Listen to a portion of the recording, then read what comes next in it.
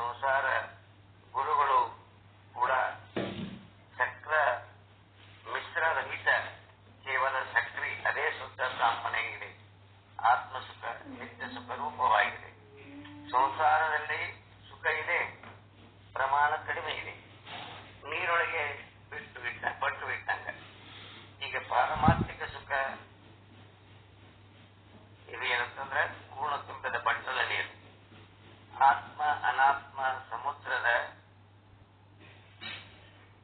ತೆರೆಗಳಿದೆ. ಆತ್ಮ ಸಮುದ್ರ, ತೆರೆಗಳು ಅನಾತ್ಮಗಳಾಗಿವೆ. ಹೀಗೆ ವಿವೇಕದಿಂದ ಆತ್ಮ ಅನಾತ್ಮಗಳು ತಿಳಿಯುತ್ತವೆ. ಇವೆಲ್ಲವೂ ಬೇರ್ಪಡಿಸಿ ತಿಳಿದ ಮೇಲೆ ತಿಳ್ಕೊಂಡು ನಾನು ವಿವೇಕದಿಂದ ವೈರಾಗ್ಯ ಕಡೆ ಕರಿಬೇಕು. ಆತ್ಮದ ಗ್ರಹಿಸುವಿಕೆ, ಅನಾತ್ಮ ಗ್ರಹಿಸುವುದಕ್ಕೆ ರಸ ಮತ್ತು ಕಸ ತಿಳಿಯುವುದು. ಇಲ್ಲಿ ಇವನ್ನೆಲ್ಲ ತಿಳಿಬೇಕಾದ್ರೆ ಸಂಪತ್ತುಗಳು ಬೇಕಾಗ್ತದೆ. ಇಲ್ಲಿ ಕ್ಷಮ, ದಮ, ಶ್ರದ್ಧೆ, ಸಮಾಧಾನ, ಉಪರತಿ, ಇವು ಷಟ್ ಸಂಪತ್ತುಗಳಿಂದ ನಾವು ಅನಾತ್ಮ ಮಿಥ್ಯವಾದದ್ದು ಪ್ರಪಂಚ ನಾಶವಾಗುತ್ತಾ ಅನಾತ್ಮ ಗ್ರಹಿಸುವಿಕೆ ನಮಗೇನಂತಂದ್ರೆ ಇವು ಮಾಡೋದ್ರಿಂದ ದೊರೆಯುತ್ತದೆ. ಇದಕ್ಕೆ ಮುಮುಕ್ಷು ಅಂತ ಕರೀತಾರೆ. ಇದಕ್ಕೆ ಅದೇ ಮೋಕ್ಷ ಸಿದ್ಧಿಸುವುದು. ಇವೆಲ್ಲ ಸಾಧನೆ ಇಲ್ಲ.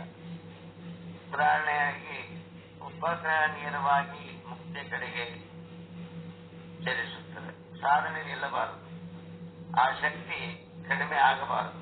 ಇದಕ್ಕೆ ಮುಮುಕ್ಷುತ್ವ ಅಂತ ಕರೀತಾರೆ. ಇವೆಲ್ಲ ಆಗ್ಬೇಕಾದ್ರೆ ನಮ್ಮಲ್ಲಿ ಮೊದಲು ಜ್ಞಾನ ಇರಬೇಕು. ಯಾವ ಜ್ಞಾನ? ಆತ್ಮದ ಜ್ಞಾನ. ಆತ್ಮ ಅನಾತ್ಮದ ಬಗ್ಗೆ ವಿವೇಕ ಇರಬೇಕು. ಆತ್ಮ ಬ್ರಹ್ಮ ಜೀವ ಸತ್ಯವಾಗಿದೆ. ಅನಾತ್ಮ ಪಿಂಡಾಂಡ ಬ್ರಹ್ಮಾಂಡ ಸಂಸಾರ ಪಂಚಭೂತಗಳ ಇರು ಮಿಥ್ಯ. ಸತ್ಯ ವಸ್ತು ನಿರ್ವಿಕಾರಿ ಅವಿನಾಶಿ. ಹೀಗೆ ನಾವು ಆತ್ಮ ಅನಾತ್ಮ ವಿಚಾರ ಮಾಡಿ ಅವು ಅನಾತ್ಮವನ್ನು ನಾಶ ಮಾಡುತ್ತಾ ಅನಾತ್ಮ ಜೀವ ಬ್ರಹ್ಮ ಸತ್ಯ ಪ್ರಪಂಚಕ್ಕೆ ಮಿಥ್ಯ. ಹುಟ್ಟು ಸಾವು ಕೂಡಿತ್ತು ಆತ್ಮ ಸತ್ಯ, ಅನಾತ್ಮ ಮಿಥ್ಯ. ಅದನ್ನು ಪಡೆಯಬೇಕಾದ್ರೆ ವಿಚಾರ ಮಾಡಬೇಕು. ಜೀವ ಬ್ರಹ್ಮ ಜಗತ್ತು ಇವು ಪಡೆಯಬೇಕಾದ್ರೆ 4 ಕೃಪೆಗಳನ್ನು ನಾವು ಪಡೆಯಬೇಕು. ಹಿಂದಿನ ಜನ್ಮದಲ್ಲಿ ನಿಷ್ಕಾಮ ಪುಣ್ಯದಿಂದ 4 ಕೃಪೆಗಳನ್ನು ನಾವು ಪಡೆಯಲಿಕ್ಕೆ ಸಾಧ್ಯ. ಮೊದಲು ಮಾನವನಾಗಬೇಕು. ಮಾನವನಾಗಿ ಆಚಾರ ವಿಚಾರಗಳನ್ನು ತಿಳ್ಕೊಂಡು ಆಕಾರರಾಗಿರುವುದರಿಂದ ನಮಗೆ ಏನಾದರೂ ಆಚಾರದಾಗ ಮಾನವರಾಗಲಿಕ್ಕೆ ಬರ್ತದೆ.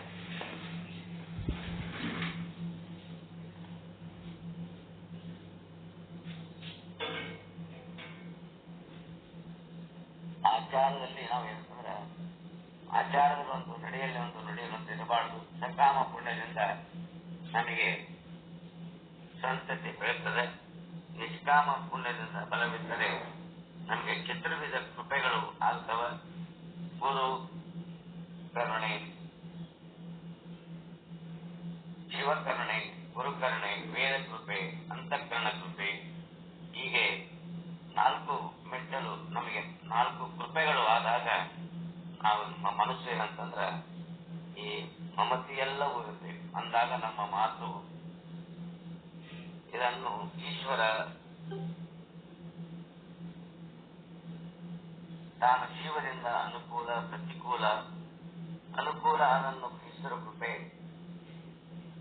ಸಕಾಮ ಪುಣ್ಯದಿಂದ ಇವೆಲ್ಲ ನಮಗೆ ಸಿಗುತ್ತವ. ಇಂತಹ ಸಂಸಾರದೊಳಗೆ ಪಾರಮಾರ್ಥದೊಳಗೆ ನಿಷ್ಕಾಮ ಪುಣ್ಯದಿಂದ ನಾನು ನನ್ನದು ಮರೆತು ಎಲ್ಲವೂ ನಿನ್ನದು ನೀನೇ ಎಂದು ತಿಳಿದು ಸಮರ್ಪಣ ಭಾವ ಇದ್ದಾಗ ಒಬ್ಬ ಶ್ರೇಷ್ಠ ಗುರು ಸಿಗ್ತಾನ. ಇಂಥ ಪ್ರೀತಿಯನ್ನು ಸಿಗ್ತಾನ. ಪ್ರೀತಿ ಮಾಡುವಂತ ಗುರು ಸಿಗ್ತಾನ. ಭಕ್ತನ ಹುಡ್ಕೊಂಡು ಬರ್ತಾನ. ಇದು ಈಶ್ವರ ಕೃಪೆ ಅಂತ ನಾವು ತಿಳ್ಕೋಬೇಕಾಗ್ತದೆ. ಗುರು ಶಿಷ್ಯರ ಸಂಬಂಧ ಚಿತ್ತದ ಶಾಸ್ತ್ರ ಸಿಗುತ್ತೆ. ಇಲ್ಲಿ ಚಿತ್ತದ ಶಾಸ್ತ್ರ ಸಿಗ್ತದೆ. ನಮ್ಮ ಉದ್ಧಾರ ಮಾಡಲಿಕ್ಕೆ ಶಾಸ್ತ್ರ ಈ 3 ಹೊರಗಿನವು. ನಮ್ಮ ಒಳಗಿನವು ಅಂತಃಕರಣ ಕೃಪೆ ಮುಖ್ಯ. ಎಲ್ಲರಿಗೂ ನಾವು ಧನ್ಯವಾದ ಹೇಳಬೇಕಾಗ್ತದೆ. ಮನ, ಬುದ್ಧಿ, ಚಿತ್ತು, ಕಣ್ಣು, ಕಿವಿ, ಬಾಯಿ, ಕೈ, ನಾಲಿಗೆ ಎಲ್ಲಕ್ಕೂ ನಾವೇನಂತಂದ್ರೆ ಆ ಭಗವಂತ ಕೊಟ್ಟದಕ್ಕೆ ಥ್ಯಾಂಕ್ಸ್ ಹೇಳಬೇಕಾಗ್ತದೆ. ಎಲ್ಲರೂ ಸುಮ್ಮನೆ ಉತ್ತಮ ಕೇವಲ ಅಂತಃಕರಣ ಪರಿಶುದ್ಧವಾಗಿ ವಿಚಾರ ಮುಂತಾಗುವುದೇ ವಿಷಯಗಳಿದೆಯಲ್ಲ. ಇದು ಶಿವಜೀವ ಜಗತ್ತು ಇವುಗಳ ವಿಚಾರ ಮಾಡುವುದರಿಂದ ಆತ್ಮ ಅನಾತ್ಮಗಳ ವಿಚಾರ ಗೊತ್ತಾಗುತ್ತದೆ. ನಿತ್ಯ, ಅನಿತ್ಯ, ನಾಶ, ಅವಿನಾಶಿ, ಅವಿಚಾರಿ, ವಿಕಾರ ಎಲ್ಲವೂ ತಿಳಿಯುವುದು, ಸತ್ಯವೆಂದು ಉಳಿಯುವುದು, ಶಾಶ್ವತ ಆನಂದ ದೊರಕುವುದು. ಬೇರ್ಪಡಿಸುವ ಗುಣ ವಿವೇಕದಲ್ಲಿ ಇರ್ತದೆ. ಅಕ್ಕಿಯಲ್ಲಿ ಕಲ್ಲು ಇದ್ದಂಗ ಈ ಶಿವನಲ್ಲಿ ಜೀವಾತ್ಮ ಮತ್ತು ಜೀವಾತ್ಮ ಕೂಡಿರ್ತವೆ. ಹಾಲಿನಲ್ಲಿ ನೀರು ಇದ್ದಂಗ ಬೇರ್ಪಡಿಸುತ್ತವೆ. ಈಗ ನಾವು ಹಾಲಿನಲ್ಲಿ ನೀರು ತೆಗೆದಾಗ ಶುದ್ಧ ಹಾಲು, ಅದರಲ್ಲಿ ಈ ಬ್ರಹ್ಮನಲ್ಲಿ ಆತ್ಮ ಅನಾತ್ಮವನ್ನು ತೆಗೆದಾಗ ಶುದ್ಧಾತ್ಮನೇ ನಮ್ಮಲ್ಲಿ ಇರ್ತದೆ. ವಿಚಾರವನ್ನು ಮಾಡೋದ್ರಿಂದ ನಮಗೇನಂತಂದ್ರೆ ಬ್ರಹ್ಮನ ದರ್ಶನ ಆಗ್ತದೆ. ಇವೆಲ್ಲವೂ ಸಂಪತ್ತಿನ ಮೂಲಕ ನಮಗೆಲ್ಲ ಸಾಧನೆ ಮೂಲಕ ಬರುತ್ತದೆ. ಇಲ್ಲಿ ಶಮಯ ಷಟ್ಸಂಪತ್ತುಗಳಿಂದ ವಿವೇಕದಿಂದ ಸತ್ಯನಿಷ್ಠ ಶ್ರವಣ ಮನನ ನಿಧಿಧ್ಯಾಸನ ಸಂಶಯ ನಿವಾರಣೆ ಆಗ್ತದೆ. ಇಲ್ಲಿ ನಿಶ್ಚಲ ಜ್ಞಾನ ಸಿದ್ಧಿ ಆಗ್ತದೆ. ಬ್ರಹ್ಮಾಂಡ ಪಿಂಡಾಂಡದ ಅಭಿಮಾನ ಜಯಿಸಿದಾಗ ಶುದ್ಧವಾದ ಬ್ರಹ್ಮವೇ ಆತ್ಮ, ಶುದ್ಧಾತ್ಮ ಕಳೆದು ನಾಶ ನೋವನೇ ನಿಜವೆಂತಾಗಿ ಸ್ವಸ್ವರೂಪದ ಜ್ಞಾನವಾಗುತ್ತದೆ. ಹೀಗೆ ಮೋಕ್ಷದ ಬಗ್ಗೆ ಈ ರೀತಿ ಗುರುವಿನ ಮುಖಾಂತರ ನಾವು ಬೇರ್ಪಡಿಸಿ ನಮ್ಮ ಸಾಧನೆ ಮೂಲಕ ಶ್ರವಣ ಮನನ ನಿಧಿಧ್ಯಾಸನ ಮೂಲಕ ನಮ್ಮ ಜ್ಞಾನವನ್ನು ಪಡ್ಕೊಳ್ಳಕ್ಕೆ ಬರ್ತದೆ ಅಂತ ಮಾತನ್ನು ಹೇಳ್ತಾ ನನಗೆ ಕೊಟ್ಟ ಈ ಸಮಯವನ್ನು ತಮ್ಮೆಲ್ಲರಿಗೂ ಶ್ರೀಪಾದ ಕರ್ಪಿಸಿ ನನ್ನ ಮಾತಿಗೆ ವಿರಾಮ. ಎಲ್ಲರಿಗೂ ಶರಣ. ಇಲ್ಲಿಯವರೆಗೆ ಗುರುಗಳು ಮೋಕ್ಷ ಅಂದ್ರೆ ಏನು, ಮೋಕ್ಷ ಹೆಂಗಾಗ್ತದೆ, ಅಭೇದವನ್ನು ಸಾಧಿಸಬೇಕು, ಚಿತ್ರದ ಕೃತ್ಯಗಳಾದಾಗ ಮಾತ್ರ ನಮ್ಮ ಮೋಕ್ಷ ಸಾಧನೆ ಆಗ್ತದ ಅಂತಕ್ಕಂಥ ವಿಷಯವನ್ನ ಗುರುಗಳು ನಮಗೆ ದಿನಾಂಕ 14/12/24 ಮಾಡಿದಂತಹ ಪಾಠದ ಮೆಲುಕು ಕಾರ್ಯಕ್ರಮ ನಡೆಸಿಕೊಟ್ಟದಕ್ಕೆ ಅವರಿಗೆ ಅನಂತ ಧನ್ಯವಾದಗಳನ್ನು ಅರ್ಪಿಸ್ತೇನೆ.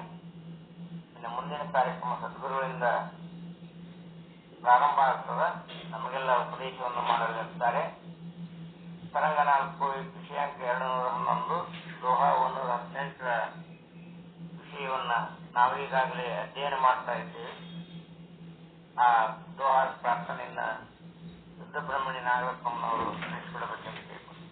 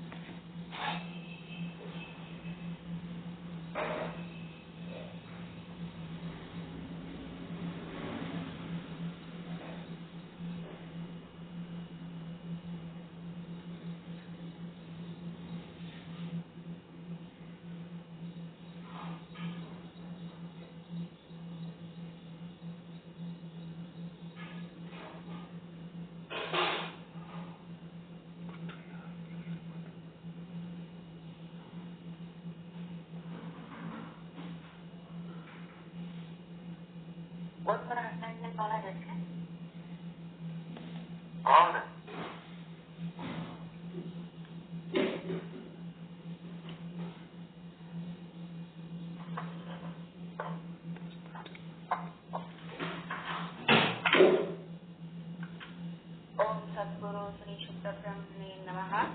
ಶ್ರೀ ವಿಚಾರ ಸಾಗರ ಸಾಧು ಶ್ರೀ ನಿತ್ಯದಾಸ್ಯವರ ಕೃತಿ 4ನೇ ತರಂಗದಲ್ಲಿ ಬರುವ 211ನೇ ವಿಷಯಾಂಗ ಇಂದ್ರಿಯಗಳ ಸಂಬಂಧವಿಲ್ಲದೆ ಪ್ರತ್ಯಕ್ಷ ಜ್ಞಾನ ಆಗುವುದಿಲ್ಲ ಎಂಬ ನಿಯಮವಿಲ್ಲ. ಇದರಲ್ಲಿ ಸುಖ ದುಃಖಗಳ ಸಾಕ್ಷಿ ಭಾಷಿತ್ವವನ್ನು ಈ ಒಂದು ವಿಷಯಾಂಗದಲ್ಲಿ ಕೊಡ್ತಾ ಇದ್ದಾರೆ.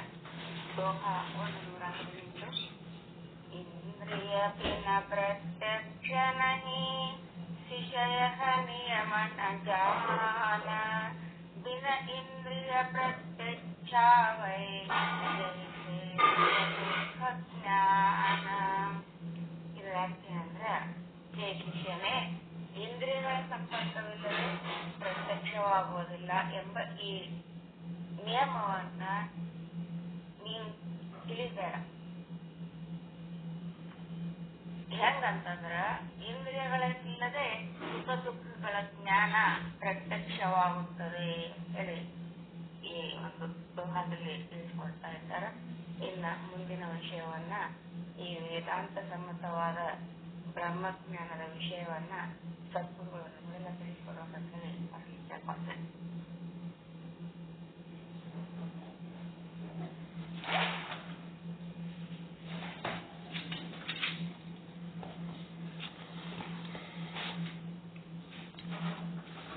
ಓಂ ಸದ್ಗುರು ಶ್ರೀ ಶುದ್ಧ ಬ್ರಹ್ಮಣೇ ನಮಃ. ಸಮಸ್ತ ಶುದ್ಧ ಬ್ರಹ್ಮ ಸ್ವರೂಪರಲ್ಲಿ ಅನಂತ ಅನಂತ ಪ್ರಣಾಮಗಳು. ಶ್ರೀ ವಿಚಾರ ಸಾಗರ ಸಾಧು ಶ್ರೀ ನಿಶ್ಚಲ್ ದಾಸ್ ಜಿಯವರ ಕೃತಿ 4ನೇ ತರಂಗ ತತ್ವದೃಷ್ಟಿ ಮಹಾರಾಜರ ಜೊತೆ ಸಾಧು ಶ್ರೀ ನಿಶ್ಚಲ್ ದಾಸ್ ಜಿಯವರ ಚರ್ಚೆ 211ನೇ ವಿಷಯಾಂಕ. ಇಂದ್ರಿಯಗಳ ಸಂಬಂಧವಿಲ್ಲದೆ ಕೂಡ ಪ್ರತ್ಯಕ್ಷ ಜ್ಞಾನ ಆಗುವುದಿಲ್ಲ ಎಂಬ ನಿಯಮವಿಲ್ಲ. ಇಂದ್ರಿಯಗಳ ಸಂಬಂಧ ಇರಲಾರದೆ ಪ್ರತ್ಯಕ್ಷ ಜ್ಞಾನ ಆಗ್ತದೆ, ಇಂದ್ರಿಯಗಳ ಸಂಬಂಧದಿಂದಲೂ ಪ್ರತ್ಯಕ್ಷ ಜ್ಞಾನ ಆಗ್ತದೆ. ಇಂದ್ರಿಯಗಳ ಸಂಬಂಧವಿಲ್ಲದೆ ಪ್ರತ್ಯಕ್ಷ ಜ್ಞಾನ ಆಗುವುದಿಲ್ಲ ಎಂಬ ನಿಯಮವಿಲ್ಲ. ಇದು ವಾಕ್ಯ ಸರಿಯಾಗಿ ಅರ್ಥ ಆಗ್ಯದ್ರಿ. ಆಗುವುದಿಲ್ಲ ಅಂತ ಅಷ್ಟೇ ಅಲ್ಲ, ಇಂದ್ರಿಯ ಸಂಬಂಧ ಇದ್ದಾಗನೂ ಜ್ಞಾನ ಆಗ್ತದೆ, ಇಂದ್ರಿಯ ಸಂಬಂಧ ಇಲ್ಲದಾಗನೂ ಜ್ಞಾನ ಆಗ್ತದೆ. ಮತ್ತೆ 211ನೇ ವಿಷಯಾಂಕ 118ನೇ ದೋಹ. ಇಂದ್ರಿಯ ಬಿನ ಪ್ರತ್ಯಕ್ಷ ನಹಿ ಶಿಷ್ಯ ನಿಯಮ ನ ಜಾನ. ಈ ರೀತಿ ಇಂದ್ರಿಯ ಸಂಬಂಧ ಇರಲಾರ್ದೆ ಪ್ರತ್ಯಕ್ಷ ಜ್ಞಾನ ಆಗಂಗಿಲ್ಲ ಅಂತ ನಿಯಮ ಇಲ್ಲ. ಇದನ್ನು ಸರಿಯಾಗಿ ತಿಳ್ಕೋ. ಬಿನ ಇಂದ್ರಿಯ ಪ್ರತ್ಯಕ್ಷ ವೈ ಜೈಸೆ ಸುಖ ದುಃಖ ಜ್ಞಾನ. ಇಂದ್ರಿಯ ಇಲ್ಲದೇನೂ ಪ್ರತ್ಯಕ್ಷ ಜ್ಞಾನ ಆಗ್ತದ. ಸುಖ ದುಃಖ ಹೆಂಗಾಗ್ತದ ಆ ರೀತಿನೂ ಜ್ಞಾನ ಆಗ್ತದ. ಅದಕ್ಕೆ ಅವರು ಈ ಒಂದು ಟಿಪ್ಪಣಿ 212 ಎಲ್ಲೆಲ್ಲಿ ಜ್ಞಾನ ಆಗ್ತದಪ್ಪ ಅಂತಂದ್ರೆ, ಒಂದು ಶರೀರ, ಅನ್ನಮಯ ಶರೀರದೊಳಗಿರುವಂತ ಇಂದ್ರಿಯ ಏನದಲ್ಲ, ಆ ಇಂದ್ರಿಯಗಳಿಗೆ ಜ್ಞಾನ ಇಂದ್ರಿಯ ದ್ವಾರ. ಅಂದ್ರೆ ನಮ್ಮ ಅಂತಃಕರಣ ವೃತ್ತಿಯು ಇಂದ್ರಿಯ ದ್ವಾರ ಹೊರಗೆ ಹೊರಟು ವಿಷಯ ಚೇತನದೊಡನೆ ವೃತ್ತಿ ಉಪಯುಕ್ತ ಚೇತನವು ಅವೇದವಾಗುವುದರಿಂದ ಆವಾಸನೆಗೆ ಏನಾಗ್ತದೆ, ಘಟಾದಿಗಳ ಜ್ಞಾನವಾಗುತ್ತದೆ. ಇದು ಒಂದನೇ. ಹೊರಗಿನ ಜ್ಞಾನವಾಗುವಾಗಲೂ ಕೂಡ ವೃತ್ತಿಯ ಅಪೇಕ್ಷೆ ಇರುತ್ತದೆ. ಇದು ಒಂದನೇ.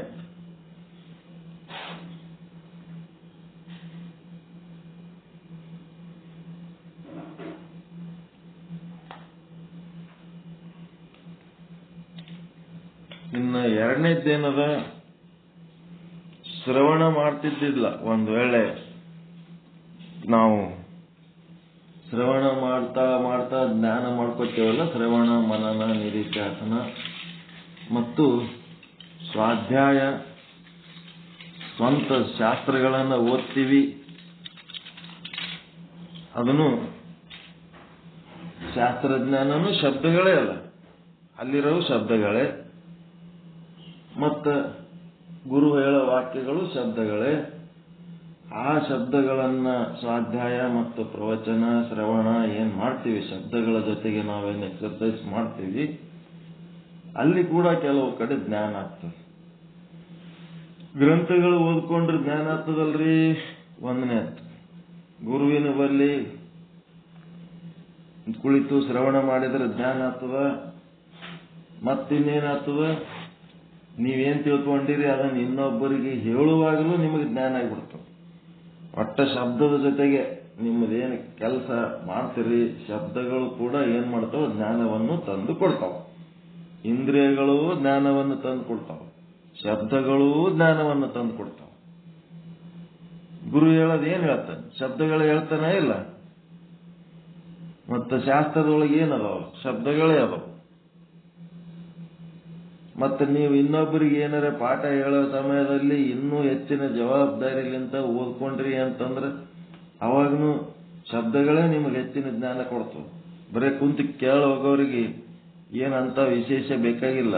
ಆಸಕ್ತಿ ಇದ್ದವರು ಡೀಟೇಲ್ ಆಗಿ ಸ್ಟಡಿ ಮಾಡ್ತಾರೆ. ನೀವು ಇನ್ನೊಬ್ಬರಿಗೆ ಪಾಠ ಹೇಳ್ಬೇಕಂದ್ರೆ ಗಟ್ಟಿಯಾಗಿ ಕೂತು ಓದ್ಕೋತಿರಿಲ್ಲ, ಅವಾಗ ಹೆಚ್ಚು ಜ್ಞಾನ ಉತ್ಪತ್ತಿ ಆಗ್ತದಿಲ್ಲ. ಕೂತು ಕೇಳೋರಿಗೆ ಪಾಠ ಹೇಳೋರಿಗೆ ವ್ಯತ್ಯಾಸ ಅದ ಇಲ್ಲ. ಯಾವಾಗ ಪಾಠ ಹೇಳೋ ಜವಾಬ್ದಾರಿ ಆದಂದ್ಮೇಲೆ ಹೆಚ್ಚು ದುಡಿತ ನಾವು. ಅವಾಗ ಶಬ್ದಜಾಲ ಅಂತಾರ. ಶಬ್ದಜಾಲ ಏನಿದ್ರು ಸಹಿತ ಅದನ್ನು ಜ್ಞಾನ ತಂದೆ ಕೊಡ್ತದೆ. ಶಬ್ದ ಇರ್ಲಾರ್ದೆ ಎದರಲ್ಲೇ ಕಲಿತೀರಿ. ಯಾರ ಒಬ್ಬರು ಹೇಳಿದ್ರೆ ನಮಗೆ ತಿಳಿತದ, ಇಲ್ಲ ಎಲ್ಲಿದ್ರೆ ಓದಿದ್ರೆ ತಿಳಿತದ. ಶಬ್ದ ಇಲ್ಲ ಅಂತಂದ್ರೆ ಹೆಂಗ್ ಕಲಿತೀರಿ? ಅದಕ್ಕೆ ಶಬ್ದಗಳು ಕೂಡ ಏನ್ ಮಾಡ್ತಾವ, ನಮ್ಗ ಜ್ಞಾನವನ್ನು ತಂದು ಕೊಡ್ತಾವ. ಇಂದ್ರಿಯಗಳು ಪ್ರತ್ಯಕ್ಷ ಜ್ಞಾನ ತಂದು ಕೊಡ್ತಾವ, ಶಬ್ದಗಳು ಪ್ರತ್ಯಕ್ಷ ಜ್ಞಾನ ತಂದು ಕೊಡ್ತಾವ. ಅದಕ್ಕೇನ್ ಮಾಡ್ತಾರೆ,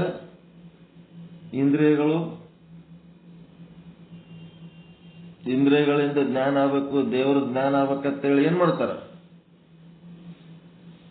ಕರ್ಮಯೋಗ ಮಾಡ್ತಾರ. ಇಂದ್ರಿಯಗಳಿಗೆ ದೇವರನ್ನ ಜ್ಞಾನ ಬರ್ತದಿಲ್ರಿ. ಯಾವ್ದಾರ ಒಂದು ಪೂಜೆ ಮಾಡೋದ್ರಿಂದ, ಯಜ್ಞ ಮಾಡೋದ್ರಿಂದ, ಹೋಮ ಮಾಡೋದ್ರಿಂದ, ರುದ್ರಾಭಿಷೇಕ ಮಾಡೋದ್ರಿಂದ ಇಂದ್ರಿಯಗಳಿಗೆ ಜ್ಞಾನ ಅಲ್ಲಿ ದೇವರ ಅಸ್ತಿತ್ವ ಅನ್ನೋದಕ್ಕೆ ಹೌದಾ ಇಲ್ಲ? ಕರ್ಮಯೋಗ, ಪೂಜಾ ಪಾಠ, ಷೋಡಶೋಪಚಾರ, ಅವು ಏನೇನ್ ಮಾಡ್ತಿರಲ್ಲ ಅವೆಲ್ಲ ಅಷ್ಟು ಮಾಡೋದು ಇಂದ್ರಿಯಗಳ ಮೂಲಕ ದೇವರ ಇರುವಿಕೆಯ ಅನುಭವ ಮಾಡ್ಕೊಳ್ಳೋದಕ್ಕ ಕರ್ಮಯೋಗ. ಇನ್ನು ಕೆಲವೆಡೆ ಏನದಪ್ಪ ಅಂದ್ರೆ ಶಬ್ದದಿಂದ. ಇದು ಏನದಪ್ಪ, ಇದು ಶಬ್ದದಿಂದ ಅಂತಂದ್ರೆ ಶ್ರವಣ ಮನನ ನಿಧಿಧ್ಯಾಸನ ಮಾಡಿ ಇದನ್ನು ಮಾಡೋದಕ್ಕ ಏನಂತಾರೆ, ಜ್ಞಾನಯೋಗ.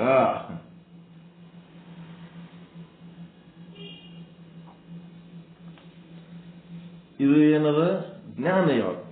ಇಲ್ಲೇನಾಗ್ತಿರ್ತದ, ಹೇಳೋದು ಕೇಳೋದು, ಹೇಳೋದು ಕೇಳೋದು, ಹೇಳೋದು ಕೇಳೋದು ಮಾಡ್ಕೋತ ಕೇಳಿದಾಗ ಸರಿ ಅನ್ನಿಸ್ತಿರ್ತದ, ಮತ್ತೆ ಸ್ವಲ್ಪ ಹೊತ್ತಾಗನ ಸಂಶಯ ಬರ್ತದೆ.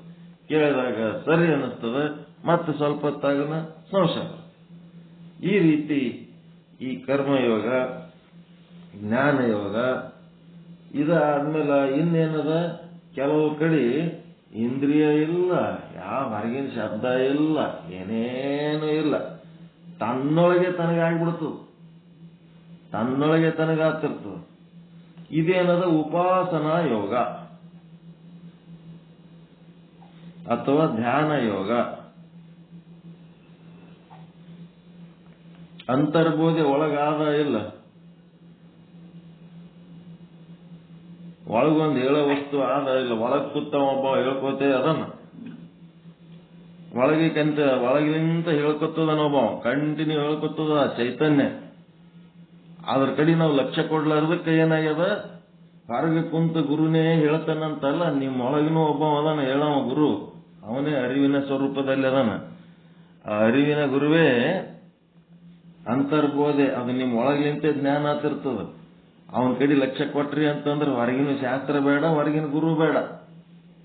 ಎಂತ ಭಾಗ್ಯವಂತರು ಮನುಷ್ಯ ಜನ್ಮಕ್ಕೆ ಬಂದ್ರ, ಮನುಷ್ಯ ಜನ್ಮದಲ್ಲಿ ಮಾತ್ರ ಈ ರೀತಿ ಅಂತರ್ಬೋಧೆ ಒಳಗಿನ ಒಬ್ಬ ಅಂತರ್ಬೋಧಕ ಅಂತದನ. ಏನಾರ ಸಣ್ಣ ಪುಟ್ಟು ತಪ್ಪು ಮಾಡ್ಲಕತ್ರ ಸ್ವಲ್ಪ ಅಂಜಿಸ್ತಾನ, ದೊಡ್ಡ ಮಾಡ್ಲಕತ್ರ ಬಹಳ ಅಂಜಿಸ್ತಾನ. ಇದು ಮಾಡಿದ್ರ ಮುಂದೆ ಹಿಂಗ ಆತದ ನೋಡತ್ತೇಳಿ ತಿಳಿಸಿ ಹೇಳ್ತಾನ. ಸಾಯತನ ಸಂಗಟ ಇರ್ತಾನ. ಎಲ್ಲಿ ಹೋಗಿ ಅಪರಾಧಿಗಳಾಗಿ ಪೊಲೀಸ್ ಸ್ಟೇಷನ್ದಾಗ ಬಿದ್ರೇನು, ಜೈಲ್ನಾಗ ಬಿದ್ರೇನು, ಅವಾಗ್ನು ಅವ ಏನಂತಾನ, ನಾ ಹೇಳಿದೆ ನೀ ಕೇಳಲಿಲ್ಲ ನೋಡಪ್ಪ, ನಿನ್ ಪರಿಸ್ಥಿತಿ ಹಿಂಗ್ ಮಾಡ್ಕೊಂಡಿ ಅಂತ ಹೇಳಕ್ಕೆ ಒಳಗ್ಲಿಂತ ಅವ ಹೇಳ್ಕೊತ ಇರ್ತಾನ. ನೀವ್ ಬೇಕಾದಂಗ ಹೆಂಗಿದ್ರು ನಿಮ್ ಜೊತೆಗೆ ಅವ ಸಹನೆಯಿಂದ ಇರ್ತಾನ. ನಾವ್ ಯಾರ್ಯಾರ ಕುಡಿಬೇಡಪ್ಪ, ಕುಡಿಬೇಡ, ಕುಡಿದ್ರ ಆರೋಗ್ಯ ಹಾಳಾಗ್ತದ ಅಂತ ಹೇಳಿದೆವು. ಹೇಳಿದ್ಮೇಲೆ ಮತ್ತ ಅವ ಹಂಗೆ ಕುಡ್ದ ಮತ್ತ ಜಡ್ಡಿಗೆ ಬಿದ್ದ ಅಂದ್ರೆ ನಾವೇನ್ ಮಾಡ್ತೀವಿ? ಯಾರೇನ್ ಮಾಡ್ಲಕ್ಕಾಗ್ತದ್ರಿ, ಅವನ್ ಗುಣನೇ ಚಲೋ ಇಲ್ಲ, ಮತ್ತ ಕುಡಿದು ಜಡ್ಡಿಗೆ ಬಿದ್ರೆ ಅವನಿಗೆ ನಾವೇನ್ ಮಾಡ್ಲಕ್ಕಾಗ್ತದ, ಏನಕ್ಕಾಗಲ್ಲ ಬಿಡ್ರಿ ಅಂತೇಳಿ ಅವ್ನ ಕೈ ಬಿಟ್ಬಿಡ್ತೀವಿ, ದಾರಿ ಬಿಟ್ಬಿಡ್ತೀವಿ, ಹೇಳಿದ್ ಕೇಳಲ್ಲ ಅಂತ ಹೇಳಿ. ಆದ್ರೆ ಒಳಗಿದ್ದವ ಏನದನ ಹಂಗಿಲ್ಲವ. ಮಾಡಿದ್ದುಣ ಮಾರಾಯ ಅಂತ ಎಂದೆಂದು ಅನ್ನಂಗಿಲ್ಲ. ಎಂತ ಕೆಟ್ಟ ಪರಿಸ್ಥಿತಿಯಾಗಿ ಸಹಿತ ಜೊತೆಗಿದ್ದು ನನ್ನ ಮಾತು ಕೇಳಿದ್ರೆ ನೀವು ಉದ್ಧಾರ ಆಯ್ತಪ್ಪ, ನನ್ನ ಮಾತು ಕೇಳಿದ್ರೆ ಉದ್ಧಾರ ಆಯ್ತಿ, ನನ್ನ ಕಡೆ ಲಕ್ಷ್ಯ ಕೊಡು, ನನ್ನ ಮಾತು ಕೇಳು. ಇದೆಲ್ಲ ಧ್ಯಾನ ಯೋಗ, ಉಪಾಸನ ಯೋಗದೊಳಗ ಏನಾಗ್ತದ, ಕುಂತು ಎಲ್ಲ ಮನ, ಬುದ್ಧಿ, ಚಿತ್ತ, ಇಂದ್ರಿಯ ಎಲ್ಲಗಳನ್ನ ದಾಟಿ ಕೇವಲ ಸಮಾಧಿ ಸ್ಥಿತಿ ಒಳಗೆ ಹೋಗ್ತಾರೋ. ಈ ವಾಚ್ಯಗಳನ್ನ ದಾಟಿ ಕೇವಲ ಲಕ್ಷ್ಯದೊಳಗೆ ಉಳಿತಾರೋ ಉಪಾಸಕರು. ಆ ಲಕ್ಷ್ಯದೊಳಗೆ ಉಳಿದಾಗ ಅಂತರ್ಬೋಧೆ ಏನು ಹೇಳ್ತದ ಅದನ್ನು ಪರ್ಫೆಕ್ಟ್ ಆಗಿ ಕೇಳ್ತಾರೋ. ಪರ್ಫೆಕ್ಟ್ ಆಗಿ ಕೇಳಿ ಬರೆದಿದ್ದೇ ವೇದ. ಅದಕ್ಕೆ ಅಪೌರುಷಯ ಅಂತಾರ. ಪುರ ಅಂತಂದ್ರ ದೇಹ, ಪುರ ಅಂದ್ರೆ ದೇಹ, ಹೌದಾ ಇಲ್ಲ? ದೇಹದೊಳಗ ಏನದವ? ಅನ್ನಮಯ ಶರೀರ ಅದ, ಇಂದ್ರಿಯಗಳದವ, ಮನಸ್ಸದ, ಬುದ್ಧಿ ಅದ, ಚಿತ್ತ ಅದ, ಅಹಂಕಾರ ಅದ.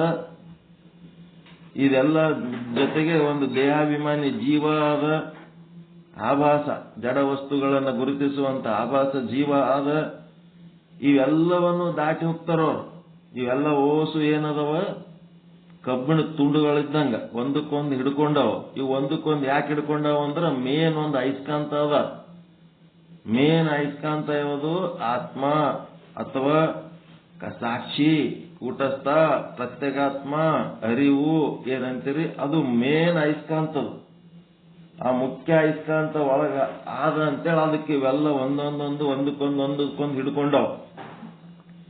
ಆ ಮುಖ್ಯ ಅಯಸ್ಕಾಂತದ ಜಾಗದಾಗ ಹೋದಾಗ ಈ ಪೌರುಷಯ, ಸ್ಥೂಲ, ಸೂಕ್ಷ್ಮ, ಕಾರಣ ಎಲ್ಲ ಶರೀರಗಳನ್ನ ದಾಟಿ ಕೇವಲ ಸಮಾಧಿ ಸ್ಥಿತಿ ಒಳಗೆ ಹೋಗಿ ಆ ಅರಿವಿನ ವಿಚಾರವನ್ನು ಯಾರು ಕೇಳ್ತಾರ, ಯಾರದನ್ನು ಶ್ರವಣ ಮಾಡ್ತಾರ.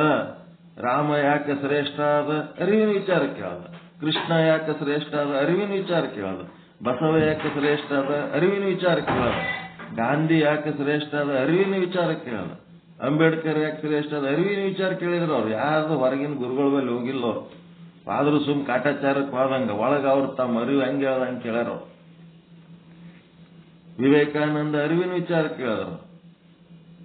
ನಾವೇನ್ ಮಾಡ್ತೀವಿ?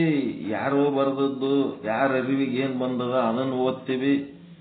ಯಾರ್ದೋ ಜೀವನ ನೋಡಿ ನಾವು ಅವ್ರಂಗ ಆಗ್ಬೇಕಂತೀವಿ. ಯಾರಂಗ ಯಾರು ಆಗಲ್ಲ. ನಿಮ್ ಅರಿವಿನ ಮಾತು ಯಾರು ಕೇಳ್ತೀರಿ? ಆ ಅರಿವಿನ ಸ್ವರೂಪ ಆಗದೆ ವೇದ. ಅದೇ ವೇದ. ನಿಮ್ಮ ಅರಿವಿನಿಂದಲೇ ನೀವು ಉದ್ಧಾರ ಆಗ್ಲಿಕ್ಕೆ ಸಾಧ್ಯ ಅದ. ಅದಕ್ಕಿದೇನದ? ಅರಿವೇ ಗುರು. ಅರಿವನ್ನು ಅಲಕ್ಷ್ಯ ಮಾಡಿದವರು ದುಷ್ಟರಾಗ್ತಾರೆ, ಕೆಟ್ಟೋಗ್ಬಿಡ್ತಾರೆ. ಅರಿವನ್ನ ಲಕ್ಷ್ಯದಲ್ಲಿ ಇಟ್ಕೊಂಡವರು ಮಹಾತ್ಮರಾಗ್ತಾರೆ. ಇದೆಲ್ಲಿ? ಹೊರಗಿಂದ ಏನಿಲ್ಲ, ಒಳಗಿಲಿಂದ ಬಂದಿತ್ತು. ಭಕ್ತ ಪ್ರಹ್ಲಾದ ಯಾ ಗುರುಗಳ ಬಳಿ ಕುಳಿತು ಏನು ಅವು ಏನಂತಿರಲ್ಲ, ನಿರ್ಮಲ ಚಿತ್ತ, ನಿಶ್ಚಲ ಚಿತ್ತ, ವಿವೇಕ, ವೈರಾಗ್ಯ, ಶಮ, ದಮ, ಷಟ್ ಸಂಪತ್ತಿ ಏನಾರು ಮಾಡ ನನ್ ಸಾಧನೆ. ಶ್ರವಣ, ಮನನ, ಮುಮುಕ್ಷತ್ವ, ತತ್ವಂ, ಪದಾರ್ಥ ಶೋಧನ, ಏನೇನಿಲ್ಲ. 5 ವರ್ಷದ ಬಾಲಕ. ಹಿಂದಿನ ಜನ್ಮದಾಗ ಅವೆಲ್ಲ ಮಾಡ್ಕೊಂಡು ಬಂದಿದ್ದಕ್ಕ ಅವು ಏನಾಗ್ಯಾವ? ಆ ವಿಷಯಗಳು ಅವನೊಳಗೆ ಹೊತ್ಕೊಂಡು ಬಂದಾನ. ಅದರದ್ದು ಸಂಸ್ಕಾರ ತಗೊಂಡು ಬಂದಾನ. ಪೂರ್ವ ಜನ್ಮದ ಸಂಸ್ಕಾರಗಳಿದ್ದು ಅವನ ಹತ್ರ. ಅದಕ್ಕೆ ಅವ ಏನಾಯ್ತು? ಅವನಿಗೆ ಒಳಗಲಿಂತೆ ಅಂತ ಶಕ್ತಿ ಬಂತು. ಬಸವಣ್ಣ ಪೂರ್ವ ಜನ್ಮದ ಸಂಸ್ಕಾರ ತಗೊಂಡು ಬಂದಿದ್ದ. 8 ವರ್ಷ ಇದೊಳಗ ಮನಿ ಬಿಟ್ಟು ಬಾಗೇವಾಡಿ ಎಲ್ಲದೋ, ಕೂಡಲ ಸಂಗಮ ಎಲ್ಲದೋ, ಕಲ್ಯಾಣ ಎಲ್ಲದೋ, ಏನೇನು ಎಲ್ಲದೋ ಏನು 80 ವರ್ಷ ಆಗ್ಯಾರ ನಿಮಗೆ. ರಾಯಚೂರಾಗ ಗುರುಗಳ ಹತ್ರ ಹೋಗಿ ಒಂದು ಸಾರಿ ಹೋಗಿ ಭೇಟಿಯಾಗಿ ಬರ್ಬೇಕನ್ನಂಥದ್ದು ನಿಮಗೆ ಒಳಗೆ ಬುದ್ಧಿ ಬಂದಿಲ್ಲ ಇನ್ನ. ಎಷ್ಟು ಮಂದಿ ಬಂದು ಹೋಗಿರಪ್ಪ? ಇನ್ನ ಎಲ್ಲಾರ ಹೋಗಂದ್ರೆ ಕಾಕ ಮಾಮ ಮುತ್ಯ ಅಲ್ಲಿ ಅವ್ರಿಗೆ ಹಿಂಗಾಗ್ಯದ, ಅಲ್ಲಾಗ್ಯದ, ಇಲ್ಲಾಗ್ಯದ ಅಂತೇಳಿ ತಿರುಗಿ ತಿಂಗಳಿಗಟ್ಲೆ ಇರ್ತೀರಿ. ಇಲ್ಲಿ ಬರ್ಬೇಕಂತಂದ್ರ ನಿಮ್ಗೆ ಇನ್ನ ಬಂದಿಲ್ಲ. ಏನ್ ನಾವೇನ್ ಕರಿಬೇಕಾ ನಿಮ್ಗ? ಹಿಂಗ ಏನೂ ಇಲ್ಲ ಅಂತ ಒಳಗಿಲಿಂತ ಬಂದಿಲ್ಲ ಅಷ್ಟೇ. ಒಳಗಿಲಿಂತ ಅದು ಬಂತು ಸಂಸ್ಕಾರ ಅಂತಂದ್ರ ಏನ್ ಮಾಡ್ತದ? ಕುಂದ್ರ ಬಿಡಂಗಿಲ್ಲ, ಅದು ಎಬ್ಬುಸ್ಕೊಂಡು ಕರ್ಕೊಂಡ್ಬರ್ತದ. ಹಂಗ ಇವ್ರಿಗೆ ಏನಾಯ್ತು? ಒಳಗಿಲಿಂತ ಬಂತು. ಒಳಗಿಲಿಂತ ಬಂದು ಏನಾಯ್ತು? ಅವ್ರ ಮುಂದೆ ಅದ್ರ ಮಾತು ಕೇಳಿದ್ರು, ಅರಿವಿಗೆ ಹೋದ. ಅದಕ್ಕೆ ಇದೇನು ಪ್ರತ್ಯಕ್ಷ ಜ್ಞಾನ ಶಬ್ದದಿಂದಲೂ ಆಗ್ತದ. ಕೆಲವೊಂದ್ ಕಡೆ ಪ್ರತ್ಯಕ್ಷ ಜ್ಞಾನ ಯಾವ ಬಾಹ್ಯ ಶಬ್ದನೂ ಇಲ್ಲ, ಇಂದ್ರಿಯನೂ ಇಲ್ಲ, ತನ್ನೊಳಗೆ ಆಗ್ತದ. ತನ್ನೊಳಗೆ ಆಗ್ಬೇಕಾದ್ರೆ ಅದು ಯಾವುದೋ ಒಂದು ಜನ್ಮದಲ್ಲಿ ಅದರ ಸಂಸ್ಕಾರ ಇತ್ತು ಅಂತಂದ್ರೆ ತನ್ನೊಳಗೆ ಆಗ್ತದ. ಅಂತ ಕೆಲವೇಳೆ ಇಂದ್ರಿಯ ಮೊದಲಾದ ಬಾಹ್ಯ ನಿಮಿತ್ತವಿಲ್ಲದೆ ಶರೀರದೊಳಗೆ ಉತ್ಪತ್ತಿಯಾಗುವ ವೃತ್ತಿಯ ಮೂಲಕ ಉಂಟಾಗುತ್ತೆ. ಜ್ಞಾನವು ಪ್ರತ್ಯಕ್ಷವಾಗಿರುತ್ತದೆ. ಅಂತ ಉಂಟಾದ ಜ್ಞಾನ ಪ್ರತ್ಯಕ್ಷವಾಗಿರುತ್ತದೆ. 3 ಮಾತು ಒಪ್ಪುಗಳಂತ ಮಾತದವ ಎಲ್ಲ. ಚೇತನವು ಸ್ವರೂಪದಿಂದ ಎಲ್ಲಿಯೂ ಭಿನ್ನವಾಗಿರೋದಿಲ್ಲ. ಚೇತನ ಎಲ್ಲಾ ಕಡೆ ಜ್ಞಾನ ಸ್ವರೂಪ, ಚಿದ್ರೂಪ ಬ್ರಹ್ಮ ಎಲ್ಲ ಕಡೆ ಅಭಿನ್ನವಾಗಿ ಅದ. ಅದು ಚಿದ್ರೂಪ ಬ್ರಹ್ಮ ನಿಮ್ಮೊಳಗೂ ಅದ, ಶಬ್ದದೊಳಗೂ ಅದ, ಇಂದ್ರಿಯದೊಳಗೂ ಅದ. ಈಗೇನಾಗ್ತದ? ಇಂದ್ರಿಯಲ್ಲಿಂತ ಜ್ಞಾನ ಆಗ್ಬೇಕಾದ್ರೆ ಅದಕ್ಕೆ ಹೊರಗಿನ ವಸ್ತುವಿನ ಒಂದು ವಿಷಯ ವಸ್ತುವಿನ ಒಂದು ಸಹಕಾರ ಬೇಕಾಗ್ತದೆ. ಆ ಹೊರಗಿನ ವಸ್ತುಗಳಂತಂದ್ರೆ ನೀವು ಶಾಸ್ತ್ರ ಅನ್ಕೋಬಹುದು, ಹೊರಗಿನ ವ್ಯಕ್ತಿಗಳನ್ಬೋದು, ಅವ್ರು ಹೇಳೋ ಮಾತುಗಳು ಕೇಳಿ ನೀವು ಇದು ಮಾಡ್ಬೋದು. ಅದು ಅಲ್ಲದೆ ಇಂದ್ರಿಯ ಅಲ್ಲದೆ ಇನ್ನೇನದ? ಇನ್ನೊಂದ್ ಕಡೆ ಶಬ್ದದಿಂದಲೂ ಆಗ್ತದ. ಆಮೇಲೆ ಪ್ರತ್ಯಕ್ಷ ಜ್ಞಾನ ಮತ್ತೆ ಅದರಿಂದ ಆಗ್ತದಂದ್ರೆ ಹೊರಗಿಂದ ಯಾವ್ದ್ರದ್ದು ಸಪೋರ್ಟ್ ಇರಲಾರ್ದೆ ತನ್ನೊಳಗೇ ತನಗಾಗ್ತದ. ಆ ರೀತಿಯಾದಂಥದ್ದೊಂದು ಇದಕ್ಕೆ ಅಂತರ್ಬೋಧೆ, ಇದಕ್ಕೆ ಉಪಾಸನಾ ಯೋಗ ಅಂತಾರೆ. ಇದಕ್ಕೆ ಧ್ಯಾನ ಮಾಡಿದ್ರೆ ಇದು ಬರ್ತದ. ಇದೇನು ಪ್ರತ್ಯಕ್ಷ ಜ್ಞಾನ ಆಗ್ಲಾರ್ದಂಥದ್ದು ಏನಲ್ಲ. ಬಹಳ ಮಂದಿ ಧ್ಯಾನ ಮಾಡ್ಕೋತ ಕುಂದ್ರಲಕತ್ತಾರೆ. ಎದಕ್ಕೆ ಕುಂದಿರ್ತಾರ? ಅವ್ರೊಳಗೆ ಆ ರೀತಿ ಸರಿಯಾದ ಧ್ಯಾನ ಮಾಡಿದ್ರೆ ಸರಿಯಾದ ಫಲ ಸಿಗ್ತದ. ಸರಿಯಾದ ಸಮಸ್ಯೆ ಎದಕ್ಕೆ? ಸಮಾಧಿಗೆ ಹೋಗಷ್ಟು ಧ್ಯಾನ ಆಗ್ಬೇಕು. ಸಮಾಧಿಗೆ ಹೋಗಷ್ಟು ಧ್ಯಾನ ಆಗ್ಬೇಕು. ಮತ್ತೆ ಇಲ್ಲೇನಾಗಬೇಕು? ಕರ್ಮೇಂದ್ರಿಯದಾಗ ಇಂದ್ರಿಯಗಳಿಂದ ಜ್ಞಾನ ಆಗ್ಬೇಕಾದ್ರ ಪೂಜೆ ಯಜ್ಞಗಳನ್ನು ಮಾಡಿ ಕರ್ಮ ಮಾಡಿ ಆಗ್ತದೆ.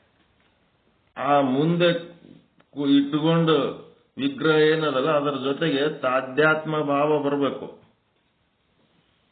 ಅದೇ ನಾನು, ಅದರ ಜೊತೆಗೆ ಇವೊಂದು ತನ್ನನ್ನು ತಾನು ಮರೆತು ಮುಂದೆ ಕೂತು ಪೂಜೆ ಮಾಡುವ ವಸ್ತುನೇ ನಾನು ಅನ್ನಂಥದ್ದು ಬರ್ಬೇಕು. ತಾಧ್ಯಾತ್ಮ ಭಾವ ಅಂತರಬೇಕು. ಆ ರೀತಿ ತನ್ನನ್ನು ತಾನು ಮರೆತು ಆ ಒಂದು ವಸ್ತುವನ್ನ ಪೂಜೆ ಮಾಡ್ತಾ ಮಾಡ್ತಾ ಮಾಡ್ತಾ ಮಾಡ್ತಾ ತನ್ನನ್ನು ತಾನು ಮರೆತು ಬಿಡಬೇಕು ಅಂತದಾಗಬೇಕು. ಇನ್ನು ಶಬ್ದದಿಂದ ಕೇಳ್ತಾ ಕೇಳ್ತಾ ಓದ್ತಾ ಓದ್ತಾ ಜ್ಞಾನ ಮಾಡ್ಕೋಬೇಕಾದ್ರೆ ಇಲ್ಲೇನಾಗಬೇಕು? ಅಜ್ಞಾನ ನಾಶ ಆಗ್ಬೇಕು. ಅಜ್ಞಾನ ನಾಶ. ಏನ್ ಅಜ್ಞಾನ? ಈ ದೇಹನೇ ನಾನು ಅಂತ, ಈ ದೇಹದಿಂದ ಸಂಪಾದಿಸಿದ ಸಂಪತ್ತು, ಆಸ್ತಿ, ರೊಕ್ಕ ರೂಪಾಯಿ ಮತ್ತು ದೇಹಕ್ಕೆ ನೆಚ್ಚಿ ಬಂದಂತ ಸಂಬಂಧಗಳು ಇವೆಲ್ಲ ನನ್ನೂ ಅದವ ಅಂಥೇಳಿ ಏನು ಅಜ್ಞಾನದಲ್ಲ, ಈ ಅಜ್ಞಾನ ಕಳ್ಕೋಬೇಕು.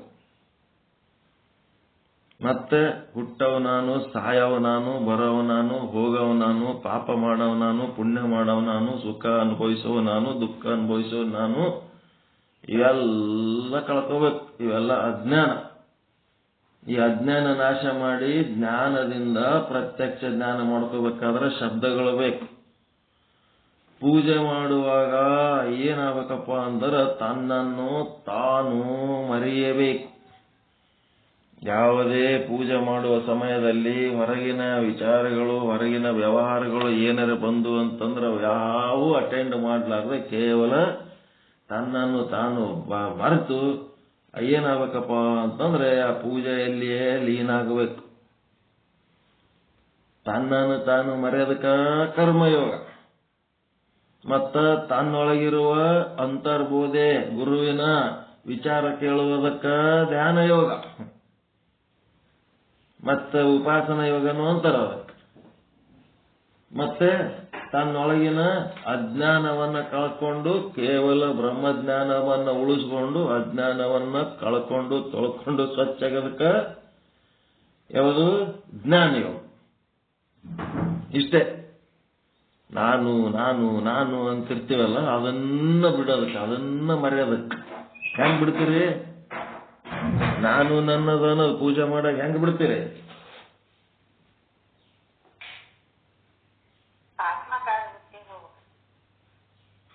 ನಾನು ನನ್ನದು ಅನ್ನೋದು ದೊಡ್ಡ ರೋಗ ನಮಗಿದು, ಅಡ್ಡಿ. ಏನ್ ಮಾಡ್ತೀರಿ ಪೂಜೆ ಮಾಡಾಗ? ಒಂದಿಷ್ಟು ನೀರ, ಊದ್ಬತ್ತಿ, ಮತ್ತೇನ್ ಇಟ್ಕೊಂಡ್ರಲ್ಲ, ದೀಪ. ನಿಮ್ ಜೀವನಕ್ಕೆ ಏನೇನು ಉಪಯೋಗ ಆತವ ಅವೆಲ್ಲ ಸುತ್ತಮುತ್ತ ಇಟ್ಕೊಂಡು ಕೂತಿರ್ತೀರಿ. ಒಂದೊಂದು ತಿನ್ನುವ ಪದಾರ್ಥ ಇಟ್ಕೊಂಡು ಕೂತ್ ಏನ್ ಮಾಡ್ತೀರಿ? ದೇವರೇ ನನಗ ಕಣ್ಣು ಕೊಟ್ಟಿದ್ದೆಪ್ಪ, ಬೆಳಕು ಕೊಟ್ಟಿದ್ದೆಪ್ಪ, ಅದಕ್ಕೆ ನಾನು ನಿನಗ ಬೆಳಕು ಮಾಡ್ತೀನಿ ಅಂತ ದೀಪ ಹಚ್ಚೋದು. ನಿಂದಪ್ಪ ಇದು ಬೆಳಕು, ನಂದಲ್ಲಪ್ಪ ಇದು ನಿಂದು. ನಾನು ನನ್ನದು ಮರಿಬೇಕಲ್ಲ, ನಿಂದು ಅನ್ಬೇಕು. ಮತ್ತ ನನಗೆ ಮಾತನಾಡುವುದಕ್ಕ ಶಬ್ದ ಕೊಟ್ಟಿದ್ದೆಪ್ಪ, ಅದಕ್ಕೆ ನಾನು ಏನ್ ಮಾಡ್ತೀನಿ? ನಿನಗಾಗಿ ಒಂದಿಷ್ಟು ಶಬ್ದ ಮಾಡ್ತೀನಿ. ಈ ಶಬ್ದ ನಿಂದಪ್ಪ ಅಂತೇಳಿ ಶಬ್ದ ಎದರಲ್ಲೇ ಮಾಡ್ತೀರಿ? ಶಬ್ದ ಎದರಲ್ಲೇ ಮಾಡ್ತೀರಿ? ಗಂಟಿ ಹೊಡಿತೀರಿ, ಗಂಟಿ. ಶಬ್ದ ಗಂಟಿ ಹೊಡೆದು ಮಾಡ್ತೀರಿ. ದೀಪ ಎಣ್ಣೆ ಹಾಕಿ ಪಣತೆ ಒಳಗೆ ದೀಪ ಹಚ್ತೀರಿ. ಮತ್ತೇನ್ ಮಾಡ್ತೀರಿ? ವಾತಾವರಣ ಸರಿಗಿರ್ಲಿಲ್ಲ ಅಂತಂದ್ರೆ ಸತ್ತು ಹೋಗ್ಬಿಡ್ತೀವಿ. ಧೂಳು ಧೂಮು, ಯಾವ ಫ್ಯಾಕ್ಟ್ರಿ ವಾಸನೆಗಳು ಅವು ಇವು ಇದ್ದು ಅಂತಂದ್ರೆ ಆರೋಗ್ಯ ಕೆಟ್ಟ ಹೋಗಿಬಿಡ್ತಾವ.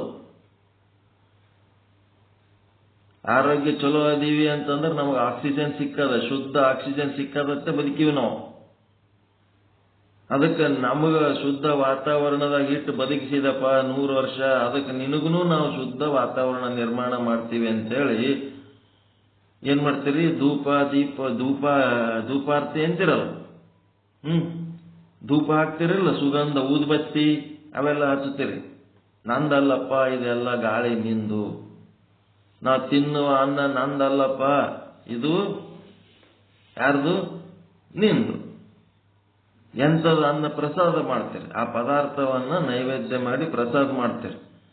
ಪೂಜೆ ಮಾಡಾಗ ಇದೆಲ್ಲ ಮಾಡಿ ನಂದು ನಾನು ನಂದು ನಾನು ಅನ್ನೋದು ಮರ್ತು ಎಲ್ಲ ನಿಂದು ನಿಂದು ನಿಂದು ನಿಂದು ನಿಂದು ನಿಂದು ನಿಂದು ಅನ್ನೋದು ಕಲಿಬೇಕು. ಅದಕ್ಕೆ ಕರ್ಮಯೋಗ. ನಾನು ನಂದು ಅಂತ ಬಿಡ್ತಾ ಇಲ್ಲ ಅಂತಂದ್ರೆ ಕರ್ಮ ಚಲೋ ಮಾಡಿಲ್ಲ, ಮಲಿನ ಚಿತ್ತ, ಅಜ್ಞಾನ. ನಾನು ನನ್ನದು ಅಂತೇಳಿ ಪರಮಾತ್ಮನಿಂದ ಭಿನ್ನವಾಗಿ ಅಜ್ಞಾನ. ಇಂದ್ರಿಯ ಭೋಗ, ನಿನ್ನ ಹೇಳ್ಯಾರಲ್ಲ ರಾತ್ರಿ, ಇಂದ್ರಿಯ ಭೋಗ ನಾನು ನನ್ನದ ಅಂತೇಳಿ ಅದನ್ನೇ ಅದರೊಳಗೆ ಮುಳುಗಿ ಇಂದ್ರಿಯ ಭೋಗದಲ್ಲಿ ಮುಳುಗಿದವರು ಏನಾಗ್ತದ? ಆ ಕರ್ಮಯೋಗ ಸರಿಯಾಗಿರಂಗಿಲ್ಲ ಅಷ್ಟೇ. ಇನ್ನು ಕೆಲವು ಕಡೆ ಏನದ ಅಂತಂದ್ರೆ ಶಬ್ದಗಳು ಅಂದ್ರ ಏನೋ ನಿಮಗೆ ಡೌಟ್ಸ್ ಇರ್ತಾವ, ಎಷ್ಟೋ ತಿಳ್ಕೊಂಡಿರ್ತೀರಿ, ಏನೋ ವಿಷಯಗಳು ನೀವು ತಿಳಿದಿರ್ತೀರಿ, ಆದ್ರೂ ಅದರೊಳಗೆ ಕೆಲವೊಂದು ಡೌಟ್ಸ್ ಇರ್ತಾವ. ಆ ಡೌಟ್ಸ್ ನಿವೃತ್ತಿ ಆಗಿರಂಗಿಲ್ಲ, ಸಂಶಯ ನಿವೃತ್ತಿ ಆಗಿರಂಗಿಲ್ಲ. ಆ ಸಂಶಯ ನಿವೃತ್ತಿ ಆಗ್ಬೇಕಾದ್ರೆ ಶಬ್ದನೇ ಬೇಕಾಗ್ತದೆ, ಯಾರ್ಯಾರೋ ಒಬ್ಬರು ಹೇಳೋರೇ ಬೇಕಾಗ್ತದೆ. ಅದು ಹೇಳಿದ್ರು ಸಂಶಯ ನಿವೃತ್ತಿ ಆಯ್ತಂದ್ರೆ ಧೈರ್ಯ ಬಂದ್ಬಿಡ್ತದೆ, ಈ ಕೆಲಸ ನಾ ಮಾಡಬಲ್ಲೆ ಅಂತೇಳಿ. ಆ ಸಂಶಯ ಇದ್ದದಕ್ಕೆ ಏನಾಗ್ತದ, ನಾವೇನ್ರಿ ಮಾಡ್ಲಿಕ್ಕೆ ಸಾಧ್ಯ ಅದ, ನಾವು ಅಶಕ್ತರು, ನಾವು ಸಣ್ಣವರು ಅಂತೇಳಿ ಕೀಳರಿಮೆ ಇರ್ತದೆ ಸಂಶಯ ಇರೋ ತನಕ. ಹಿಂಗಾಗಿ ಜ್ಞಾನ ಯೋಗಿಗೆ ದೊಡ್ಡ ಧೈರ್ಯ, ಅವನೊಳಗೆ ಏನೂ ಸಂಶಯ ಇರಂಗಿಲ್ಲ, ಭಯ ಇರಂಗಿಲ್ಲ, ಚಿಂತೆ ಇರಂಗಿಲ್ಲ, ಹಂಗಿರ್ತಾನ. ಆ ಭಯ ಚಿಂತೆ ಇತ್ತು ಅಂತಂದ್ರ ಮನಸ್ಸಿನಾಗ ಬಹಳ ಕಷ್ಟ ಆತು. ಸ್ವಲ್ಪ ಏನಾರ ಹೆಚ್ಚು ಕಡಿಮೆ ಆಯ್ತಂದ್ರೆ ಭಾರಿ ದೊಡ್ಡ ಭೂಕಂಪ ಆದಂಗೆ ಆಗ್ತದೆ. ಏನು ಭಯ ಇಲ್ಲ, ಚಿಂತೆ ಇಲ್ಲ. ಈ ಶರೀರಕ್ಕೆ ಏನಾರ ಹೆಚ್ಚು ಕಡಿಮೆ ಆದ್ರೂ ಆ ಶರೀರನೇ ನಾನಲ್ಲ, ಏನಾಗ್ತದ ಆರಿ ಅನ್ನಂಥದ್ದು ಗಟ್ಟಿ ಧೈರ್ಯ ಮಾಡಂಥದ್ದು. ಅದಕ್ಕೇನಂತಾರ ಜ್ಞಾನ ಯೋಗ ಅಂತಾರ. ಅಯ್ಯೋ ಹಿಂಗಾಯ್ತಲ್ಲ, ನನಗೆ ಕೊರಗು ಆದ, ಕೊರತೆ ಆದ ಅಂತೇಳಕ್ಕೆ ದುಃಖ ಮಾಡ್ಕೊತಾ ಇದ್ರು ಅಂತಂದ್ರ ಅದು ಜ್ಞಾನ ಯೋಗ ಅಲ್ಲ, ಅದು ಅಜ್ಞಾನ ಯೋಗ. ಅದಕ್ಕೆ ಅಜ್ಞಾನದಿಂದ ನಾವು ಪರಮಾತ್ಮನಿಂದ ದೂರ ಆಗೋದಕ್ಕೆ ಅವೆಲ್ಲ ದುಃಖ, ಚಿಂತೆ, ಭಯ ಆಗ್ತವ. ಯಾವಾಗ ನಾವು ನಿಶ್ಚಿಂತೆಯಾಗಿರ್ತೀವಿ ಆವಾಗ ಜ್ಞಾನಯೋಗಿಗಳಾಗ್ತೀವಿ. ಮುಂದೆ ಕೆಲವು ಕಡೆ ಇಂದ್ರಿಯ ಮೊದಲಾದ ಬಾಹ್ಯ ನಿಯಮಗಳು ಯಾವ ನಿಮಿತ್ತಗಳು ಇಲ್ಲದೇನೆ ಒಳಗಿಂದೊಳಗೆ ಉತ್ಪನ್ನ ಆಗ್ತದಲ್ಲ ಜ್ಞಾನ. ಎಲ್ಲ ಕಡೆ ಇರೋ ಪರಮಾತ್ಮ ನಿಮ್ಮೊಳಗನು ಅದನ. ಅವನು ಇರೋದು, ಅವನ ಇರುವಿಕೆ ಸದ್ರೂಪ ಬ್ರಹ್ಮ. ಮತ್ತ ಅವನು ಸ್ವಯಂ ಪ್ರಕಾಶ ಅದನ, ತನ್ನನ್ನು ತಾನು ಅರಿತಾನೆ, ಇಡೀ ಜಗತ್ತನ್ನು ಅರಿಯುತ್ತಾನೆ. ಹಿಂಗಾಗಿ ಆ ಒಂದು ವಸ್ತು ನಮ್ಮೊಳಗ ಇದ್ದದ್ರದ ಅರಿವು ನಮಗಿತ್ತು ಅಂತಂದ್ರೆ ಅದ್ರ ಕಡೆ ಲಕ್ಷ್ಯ ಕೊಟ್ಟು ನಾವು ಧ್ಯಾನ ಮಾಡಿ ಈ ವಿಷಯ ಭೋಗಗಳ ಒಂದು ಅಪೇಕ್ಷೆ ಕಡಿಮೆ ಮಾಡಿಕೊಂಡು ಇಂದ್ರಿಯಗಳನ್ನ ನಿವೃತ್ತಿ ಮಾಡಿಕೊಂಡು ವಿಷಯಗಳಲ್ಲಿ ನಿರಾಸಕ್ತಿಯಾಗಿ ಕೇವಲ ಅದರ ಕಡೆನೇ ಲಕ್ಷ್ಯ ಕೊಟ್ಟು ಇದ್ದೆವು ಅಂತಂದ್ರೆ ಆತನ ಅಂತರ್ಬೋಧೆ ನಮಗೆ ಸ್ಪಷ್ಟವಾಗಿ ಕೇಳಿಸ್ತದೆ. ನಿಮ್ಮೂರಾಗ ರೈಲ್ವೆ ಸ್ಟೇಷನ್ ಅಂತವ್ ಏನಾರ ಇದ್ದು ಅಂತಂದ್ರೆ ಏನ್ ಮಾಡಬೇಕು, ಒಂದು ಸ್ವಲ್ಪ ರಾತ್ರಿ 12 ಗಂಟೆ 1 ಗಂಟೆ 2 ಗಂಟೆ ಸುಮಾರಿಗೆ ನಿಮ್ಮ ಮನಿ ಮ್ಯಾಳಗಿ ಮೇಲೆ ಹೋಗಿ ನಿಂತ್ರಿ ಅಂತಂದ್ರೆ ಯಾವ ರೈಲ್ವೆ ಬರ್ಲಕ್ಕತ್ತದ ಅಂತ ಅನೌನ್ಸ್ ಮಾಡ್ತಾರಲ್ಲ, ಅದು 5 ಕಿಲೋಮೀಟರ್ ಬಿಟ್ಟು 10 ಕಿಲೋಮೀಟರ್ ಇರ್ಲಕ್ಕ ಅದ್ರ ಶಬ್ದ ನಿಮಗೆ ಕೇಳಿಸ್ತಿರ್ತದ. ಒಂದು 10 ಕಿಲೋಮೀಟರ್ ದೂರ ಇದ್ರು ಸಹಿತ ರೈಲ್ವೆ ಸ್ಟೇಷನ್ ಇಂದು ಅಲ್ಲಿ ಗಾಡಿ ಬರೋದು, ರೈಲ್ವೆ ಶಬ್ದ ಅಲ್ಲಿ ಅನೌನ್ಸ್ ಮಾಡಿದ್ದು ಎಲ್ಲ ಶಬ್ದ ನಿಮಗೆ ಸ್ಪಷ್ಟವಾಗಿ ಕೇಳಿಸ್ತಿರ್ತದೆ. ಈ ಗಾಡಿ ಬಂತು, ಇಷ್ಟೊತ್ತಿಗೆ ಲೇಟಾಗಿ ಬಂತೋ, ರೈಟ್ ಟೈಮ್ ಬಂತೋ ಅಂತೇಳಿ ನೀವು ಇಲ್ಲಿದೆ ಹೇಳ್ಬಹುದು. ಅದು ಯಾಕೆ ಸ್ಪಷ್ಟವಾಗಿ ಕೇಳಿಸ್ಲಕತ್ತದ? ರೈಲ್ವೆ ಸ್ಟೇಷನ್ ಮತ್ತ ನಿಮ್ಮ ಮನೆಯ ಮಧ್ಯದಲ್ಲಿರುವ ಜನಜಂಗುಳಿ ಏನದಲ್ಲ, ಅಲ್ಲಿ ಎಲ್ಲ ಏನಾಗ್ಯದ, ನಿಶ್ಶಬ್ದವಾಗಿ ಮಲ್ಕೊಂಡ್ಬಿಟ್ಟಾರ. ಅವರೆಲ್ಲ ನಿವೃತ್ತಿ ಸ್ಥಿತಿ ಒಳಗದಾರ. ಅದಕ್ಕೆ ಆ ಶಬ್ದ ನೇರವಾಗಿ ನಿಮಗೆ ಕೇಳಿಸ್ಲಕತ್ತದ. ಅದೇ ನಿಮ್ಮ ಮನೆ ಮತ್ತು ರೈಲ್ವೆ ಸ್ಟೇಷನ್ನಿನ ಮಧ್ಯೆ ಇರುವ ಜನರು ಮುಂಜಾನೆ 5 ಗಂಟೆಗೆ ಎದ್ರು ಅಂತಂದ್ರ ಅವರು ಶಬ್ದ ಮಾಡ್ಲಕತ್ತಿ ಬಿಡ್ತಾರ, ಅವ್ರ ವಾಹನಗಳು ಶಬ್ದ ಮಾಡ್ಲಕತ್ತಿ ಬಿಡ್ತಾವ. ಇವರೆಲ್ಲರ ಶಬ್ದಗಳು ಹೆಚ್ಚಾದಾಗ ಆ ದೂರದ ರೈಲ್ವೆ ಸ್ಟೇಷನ್ನಿನ ಶಬ್ದ ನಿಮಗೆ ಕ್ಷೀಣವಾಗಿ ಕೇಳಿಸ್ಬೋದು, ಇಲ್ಲಾಂದ್ರೆ ಕೇಳಿಸದೇ ಇರಬಹುದು. ನಿಮ್ಮ ಮನೆ ಸುತ್ತಮುತ್ತ ಏನ್ ಬಸ್ಸು ಲಾರಿ ಓಡಾಡ್ತಾವ ಅವ್ರದ್ದು ಶಬ್ದ ನಿಮಗೆ ಕೇಳಿಸ್ತು. ಅದಕ್ಕೆ ಅದು ಎಷ್ಟೇ ದೂರ ಇದ್ರೂ ಸಹಿತ ಅದರ ಶಬ್ದ ಕೇಳಬೇಕಾದ್ರೆ ಅದರ ಮಧ್ಯದಲ್ಲಿರುವ ಶಬ್ದಗಳೆಲ್ಲ ಏನಾಗಬೇಕು, ನಿಶ್ಶಬ್ದ ಆಗಬೇಕು. ಅದೇ ರೀತಿ ನಿಮ್ಮ ಅಂತರ ಆತ್ಮನಿಗೂ ಮತ್ತು ಆವಾಸನಿಗೂ ಮಧ್ಯದಲ್ಲಿ ಏನು ವ್ಯತ್ಯಾಸಗಳದವ, ಜೀವಭಾವಗಳು, ಅವು ಅನ್ನಮಯ ಶರೀರದಿರ್ಬೋದು, ಪ್ರಾಣಮಯ ಶರೀರದಿರ್ಬೋದು, ಮನೋಮಯ ಶರೀರದಿರ್ಬೋದು, ವಿಜ್ಞಾನಮಯ ಶರೀರದಿರ್ಬೋದು, ಆನಂದಮಯ ಶರೀರದಿರ್ಬೋದು, ಜೀವಭಾವ ವಿಚಾರಗಳಿರ್ಬೋದು. ಅವೆಲ್ಲ ಓಸು ಇರೋ ತನಕ ಆ ಶಬ್ದ ನಮಗೆ ಸ್ಪಷ್ಟವಾಗಿ ಕೇಳಿಸಂಗಿಲ್ಲ. ಆ ಶಬ್ದ ಹೇಳೋ ಹೊರಗೆ ಮತ್ತೆ ಎಲ್ಲಿ ಇಲ್ಲೇ ಇಲ್ಲ, ನಿಮ್ಮ ಒಳಗೆ ಅದ. ನಾವು 24 ತಾಸು ಹೇಳ್ತಿರ್ತಾನೆ, ಹಗಲು ರಾತ್ರಿ ಹೇಳ್ತಾನೆ ಅದ. ನಾವು ಕಂಟಿನ್ಯೂಸ್ ಅವನ ಶಬ್ದ ಕೇಳ್ಬೇಕಾದ್ರೆ ಇವೆಲ್ಲ ಶಬ್ದಗಳು ಸೈಲೆಂಟ್ ಆಗ್ಬೇಕು.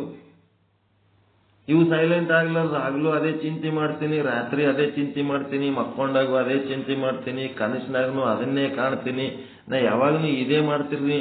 ಇದು ಮಾಡಂದ್ರೆ ಇಲ್ಲ ಅದು ಮಾಡೋಕ್ಕಾಗಲ್ಲ, ನಾ ಇದೇ ಮಾಡ್ತೀನಿ, ನಾನು ಇದೇ ನನಗೆ ಬಹಳ ಮುಖ್ಯ. ಹಾಗಿದ್ದಾಗ ಎಲ್ಲಿ ಮೋಕ್ಷ ಆಗ್ತದ?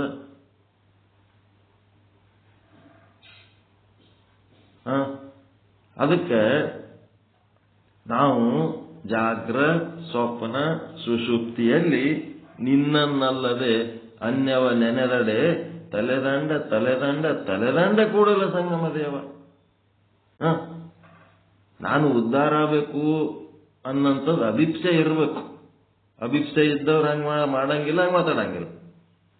ಮತ್ತೆ ಬರೇ ಅಭಿಪ್ಸೆ ಇಟ್ಕೊಂಡು ಕೂತು ಎಷ್ಟು ಕೇಳಿದ್ರೆ 100 ನೋದಿ 100 ಕೇಳಿದಡೇನು ಆಸೆ ಹರಿಯಲಿಲ್ಲ, ರೋಷ ಬಿಡಲಿಲ್ಲ. 280 ಕೋಟಿ ವಚನಗಳನ್ನು ಆಡಿ ಹಾಡಿ ಬೆಂದಿತ್ತೆನ್ನ ಮನ ಘನವನೆರೆಯಲಿಲ್ಲ, ಘನ ಮನವನೆರೆಯಲಿಲ್ಲ. ಏನ್ ಮಾಡಿ ಏನದು 160 ಕೋಟಿ ವಚನ ಬರೆದಿದ್ರಂತ ಇಬ್ರು. ಬಸವಣ್ಣ ಅಲ್ಲಂ ಪ್ರಭುದೇವರು ಇಬ್ರು ಕೂಡಿ ಎದ್ರ ಬಿದ್ರ ಸಿಕ್ಕಾಗ ಏನಪ್ಪ ಏನೆಲ್ಲ ಮಾಡಿದೆವು, ಏನು ನಮ್ಗ ಡೆವಲಪ್ಮೆಂಟ್ ಆದಂಗ ಕಾಣೇವಲ್ದಲ್ಲ ಅಂದಾಗ ಏನೇನ್ ಸಮಸ್ಯೆಗಳಾಗ್ಯಾವ. 100 ಓದಿದೆವು, 100 ಕೇಳಿದೆವು, ಆಚೆ ಹರಿಲಿಲ್ಲ, ರೋಷ ಬಿಡ್ಲಿಲ್ಲ. ಮತ್ತ ನಾವು ಹೆಂಗಿದ್ದೇವೆ ಹಂಗೆ ಇದೀವಲ್ಲಪ್ಪ ಅನ್ನೋ ಕೊರಗು ಆವಿನ ಕಾಲದಾಗ ಅಂತ ಮಹಾತ್ಮರಿಗೆ. ನಾವೊಂದು 10 ವಚನನು ಚಂದ ಬರೆದಿಲ್ಲ, 1000 ಲಕ್ಷ ಕೋಟಿ ವಚನ ಬರೆದವ್ರೇ ಹಣ ಬರಂಗದ. ಪ್ರಭುದೇವರು ಹೇಳ್ತಾರ 280 ಕೋಟಿ, ಒಂದಲ್ಲ ಎರಡಲ್ಲ. ಪ್ರಭುದೇವರು ವಚನ ಹೆಂಗಂದ್ರೆ ಎಲ್ಲರನ್ನ ಹಿಡ್ಕೊಂಡು ಮಾತಾಡ್ತಿದ್ರು ಅವರು. ಓಸು ಮಂದಿ ಕೂಡಿ 160 ಕೋಟಿ ವಚನ ಬರೆದಿದ್ರಂತ. ಬರೆದದ್ದು ಏನ್ ಮಾಡಿದ್ರು, 280 ವಚನ ಹಾಡಿ ಹಾಡಿ ಹಾಡಿದೆವು, ಮಾತಾಡಿದೆವು, ಹಾಡಿದೆವು. ಏನೆಲ್ಲ ಮಾಡಿದ್ರು ಏನಾಯ್ತು, ಮನಸ್ಸು ವಜ್ಜಾಯ್ತೆ ಹೊರತು ಮನ ಘನವನೆರೆಯಲಿಲ್ಲ, ಘನ ಮನವನೆರೆಯಲಿಲ್ಲ. ಇಷ್ಟೊಂದು ವಚನಗಳು ಬರ್ದೀವಿ ನೋಡತ್ತೇಳಿ ಹೆಮ್ಮೆ ಪಟ್ಟಿತ್ತು. ಅದು ಅಷ್ಟೊಂದು ವಚನ ಬರೆದ್ರೆ ನಿನಗೆ ಮನಸ್ಸಿಗೆ ಯಾವುದರದ ದರ್ಶನ ಆಗ್ಬೇಕದ ಆಗ್ಲೇ ಇಲ್ಲ. ಮನಕ್ಕ ಘನಕ್ಕ ಸಂಬಂಧ ಇರ್ಲಾರ್ದಂಗಿದ್ದು ಏಸ್ ವಚನ ಬರೆದ್ರ ಏನಾಯ್ತು? ಕೆಲವೊಬ್ರು ಅಂತೂ ಏನ್ ಮಾಡ್ಲಕತ್ತಿದ್ರಂತ, ವೇದ ಆಗಮ ಶಾಸ್ತ್ರ ಪುರಾಣ ಇತಿಹಾಸ ಹಿಂದಿನವ್ರು ಬರೆದಿಟ್ಟದ ಎಲ್ಲ ವಿಚಾರಗಳು ತಗೊಂಡು ಕನ್ನಡದಾಗ ಟ್ರಾನ್ಸ್ಲೇಟ್ ಮಾಡ್ಕೊತ ಕೂತಿದ್ರಂತ, ಭಾಷಾಂತರ. ಅದಕ್ಕೆ ಅವ್ರೇನಂದ್ರು, ಅವೆಲ್ಲ ಸತ್ತವರ ಪತ್ರಗಳು, ಸತ್ತೋಗ್ಯಾರವರೆಲ್ಲ ಅನುಭವಿಸಿ, ಋಷಿ ಮುನಿಗಳು ಎಲ್ಲ ಶಾಸ್ತ್ರಿಗಳು ಪುರಾಣಿಕರು ಎಲ್ಲರೂ ತಮ್ಮ ಅನುಭವಗಳು ಬರೆದಿಟ್ಟು, ವೇದಾಂತಿಗಳು ಸತ್ತೋಗ್ಯಾರ ಅಂತವ್ರು ಸತ್ತವರ ಪತ್ರವನ್ನು ಓದಿದಡೆ ಎತ್ತಣ ಮುಕ್ತಿ ನಿನ್ನೊಳಗೆ ಅಂತರ್ಬೋಧೆ ಅದ, ಅದರ ಕಡೆ ಲಕ್ಷ್ಯ ಕೊಡು ಅಂತ ಹೇಳಿದ್ರು. ಒಳಗಿಂದ ಅಂತರ್ಬೋಧೆ ಕಡೆ ಲಕ್ಷ್ಯ ಕೊಟ್ರೆ ಈ ವೇದ ಆಗಮ ಶಾಸ್ತ್ರ ಯಾರೋ ಬರೆದಿಟ್ಟು ನಮಗೆ ಉಪಯೋಗ ಇಲ್ಲ. ಪೌರುಷೇಯ ಯಾಕಿರ್ಲಕ್ಕ, ಅಪೌರುಷೇಯ ಯಾಕಿರ್ಲಕ್ಕ, ಅದ್ರ ಕಡೆ ನಮಗ್ ಲಕ್ಷ್ಯ ಕೊಡುವಂತ ಒಂದು ಯೋಗ ಇಲ್ಲದಕ್ಕ, ಪ್ರಯತ್ನ ಇಲ್ಲದಕ್ಕ ಏನಾಗ್ಲಿಕ್ಕತ್ತದ, ಬರೀ ಅಭಿಪ್ಸೆ ಅದ. ಹೊರಗಿದ್ದ ಗುರುವಿನ ಮಾತನ್ನು ಕೇಳಿ ಅದನ್ನೂ ಪಾಲಿಸ್ಲಿಕ್ಕಾಗಂಗಿಲ್ಲ, ಒಳಗಿರುವ ಅರಿವಿನ ಮಾತು ಕೇಳಿ ಅದನ್ನೂ ಪಾಲಿಸ್ಲಿಕ್ಕಾಗವಲ್ದು. ಹೊರಗಿರುವ ಅರಿವು, ಹೊರಗಿರುವ ಗುರು, ಒಳಗಿರುವ ಅರಿವು ಇಬ್ರು ಒಂದೇ. ಹೊರಗಿರೋ ಗುರು ಹೇಳೋ ಮಾತು ಒಳಗಿರುವ ಅರಿವಿನ ಮಾತೆ, ಒಳಗಿರುವ ಅರಿವಿನ ಮಾತು ಹೊರಗಿರುವ ಗುರು ಹೇಳೋ ಮಾತು ಒಂದೇ. ಅವೆರಡು ಒಂದೇ ಹೇಳ್ತಿರ್ತಾವ. ಅಂತ ಒಂದು ಸ್ಥಿತಿ ನಾವು ಏನ್ ನಿರ್ಮಾಣ ಮಾಡ್ಕೋಬೇಕು. ಒಳಗಿನ ಅಂತರ್ಬೋಧೆಯನ್ನ ಕೇಳಿ ಲಕ್ಷ್ಯ ಕೊಟ್ಟು ಅದನ್ನು ನೀವು ಯಾವಾಗ ಕೇಳಕ್ ಬಂದ್ರಿ ಮುಗಿತು. ಎಲ್ಲ ವಿಚಾರಸಾಗರ, ಇನಾಮದಾರ್ ಸ್ವಾಮಿ, ಮತ್ತಿನ್ನೇನದವ ಪೀತಾಮರ್ಜಿ, ಮಂಗಳಾರತಿ, ಶ್ರವಣ ಮನನ ನಿಧಿಧ್ಯಾಸನ ಎಲ್ಲನೂ ಬಿಟ್ಬಿಡೋದು. ಏನು ಮಾಡೋದು ಬೇಕಾಗಿಲ್ಲ. ಒಳಗಿಂದ ಕೇಳೋದು ಕಲ್ತು ಬಿಟ್ರಿ ಅಂತಂದ್ರ ಅವನೇ ನೀವು, ನೀವೇ ಅವನು, ಒಂದೇ ಸ್ವರೂಪದವರಾಗಿ ಬಿಟ್ಟಿರ್ತೀರಿ. ಇನ್ಯಾರ್ದು ಕೇಳಕ್ ಬರ್ತೀರಿ ಕತೆ. ಅದಕ್ಕೆ ಈ ರೀತಿಯಾಗಿ ಜ್ಞಾನಗಳು ಇಂದ್ರಿಯಗಳಿಂದಲೂ ಕೆಲವೊಂದ್ ಕಡೆ ಆಗ್ತಾವ, ಕೆಲವೊಂದ್ ಕಡೆ ವಿಷಯಗಳಿಂದಲೂ ಜ್ಞಾನ ಆಗ್ತಾವ, ಇನ್ನು ಕೆಲವೊಂದ್ ಕಡೆ ನಾವು ಪೂರ್ವಜನ್ಮದ ಸಂಸ್ಕಾರಗಳನ್ನ ಹೊಂದ್ಕೊಂಡು ಈಶ್ವರ ಕೃಪೆ, ಗುರು ಕೃಪೆ, ವೇದ ಕೃಪೆ ಏನೆಲ್ಲ ಇರ್ತಾವಲ್ಲ, ಅಂತಃಕರಣ ಕೃಪೆ ಎಲ್ಲ ಪಡ್ಕೊಂಡೇ ಬಂದಿರ್ತೀವಿ. ವಿವೇಕ, ವೈರಾಗ್ಯ, ಸಮಾಧಿ, ಷಟ್ ಸಂಪತ್ತಿ, ಮುಮುಕ್ಷತ್ವ, ಮತ್ತೆ ಶ್ರವಣ ಮನನ ನಿಧಿಧ್ಯಾಸನ ಎಲ್ಲ ಮಾಡಿ ರೆಡಿಮೇಡ್ ಮಾಡ್ಕೊಂಡೇ ಬಂದಿರ್ತೀವಿ. ಬಂದತ್ನಾಗ ಅವದ್ರದೆಲ್ಲ ಅಷ್ಟೊಂದು ಉಪಯೋಗ ಇರಂಗಿಲ್ಲ. ಆದ್ರೂ ಸಹಿತ ಲೋಕದ ಜೀವಿಗಳ ಸಲುವಾಗಿ ಇನ್ನೊಬ್ಬರು ನಮ್ಮನ್ನು ನೋಡಿ ಗುರುಗಳ ಬಲ್ಲಿ ಓಲಿ ಅನ್ನೋದಕ್ಕೆ ಒಂದು ಕಾಟಾಚಾರಕ್ಕೆ ಒಂದು ಗುರುಗಳನ್ನ ಇಟ್ಕೊಂಡು ಈ ವಿಚಾರ ಸಾಗರ ಚಾಲು ಆದ್ಮೇಲೆ ಯಾವ ಗುರುವಿನ ಬಳಿ ವಿಚಾರ ಸಾಗರ ಓದಿನ್ರಿ ನಾನು? ಯಾರು ಕಲ್ಸ್ಯಾರ ನನಗೆ ವಿಚಾರ ಸಾಗರ? ಏನ್ರಿ? ಮೊದಲು ಏನೋ ಚರ್ಚೆ ಮಾಡಿದೆವು, ಜನರಲ್ ವಚನ ಸಾಹಿತ್ಯ, ಸಿದ್ಧಾಂತ ಶಿಖಾಮಣಿ, ಮತ್ತಿನ್ನೇನೋ ಇಟ್ಕೊಂಡು ವೇದಾಂತ ಚಿಂತನೆ. ಈಗ ಯಾರ ಗುರುಗಳು ದಿನ ಕೂತ್ ಬರಿತೀವಲ್ಲ, ಅದು ಹಿಂದೇನೋ ಮಾಡಿ ಬಂದಿರ್ತೀವಿ ನಾವು, ಅಷ್ಟೇ. ಅದು ಒಳಗೆ ನಿಂತು ಬರ್ಲಕ್ಕಂತ ಅಷ್ಟೇ. ನೀವು ಮುಂದಿನ ಈಗ ಸಂಸ್ಕಾರ ಏನು ಪಡ್ಕೊಂಡು ಹೋಗಿರಲ್ಲ, ಈ ಸಂಸ್ಕಾರ ನಿಮ್ಮೊಳಗ ಪರ್ಮನೆಂಟ್ ಆಗಿರ್ತದೆ, ಎಲ್ಲಿ ಹೋಗಂಗಿಲ್ಲ. ಮುಂದೆ ನೀವು ವಿಚಾರ ಸಾಗರ ಬರೆಯೋದು, ಓದೋದು, ಅದನ್ನ ಹೇಳೋದು, ಕೇಳೋದು ಮಾಡ್ಲಕತ್ತಿದ ಕೂಡ್ಲೇನೆ ಅವಾಗ ಕೇಳ್ತಾರೆ ನಿಮ್ ಗುರು ಯಾರು. ಅವಾಗ ಏನ್ ಹೇಳ್ತೀರಿ? ಇನ್ನೊಂದರ ಸ್ವಾಮಿಗಂತೂ ಡಿಸ್ಕನೆಕ್ಟ್ ಆಗಿ ಹೋಗಿಟ್ಬಿಡಿ. ಹಿಂದಿನ ಜನ್ಮದಾಗ ಅದು ಡಿಸ್ಕನೆಕ್ಟ್ ಆಗಿ ಹೋಗಿತ್ತು. ಆದ್ರ ಆ ಸ್ವಾಮಿ ಯಾರ ಮೂಲಕ ನಿಮ್ ಜೊತೆಗೆ ಕಾಂಟ್ಯಾಕ್ಟ್ನಾಗ ಅದನ? ಜನ್ಮ ಜನ್ಮಾಂತರಕ್ಕೆ ಬರವ ಜ್ಞಾನದ ಮೂಲಕ. ನಿಶ್ಚಲ್ ದಾಸು ಜ್ಞಾನದ ಮೂಲಕ ನಿಮ್ ಜೊತೆಗೆ ಬಂದಾನ, ಹೌದಾ ಇಲ್ರಿ? ನಿಮ್ಮೊಳಗೆ ಅರಿವಂತ ಏನದಲ್ಲ, ಆವಾಗ ಅದೇನಾಗ್ತದ? ನಿಶ್ಚಲ್ ದಾಸಂದೇ ಜ್ಞಾನ, ಹೌದಿಲ್ಲ? ಅದು ನಿಮ್ಗೆ ಎಲ್ಲರ ನಿಶ್ಚಲ್ ದಾಸನ ಬುಕ್ ಸಿಗ ತನಕ ಹುಡುಕ್ತಿರಿ. ನಿಮ್ಮದು ನಿಶ್ಚಲ್ ದಾಸನ ಬುಕ್ ಸಿಕ್ಕ ಮೇಲೆ ಮುಗಿದೋಯ್ತು, ನಿಮ್ಮ ಹುಡುಕಾಟ ಬಂದಾಗ್ಬಿಡ್ತದೆ. ಬೇರೆ ಯಾವ ಬುಕ್ಗಳು ಬ್ಯಾಡ್ ಬಿಡಪ್ಪ, ಬೇರೆ ಯಾವ ಬುಕ್ಗಳು ಬ್ಯಾಡ್ ಬಿಡಪ್ಪ.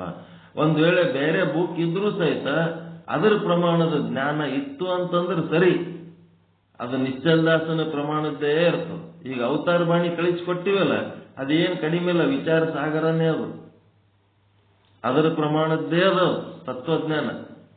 ನಿನ್ನೆ ಕೇಳಿದೆ, ಯಾರೇ ಹೇಳ್ತೀರ ಅವತಾರ ಬಾಣಿ ಅಂದ್ರೆ ಒಬ್ಬರು ಬಾಯಿ ಬಿಡ್ಲಿಲ್ಲ. ಯಾರು ಹೇಳ್ತೀರಿ ಅವತಾರ ಬಾಣಿ? ಸರಳ ಕನ್ನಡದಲ್ಲಿ ಅದಾವ, ಬುಕ್ಗಳಂತೂ ಬಂದವ ಕೈಗೆ. ಇನ್ನ ಯಾರ್ಯಾರಿಗೆ ಸಿಕ್ಕಿಲ್ಲ ಒಂದ್ ಸ್ವಲ್ಪ ಹೇಳಿದ್ರ ಕಳಸ ವ್ಯವಸ್ಥೆ ಮಾಡ್ತೀವಿ.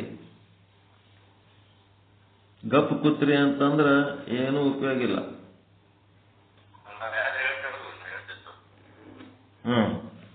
ನಿಮಗ್ ಅಗ್ದಿ ಮ್ಯಾಚಿಂಗ್ ಅದು ಹೇಳಕ್ಕ. ಸರಳ ವಾಕ್ಯಗಳದವ, ಸರಳ ಶಬ್ದಗಳದವ. ಅದಕ್ಕೊಂದು ಟೈಮ್ ಮಾಡ್ಕೋರಿ, ಅದಕ್ಕೊಂದು ಡೇಟ್, ಯಾವ್ದಾರ ಒಂದು ಡೇ ಇಟ್ಕೋರಿ. ನಿಮ್ ಅವತಾರ ಬಾಣಿಲಿಂತ ನಿಮ್ದೊಂದು ಡೇ ಇಟ್ಕೊಂಡು ಒಂದು ದಿನ ಅವತಾರ ಬಾಣಿ ಕೇಳ್ರಿ ಎಲ್ಲರೂ ಸೇರಿ. ಎಂದ ಹೇಳ್ತೀರಿ?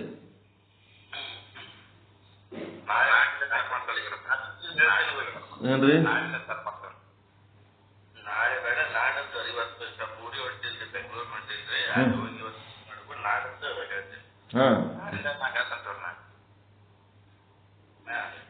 ಇಬ್ರು ಹೇಳಿದ್ರೆ ಒಬ್ರು ಹೇಳೋದು ಇಲ್ಲ, ಟೀಮ್ ಮಾಡ್ಕೋರಿ ಇಬ್ರು. ಒಬ್ರು ಇಲ್ಲ ಅಂದ್ರೆ ಒಬ್ರು, ಅವ್ರಿಲ್ಲ ನೀವು, ನೀವಿಲ್ಲ ಅಂದ್ರೆ ಅವ್ರು.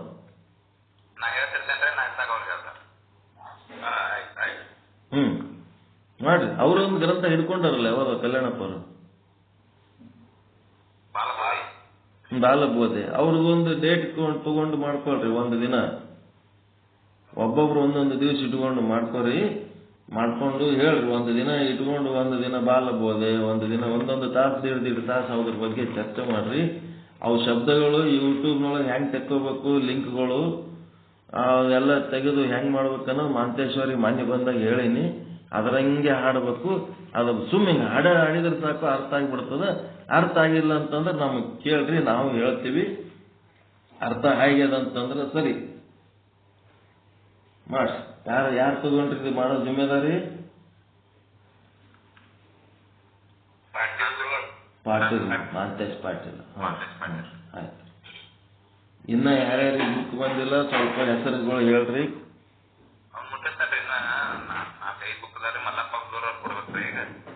ಅಲ್ಲೇ ಲೋಕಲ್ನಾಗ ಅದಾರ, ಕೊಡ್ಬೇಕಲ್ರಿ ಅವ್ರಿಗೆ. ಹಂಗೆ ಇಟ್ಕೊಂಡು ಕೂತ್ರಿ ಹಂಗ. ಸಂಘ ಕೊಡ್ರಿ.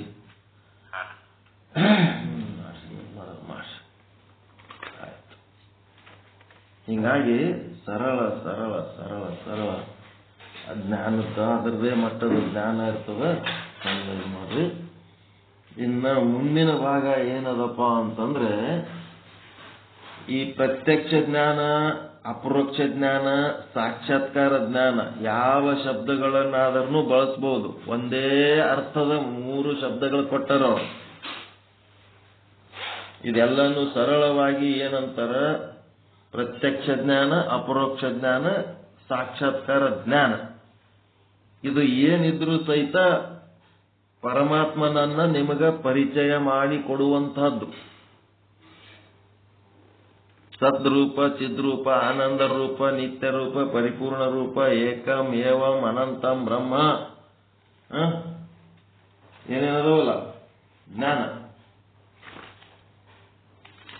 ಏಕಂ ಏವಂ ಅನಂತಂ ಬ್ರಹ್ಮ. ಇನ್ನೊಂದದಲ್ರಿ, ಸತ್ಯಂ ಜ್ಞಾನಂ ಅನಂತಂ ಬ್ರಹ್ಮ, ಏಕಂ ಏವಂ ಅದ್ವಿತೀಯಂ ಬ್ರಹ್ಮ. ಸತ್ಯಂ ಜ್ಞಾನಂ ಅನಂತಂ ಬ್ರಹ್ಮ ಬರ್ಕೋಬೇಕಿದು. ಇವೆಲ್ಲ ಏನದ ಉಪನಿಷತ್ ವಾಕ್ಯಗಳು. ಸತ್ಯಂ ಜ್ಞಾನಂ ಅನಂತಂ ಬ್ರಹ್ಮ, ಏಕಂ ಏವಂ ಅದ್ವಿತೀಯಂ, ನಿಮ್ಮನ್ನು ಬಿಟ್ಟಿಲ್ಲ ಅಂತ, ಅದ್ವಿತೀಯಂ ಬ್ರಹ್ಮ. ತಿಳಿತಾ? ಸತ್ಯಂ ಜ್ಞಾನಂ ಅನಂತಂ ಬ್ರಹ್ಮ, ಏಕಂ ಏವಂ ಅದ್ವಿತೀಯಂ ಬ್ರಹ್ಮ.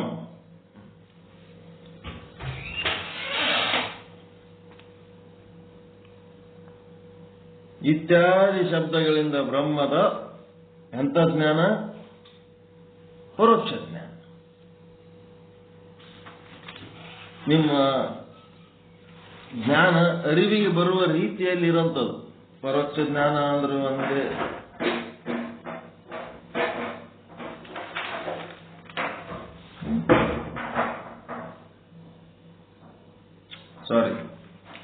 ಇವು ಏನದವ? ಒಂದೇ ನಿಮಿಷ. ಶಬ್ದದಿಂದ ಉಂಟಾಗುವ ಬ್ರಹ್ಮದ ಜ್ಞಾನವು ಪರೋಕ್ಷವೇ ಆಗಿರುತ್ತದೆ. ಶಬ್ದದಿಂದವಾಗುತ್ತದೆ.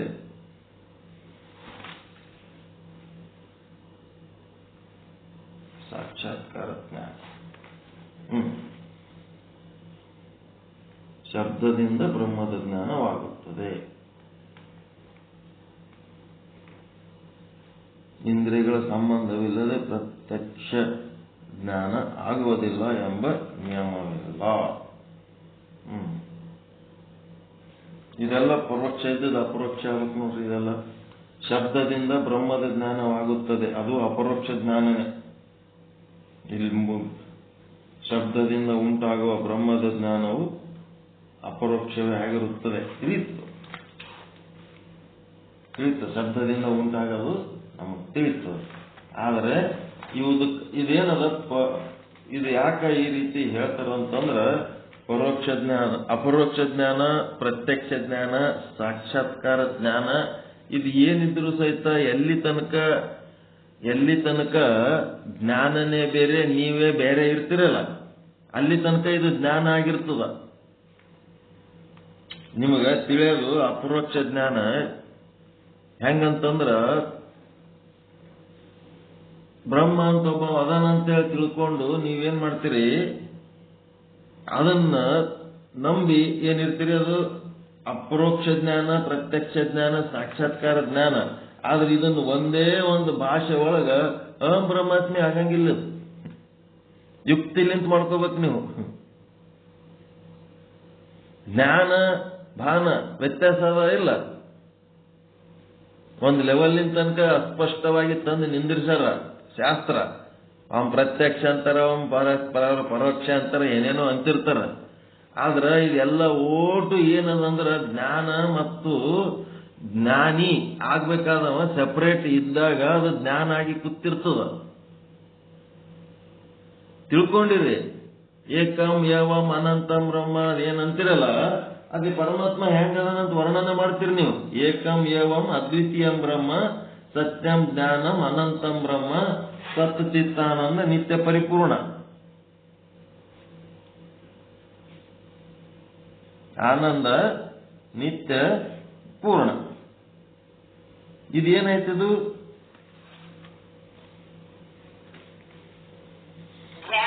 ಜ್ಞಾನ ಆಗ್ಯದ. ಎಲ್ಲ ಪೂರ್ತಿ ಚಂದ ತಿಳ್ಕೊಂಡಿರಿ. ಜ್ಞಾನ ಆಗ್ಯದ ಅಷ್ಟೇ. ನಿಮಗೆ ಜ್ಞಾನ ಆಗ್ಯದ. ಜ್ಞಾನ ಕೇಳಿರಿ, ಜ್ಞಾನ ಹೇಳಿರಿ, ಜ್ಞಾನ ಆಗ್ಯದ, ಆಯ್ತು. ಜ್ಞಾನ ಹೋಗಿ ಜ್ಞಾನಿ ಆಗ್ಬೇಕಾದ್ರ ಅದು ನಾನೇ ಅದೀನಿ ಅಂತ ಭಾನ ಆಗ್ಬೇಕು. ಭಾನ ಆಗೋದು ಬಹಳ ಮುಖ್ಯ ಅದ. ಭಾನ ಆಗಲ್ಲಿ ನಾವು ಯಾವ ಶಬ್ದಗಳು ಬಳಸ್ಲಿಕ್ಕೆ ಬರಂಗಿಲ್ಲ. ಅಲ್ಲಿ ಪರೋಕ್ಷ ಅಪರೋಕ್ಷ ಇವೆಲ್ಲ ಬಾರದು. ಪ್ರತ್ಯಕ್ಷ ಅಪ್ರತ್ಯಕ್ಷ, ಒಮ್ಮೆ ಹಂಗ್ ಬರೀತಾರ, ಒಮ್ಮೆ ಹಿಂಗ್ ಬರೀತಾರ, ಒಮ್ಮೆ ಏನೇನೋ ಹೇಳ್ತಿರ್ತಾರ. ಆಯ್ತು, ಇವೆಲ್ಲದಕ್ಕಿಂತ ಮುಖ್ಯವಾಗಿ ಏನದ, ಅಹಂ ಬ್ರಹ್ಮ ಅಸ್ಮಿ ಅನ್ನೋಂಥದ್ದು ನಾವು ಬ್ರಹ್ಮ ಆಗ್ಲಾರ್ದೇ ಅಹಂ ಬ್ರಹ್ಮಾಸ್ಮಿ ಅಂತ ತಿಳ್ಕೊಂಡ್ರ ಕತ್ತಿ ಕುದುರೆ ಅಂತ ತಿಳ್ಕೊಂಡಂಗ ಅಷ್ಟೇ. ಅಹಂ ಬ್ರಹ್ಮಾಸ್ಮಿ ಆಗ್ಲಾರ್ದೆ ನಾವು ಬ್ರಹ್ಮಾಸ್ಮಿ ಅನ್ಕೋ ತಿರ್ಗಾಡ್ಬಿಟ್ಟೇವಂತಂದ್ರೆ ಕತ್ತಿ ನಾ ಕುದುರೆ ಅದೀನಿ ಅಂತ ಹೇಳ್ಕೊಂಡಂಗ ಆಗ್ತದೆ.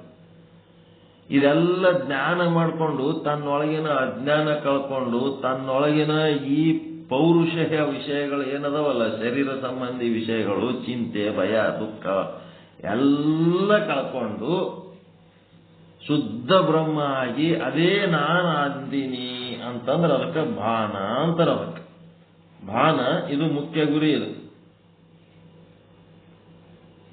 ಜ್ಞಾನ ತಿಳ್ಕೊಂಡವ ಜ್ಞಾನಿ, ಅದೇ ತಾನಾದವ ಭಾನಿ. ಜ್ಞಾನಕ್ಕೆಲ್ಲ ತಿಳ್ಕೊಳ್ಳಿಕ್ಕೆ ಅದ್ರಂಗೆ ನಡ್ಕೊಳ್ಳಿಲ್ಲ ಅಂತಂದ್ರೆ ಏನ್ ಮಾಡ್ತೀರಿ?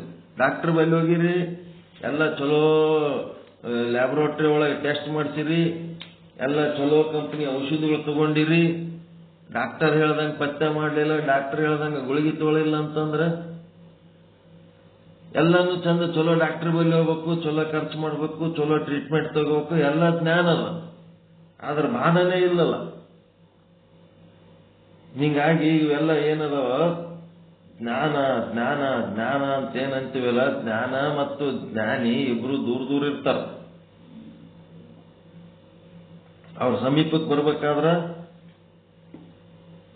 ಅದೇ ತಾನಾಗಬೇಕಾದ್ರೆ ಭಾನಿ ಆಗ್ಬೇಕು. ಅದಕ್ಕೆ ಭಾನ ಆಗೋದು ನೀವು ಯುಕ್ತಿಲಿಂತ ಮಾಡ್ಕೋಬೇಕು, ತಿಳ್ಕೋಬೇಕು, ನಿಮ್ಮೊಳಗೆ ನೀವು ತಿಳ್ಕೋಬೇಕು. ನಿಮ್ಮದು ನೀವು ಭಾನಿ ಆಗೋದು ನಾವು ಮಾಡ್ಲಿಕ್ಕಾಗ್ತದ?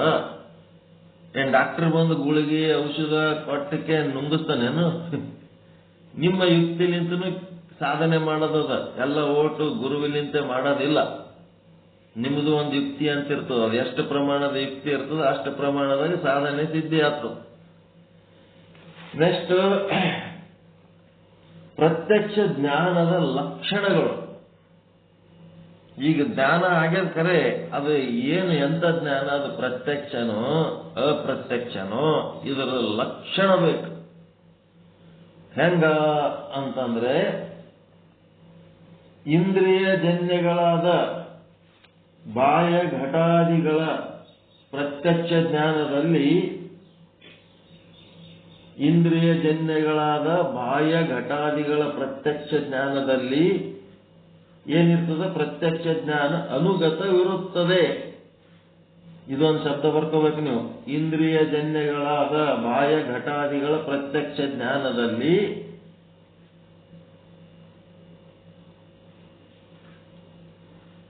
ಪ್ರತ್ಯಕ್ಷ ಜ್ಞಾನದೊಳಗೆ ಏನಿರ್ತದೆ? ಅನುಗತವಿರುತ್ತದೆ.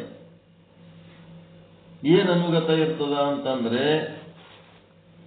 ಅಂತಃಕರಣ ವೃತ್ತಿಯು ಇಂದ್ರಿಯ ದ್ವಾರ ಹೊರಗೆ ಹೋಗಿ ವಿಷಯಾಕಾರ ತಾಳಿದಾಗ ಅಂತಃಕರಣ ಉಪಹಿತ ಚೇತನ ಮತ್ತು ವಿಷಯ ಉಪಹಿತ ಚೇತನಗಳು ಎರಡೂ ಅಭೇದವಾದಾಗ ಚಿದಾಭಾಸನಿಗೆ ಉಂಟಾಗುವ ವಿಷಯ ಜ್ಞಾನವು ಪ್ರತ್ಯಕ್ಷವೆನಿಸುತ್ತದೆ.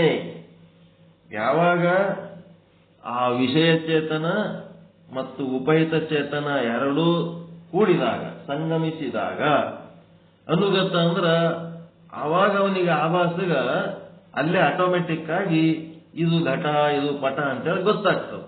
ಇದೇ ಅನುಗತ. ಅದಕ್ಕೆ ಮತ್ತ ಎರಡೂ ಚೇತನಗಳು ಒಂದಾದಾಗ ಆವಾಗ ಮತ್ತೆ ಆಭಾಸ ಇನ್ನೊಂದು ಏನು ಮಾಡಲೇ ಬೇಕಾಗಿಲ್ಲ, ಸೀದಾ ಗುರುತಿಸ್ತಾನ ಆ ವಸ್ತುಗಳನ್ನ. ನಿಮ್ ಸುತ್ತಮುತ್ತ ಇರೋ ವಸ್ತುಗಳು ನೀವು ಗುರುತಿಸ್ತೀರಿಲ್ಲ. ಈಗ ನಿಮ್ಮದು ಮೊಬೈಲ್ ಮುಂದೆ ಇಟ್ಕೊಂಡು ಕೂತೀರಿ, ನೀವು ಪಾಠ ಕೇಳ್ಕೊತ ಇದೇನಂದ್ರೆ ಮೊಬೈಲ್ ಅಂತ ಹೇಳ್ತೀರಿ. ಮೊಬೈಲ್ ಅಂತ ಹೇಳ್ಬೇಕಾದ್ರೆ ಮೊಬೈಲ್ನೊಳಗಿರುವ ಉಪಹಿತ ಚೇತನ ಮತ್ತೆ ನಿಮ್ಮೊಳಗಿರುವ ಉಪಹಿತ ಚೇತನ ಅವೆರಡು ಏನಾಗ್ತವ? ಸಂಗಮ ಆಗಿರ್ತಾವ. ಸಂಗಮ ಆಗಿದ್ದಕ್ಕೆ ನಿಮ್ಮ ಆಭಾಸಕ್ಕೆ ಇದು ಮೊಬೈಲು ಅಂತ ಗುರುತಿಸುವಂತ ಸಾಮರ್ಥ್ಯ. ಹೌದಿಲ್ಲ? ಇದನ್ನ ಹೆಂಗ ಗುರುತಿಸಿದಪ್ಪ ಅಂತಂದ್ರೆ ವಿಷಯ ಚೇತನ ವೃತ್ತಿ ಚೇತನ ಎರಡು ಸಂಗಮ ಆದಾಗ ಅನುಗತ ಅಂತಂದ್ರೆ ಅಲ್ಲೇ ಆಟೋಮೆಟಿಕ್ ಅವನಿಗೆ ಗುರ್ತಾಗ್ತದೆ. ಈಗ ಮೊಬೈಲ್ ಅಂತ ಗುರುತಿಸ್ಬೇಕಾದ್ರೆ ಅನುಗತ ಆಟೋಮೆಟಿಕ್, ಅದಕ್ಕೆ ಮತ್ತೊಂದೇನು ಹೇಳಕ್ಕೆ ಬರಂಗಿಲ್ಲ, ಮತ್ತೊಂದೇನು ಪ್ರೋಸೆಸ್ ಇಲ್ಲ. ಅಲ್ಲಿ ಎರಡು ಚೇತನಗಳು ಒಂದಾದವು ಅಂತಂದ್ರೆ ಆಟೋಮೆಟಿಕ್ ಆಗಿ ಅವನು ಗುರುತಿಸ್ತಾನ ಆಭಾಸ್. ಇದಾದ್ಮೇಲೆ ಎರಡನೇದೇನದ, ಶಬ್ದದ ಮೂಲಕ ಮಹಾವಾಕ್ಯದಿಂದ ಜನ್ಯವಾದ ಗೋಚರವಾದ ಬ್ರಹ್ಮದ ಪ್ರತ್ಯಕ್ಷ ಜ್ಞಾನದಲ್ಲಿ ಅನುಗ್ರತವಿರುತ್ತದೆ. ಏನಿರ್ತದ? ಈ ಶಬ್ದದ ಮೂಲಕ ಮಹಾವಾಕ್ಯದಿಂದ ಜನ್ಯವಾದ ನಿಮಗೇನಾಗ್ತದ, ಒಳಗೆ ಗೋಚರ ಆಗ್ತದ. ಶಬ್ದದಿಂದ, ಶಬ್ದ ಹೇಳ್ತಾ ಹೇಳ್ತಾ ಶಬ್ದದಲ್ಲಿಂದ ನಿಮಗೆ ಗೋಚರ ಆಗ್ತದೆ. ಇಲ್ಲೇನಾಯ್ತು, ಇಂದ್ರಿಯಗಳಿಂದ ಗೋಚರ ಆಗಿದ್ದು, ಇದು ಶಬ್ದದಲ್ಲಿಂದ ಗೋಚರ. ಬ್ರಹ್ಮದರ್ಶನ ಶಬ್ದದ ಮೂಲಕನೇ ಆಗ್ತದೆ, ಅದು ಅನುಗತವಿರುತ್ತದೆ. ಸದ್ಗುರು ಉಪದೇಶದಿಂದ ಉಂಟಾದ ಅಹಂ ಬ್ರಹ್ಮಾಸ್ಮಿ ವೃತ್ತಿಯು ಕೂಟಸ್ಥನ ಆಕಾರ ತಾಳಿ, ಸದ್ಗುರು ಉಪದೇಶದಿಂದ ಉಂಟಾದ ಅಹಂ ಬ್ರಹ್ಮಾಸ್ಮಿ ವೃತ್ತಿಯು ನಿಮ್ಮೊಳಗೊಂದು ವೃತ್ತಿ ತಯಾರು ಮಾಡಿಕೊಡ್ತಾನ. ಅದಕ್ಕೆ ಕಣ್ಣಂತರ, ಜ್ಞಾನದ ಕಣ್ಣು, ಜ್ಞಾನದ ನೇತ್ರ ಅಂತ. ಗುರು ಉಪದೇಶ ಮಾಡಿ ಮಾಡಿ ಮಾಡಿ ಮಾಡಿ ಅಹಂ ಬ್ರಹ್ಮಾಸ್ಮಿ ವೃತ್ತಿಯು ಕೂಟಸ್ಥನ ಆಕಾರ ತಾಳಿ ಆವರಣ ಭಂಗವಾದಾಗ ಏನಾಯ್ತು, ಅಂತಃಕರಣ ಉಪಹಿತ ಚೇತನವು ಕೂಟಸ್ಥ ಚೇತನದೊಡನೆ ಅಭೇದವಾದಾಗ, ನೋಡ್ರಿ ಹೆಂಗದು, ಅಂತಃಕರಣ ಉಪಹಿತ ಚೇತನ ಕೂಟಸ್ಥ ಚೇತನ. ನಿಮ್ ಒಳಗ ಕೂಟಸ್ಥನೂ ಅದನ, ಒಳಗ ಅಂತಃಕರಣನೂ ಅದ. ಕೂಟಸ್ಥ ಎಲ್ಲಿದನ?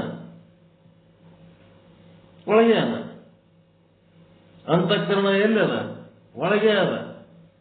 ಇದ್ರ ಸಲುವಾಗಿ ಏನಾಯ್ತು, ಕೂಟಸ್ಥ ಚೇತನದೊಡನೆ ಅಭೇದವಾದಾಗ ಅಲ್ಲೇನಾಯ್ತು, ಅಹಂ ಬ್ರಹ್ಮಾಸ್ಮಿ ವೃತ್ತಿ ಕೂಟಸ್ಥದ ಆಕಾರ ತಾಳಿ ಆವರಣ ಭಂಗ ಮಾಡಿ. ಇದು ಬರ್ಕೋರಿ, ನೀಟಾಗಿ ಬರ್ಕೊಳ್ಳಿ, ಅದು ನಿಮಗೆ ಸರಿಯಾಗಿ ಗೊತ್ತದ. ಹೊರಗಿನ ವಸ್ತುಗಳನ್ನು ಗುರುತಿಸುವಾಗ ವೃತ್ತಿ ಹೊರಗೆ ಹೋಗಿ ಆ ಬಾಹ್ಯ ವಸ್ತುವಿನ ಆಕಾರ ತಾಳಿ ಅದರೊಳಗಿರುವ ಚೇತನ ಇದರೊಳಗಿರುವ ಚೇತನ, ವೃತ್ತಿ ಚೇತನ ವಿಷಯ ಚೇತನ ಎರಡು ಒಂದಾದಾಗ ಅದು ಹೊರಗಿನ ವಿಷಯಗಳ ಜ್ಞಾನ ಆಗೋದು, ಅದು ಒಂದು ಪ್ರತ್ಯಕ್ಷ ಜ್ಞಾನ. ಇಲ್ಲಿ ಏನಾಗ್ಯದಪ್ಪ ಅಂದ್ರೆ ಕೂಟಸ್ಥನ ಆಕಾರ ತಾಳ್ತದ, ಇದು ಹೊರಗೆ ಹೋಗೋದೇ ಬೇಕಾಗಿಲ್ಲ. ಇದಕ್ಕೆ ಗುರುಗಳ ಮಾತು ಕೇಳ್ತಾ ಕೇಳ್ತಾ ಶಬ್ದದ ಮೂಲಕ ಮಹಾವಾಕ್ಯದಿಂದ ಜನ್ಯವಾದ ಅಂದ್ರೆ ಗೋಚರವಾದ ಜ್ಞಾನ ಬ್ರಹ್ಮದ ಪ್ರತ್ಯಕ್ಷ ಜ್ಞಾನದಲ್ಲಿ ಅನುಗತವಿರುತ್ತದೆ. ಅಂದ್ರೆ ಸದ್ಗುರು ಉಪದೇಶದಿಂದ ಉಂಟಾದ ಅಹಂ ಬ್ರಹ್ಮಾಸ್ಮಿ ವೃತ್ತಿ, ನೀನೇ ಬ್ರಹ್ಮದಿಯಪ್ಪ ನೀನೇ ಬ್ರಹ್ಮದಿಯಪ್ಪ ಅಂತ ಹೇಳಿದಾಗ ಹೌದು ಹೌದು ಅನಿಸ್ಕೊಂಡು ವೃತ್ತಿ ತಯಾರಾಯ್ತಲ್ಲ, ಆ ವೃತ್ತಿ ಹೋಗಿ ಏನ್ ಮಾಡ್ತದ, ಕೂಟಸ್ಥನ ಆಕಾರ ತಾಳ್ತದ, ಅದು ಆತ್ಮದ ಆಕಾರ ತಾಳ್ತದ. ಆಕಾರ ತಾಳ್ಬೇಕಾದ್ರೆ ಏನಾಗಬೇಕು, ನಿಮ್ಮ ಅಹಂ ಬ್ರಹ್ಮಾಸ್ಮಿ ವೃತ್ತಿ ಏನಾಗಬೇಕು, ಅಂತರ್ಮುಖಿ ಆಗಬೇಕು. ಶಬ್ದದ ಮೂಲಕನೇ ಇವೆಲ್ಲ ಆಗ್ತದಂತದ. ಅಂತರ್ಮುಖಿ ಆಗಬೇಕು, ಆತ್ಮ ಸಮ್ಮುಖಿ ಆಗಬೇಕು, ವಿಷಯ ವಿಮುಖಿ ಆಗಬೇಕು, ಇವೆಲ್ಲ ಆಗ್ಬೇಕು ಒಳಗೆ ಅಹಂ ಬ್ರಹ್ಮಾಸ್ಮಿ ಆಗ್ಬೇಕಾದ್ರೆ. ಈ ರೀತಿ ಆಕಾರ ತಾಳಿ ಆವರಣ ಭಂಗವಾದಾಗ ಅಂತಃಕರಣದ ಉಪಹಿತ ಚೇತನವು ಕೂಟಸ್ಥ ಚೇತನದೊಡನೆ ಅಭೇದವಾದಾಗ ಸ್ವಯಂ ಪ್ರಕಾಶನಾದ ಕೂಟಸ್ಥನೇ ಅಂತಃಕರಣಕ್ಕೆ ಅರಿವಿನ ಸ್ವರೂಪ ಉಂಟು ಮಾಡಿದಾಗ ಏನಾಗ್ತದೆ, ಬ್ರಹ್ಮಜ್ಞಾನವು ಪ್ರತ್ಯಕ್ಷ ಜ್ಞಾನವೆನಿಸುತ್ತದೆ. ತತ್ ತ್ವಾಂ ಅಸಿ ಅಂತೇಳಿ ಏನದಲ್ಲ, ಇಲ್ಲಿ ಶಬ್ದದಿಂದ ಉಂಟಾಗ ಜ್ಞಾನ ಹೆಂಗಾಗ್ತದ ಅಂತ ಹೇಳಿದ್ರು. ತ್ವಂ ಪದದ ಲಕ್ಷ್ಯಾರ್ಥವು ಅಭೇದವಾದಾಗ ಉಂಟಾಗುವ ಜ್ಞಾನವು ಪ್ರತ್ಯಕ್ಷವೆನಿಸುತ್ತದೆ. ತತ್ ಪದದ ಲಕ್ಷ್ಯಾರ್ಥದೊಡನೆ ತ್ವಂ ಪದದ ಲಕ್ಷ್ಯಾರ್ಥವು ಅಭೇದವಾದಾಗ ಉಂಟಾಗುವ ಜ್ಞಾನವೇ ಪ್ರತ್ಯಕ್ಷವೆನಿಸುತ್ತದೆ. ನೀಟಾಗಿ ಓದ್ತೀನಿ. ಇದು ಈಗೇನು ನೀವು ಸಾಧನೆ ಮಾಡ್ಲಿಕ್ಕತ್ತಿರಲ್ಲ, ಈಗೇನು ಸಾಧನೆ ಮಾಡ್ಲಿಕ್ಕತ್ತಿರಲ್ಲ ಅದೇ ಇದು. ಏನು ಚಂದ ಓದ್ತೀನಿ, ಮತ್ತೊಂದ್ಸಾರಿ ನೀವು ಟೈಮ್ ತಗೊಂಡು ಮತ್ತೆ ಕೇಳ್ರಿ. ಶಬ್ದದು ಅದು ಅಂತೂ ಹೊರಗಿನ ವಿಷಯ ಗೊತ್ತದ ನಿಮಗೆ. ಇಂದ್ರಿಯಲ್ಲಿ ಹೊರಗಿನ ವಿಷಯ ಹೆಂಗ್ ಕಂಡುಹಿಡಿಬೇಕಂತೇಳಿ ಅದು ಬೇರೆ. ಆಭಾಸ ಗುರ್ತಾಗೋದು ಅದು ಪ್ರತ್ಯಕ್ಷ ಜ್ಞಾನ ಬೇರೆ. ಇಲ್ಲಿ ನೀವೇನಿದು ವಿಚಾರ ಸಾಗರ ಸಾಧನೆ ಮಾಡ್ಲಿಕ್ಕತ್ತಿರಲ್ಲ, ಇದ್ರದೇ ಶಬ್ದದ ಮೂಲಕ ಮಹಾವಾಕ್ಯದಿಂದ ಜನ್ಯವಾದ ಗೋಚರವಾದ ಬ್ರಹ್ಮದ ಪ್ರತ್ಯಕ್ಷ ಜ್ಞಾನದಲ್ಲಿ ಅನುಗತವಿರುತ್ತದೆ. ಏನ್ ಅನುಗತ ಇರ್ತದೆ ಅಂದ್ರೆ ಪ್ರತ್ಯಕ್ಷ ಜ್ಞಾನ, ಮತ್ತೆ ಏನಿಲ್ಲ, ಅಲ್ಲಿ ಅನುಗತವಿರುತ್ತದೆ. ಸದ್ಗುರು ಉಪದೇಶದಿಂದ ಉಂಟಾದ ಅಹಂ ಬ್ರಹ್ಮಾಸ್ಮಿ ವೃತ್ತಿಯು ತಿಳ್ಕೋಬೇಕಿದೆ. ಸದ್ಗುರುವಿನ ಉಪದೇಶದಿಂದ ನಾನು ಬ್ರಹ್ಮದಿನಿ ಅಂತ ನಿಮ್ಮೊಳಗೆ ತಯಾರಾಗ್ತದಲ್ಲ, ಅದು ಸದ್ಗುರು ಉಪದೇಶದಿಂದ ಉಂಟಾದ ಅಹಂ ಬ್ರಹ್ಮಾಸ್ಮಿ ವೃತ್ತಿಯು ಕೂಟಸ್ಥನ ಆಕಾರ ತಾಳಿ ಆವರಣ ಭಂಗವಾದಾಗ, ಕೂಟಸ್ಥನ ಆಕಾರ ತಾಳಿ ಆವರಣ ಭಂಗ ಆದಾಗ ಅಂತಃಕರಣ ಉಪಹಿತ ಚೇತನವು ಕೂಟಸ್ಥ ಚೇತನದೊಡನೆ ಅಭೇದವಾದಾಗ, ಅಂತಃಕರಣ ಉಪಹಿತ ಚೇತನ ಅಲ್ಲೇ ಒಳಗೆ ಕೂಟಸ್ಥ ಚೇತನದೊಡನೆ ಅಭೇದವಾದಾಗ ಸ್ವಯಂ ಪ್ರಕಾಶನಾದ ಕೂಟಸ್ಥನೇ ಅಂತಃಕರಣಕ್ಕೆ ಅರಿವಿನ ಸ್ವರೂಪ ಉಂಟು ಮಾಡಿದಾಗ ಉಂಟಾಗುವ ಬ್ರಹ್ಮಜ್ಞಾನವು ಪ್ರತ್ಯಕ್ಷ ಜ್ಞಾನವೆನಿಸುತ್ತದೆ. ತತ್ ತ್ವಂ ಅಸಿ ಅಂದ್ರ ತತ್ ಪದದ ಲಕ್ಷ್ಯಾರ್ಥದೊಡನೆ ತ್ವಂ ಪದದ ಲಕ್ಷ್ಯಾರ್ಥವು ಅಭೇದವಾದಾಗ ಉಂಟಾಗುವ ಜ್ಞಾನವು ಪ್ರತ್ಯಕ್ಷವೆನಿಸುತ್ತದೆ. ಹೆಂಗದ ಇದು? ಜ್ಞಾನ ಮತ್ತು ಭಾನಕ್ಕಿರ ವ್ಯತ್ಯಾಸ ಬಹಳ ಸೂಕ್ಷ್ಮ ಅದ. ಅದಕ್ಕ ಕಿಚ್ಚಿನೊಳಗಿಕ್ಕಿದ ಕೋಲಿನಂತೆ ಅಂತಾರ. ಕಿಚ್ಚಿನೊಳಗಿಕ್ಕಿದ ಕೋಲಿನಂತೆ ಅಂತಂದ್ರೆ ಏನು ಮಾಡೋಣ? ಅಜ್ಜ ಒಂದು ಬಡಿಗೆ ಹಿಡ್ಕೊಂಡು ತಿರುಗಾಡ್ತಿರ್ತಾನ, ಮೊಮ್ಮಗ ಅದು ಬಡಿಗೆ ಹಿಡ್ಕೊಂಡು ಆಟ ಆಡ್ತಿರ್ತಾನ. ಅಜ್ಜನ ಕೋಲಿದು ನನ್ನಯ ಕುದುರೆ ಅಂತೇಳಿ ಕುದುರೆ ಮಾಡ್ಕೊಂಡು ಓಡಾಡ್ತಿರ್ತಾನ ಮೊಮ್ಮಗ. ಸಣ್ಣದಿದ್ದಾಗ ಕುದುರೆ ಮಾಡ್ಕೊಂಡು ಓಡಾಡ್ತಾ ಇದ್ದ. ಮುಂದೆ ಸ್ವಲ್ಪ ದೊಡ್ಡವಾದ್ಮೇಲೆ ಏನ್ ಮಾಡಿಬಿಟ್ಟಾನ, ಅದು ಕೋಲು ಒಯ್ದು ಒಲೆಗಿಟ್ಬಿಟ್ಟಾನ. ಈಗ ಅಜ್ಜನ ಕೋಲು ಒಯ್ದು ಒಲೆಗಿಟ್ಟಾನ. ಒಲೆಗಿಟ್ಟಾಗ ಏನಾಯ್ತು, ಆ ಕೋಲಿಗೆ ಎರಡು ರೂಪ. ಒಂದು ರೂಪ ಎದರದು, ಕೋಲು ಸುಟ್ಟು ಕೆಂಪುಗ ಕೆಂಡ ಆಗಿಬಿಟ್ಟದು. ಅಜ್ಜ ಕೇಳ್ತಾನ ಕೋಲ್ ಎಲ್ಲಿ ಅದ ಅಂತ. ಅಜ್ಜ ಕೇಳ್ತಾನ ಕೋಲ್ ಎಲ್ಲಿ ಅದ ಅಂದ್ರೆ ಎಲ್ಲಿ ತೋರಿಸ್ತಾನವ? ಒಲೆಗಿಟ್ಟಾನ. ಆಯ್ತು, ಕೋಲ್ ಎಲ್ಲಿ ಅದ ಅಂದ್ರೆ ಒಲೆಗಿಟ್ಟಾನ. ಒಲೆಗೆ ಅದು ಏನಾಗ್ಯದ? ಜ್ಞಾನ ಆಯ್ತು. ಕೋಲ್ ಎಲ್ಲಿ ಅದ ಅಂತೇಳಿ ಗೊತ್ತಾಯ್ತಾ ಇಲ್ಲ? ಒಲೆಗಿಟ್ಟಾನ ಅಂತೇಳಿ ಅದು ಜ್ಞಾನ, ಪ್ರತ್ಯಕ್ಷ ಜ್ಞಾನ. ಇಂದ್ರಿಯಲ್ಲಿಂತ ನೋಡ್ಲಕತ್ತಾನ, ಎಲ್ಲಾನು ಆಯ್ತು, ಸರಿ, ಜ್ಞಾನ ಆಯ್ತು. ಆದ್ರೆ ಅದು ಕೋಲ್ ಏನಾಗ್ಯದ? ಈಗ ಕೆಂಡ ಆಗ್ಬಿಟ್ಟದ. ಬೆಂಕಿ ಸಂಗಟ ಸೇರಿ ತಾನು ಬೆಂಕಿ ಆಗ್ಬಿಟ್ಟದ. ಅದು ಏನದ? ಭಾನ. ಬೆಂಕಿ ಎಲ್ಲದತ್ತು ತೋರಿಸಿದ್ರು ಕೋಲೆ ತೋರಿಸ್ಬೇಕು, ಕೋಲ್ ಎಲ್ಲದತ್ತು ತೋರಿಸಿದ್ರು ಕೋಲೆ ತೋರಿಸ್ಬೇಕು. ಈಗ ಬೆಂಕಿ ಆಗ್ಯದಿಲ್ಲ, ಅದು ತಾನೇ ಬೆಂಕಿ ಆಗಿಬಿಟ್ಟದಿಲ್ಲ ಕೋಲು ಹೋಗಿ.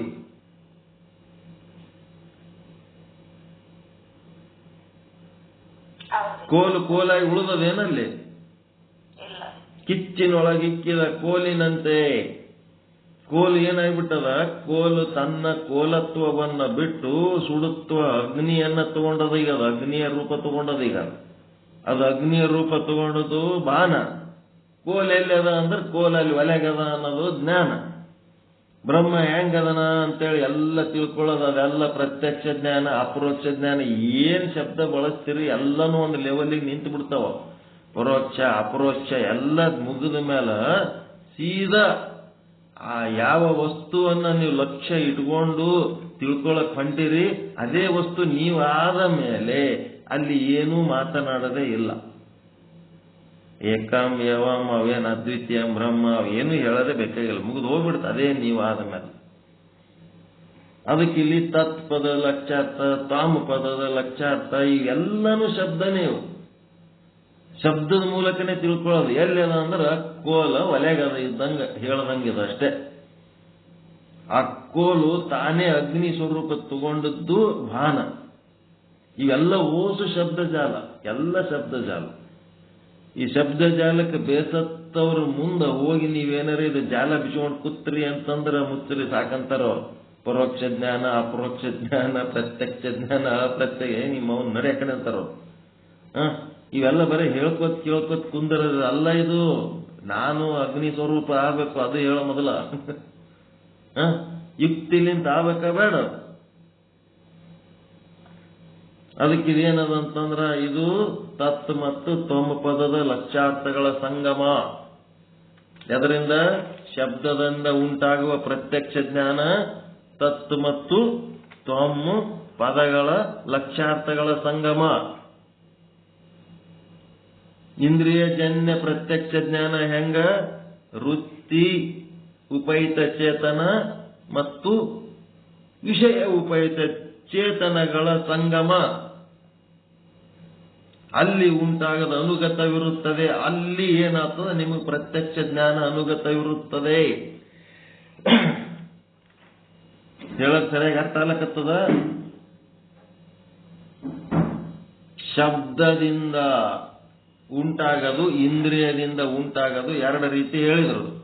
ಇಂದ್ರಿಯದಿಂದ ಉಂಟಾಗುವ ಪ್ರತ್ಯಕ್ಷ ಜ್ಞಾನ ಎಲ್ಲಿ ಅನುಗತವಾಗಿರ್ತದಪ್ಪ ಅಂತಂದ್ರೆ ವೃತ್ತಿ ಉಪಹಿತ ಚೇತನ ಮತ್ತು ವಿಷಯ ಉಪಹಿತ ಚೇತನಗಳ ಸಂಗಮದಲ್ಲಿ ಇಂದ್ರಿಯ ಜನ್ಯ ಪ್ರತ್ಯಕ್ಷ ಜ್ಞಾನ ಅನುಗತವಾಗಿರುತ್ತದೆ. ಸರಿನಾ?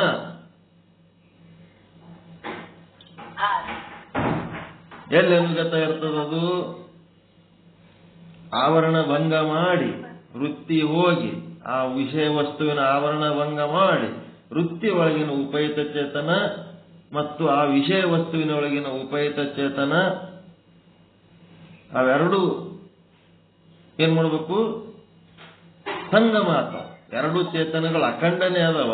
ಬೇರೆ ಬೇರೆ ದೇಶದಲ್ಲಿ ಇರುವುದಕ್ಕ ಅವು ಬೇರೆ ಬೇರೆ ಆಗಿ ಕಾಡ್ಲಿಕ್ಕತ್ತವ. ಅವೆರಡು ಯಾವಾಗ ಭೇಟಿ ಆಗ್ತಾವ ಎರಡು ಒಂದೇ ಆಗಿಬಿಡ್ತವ.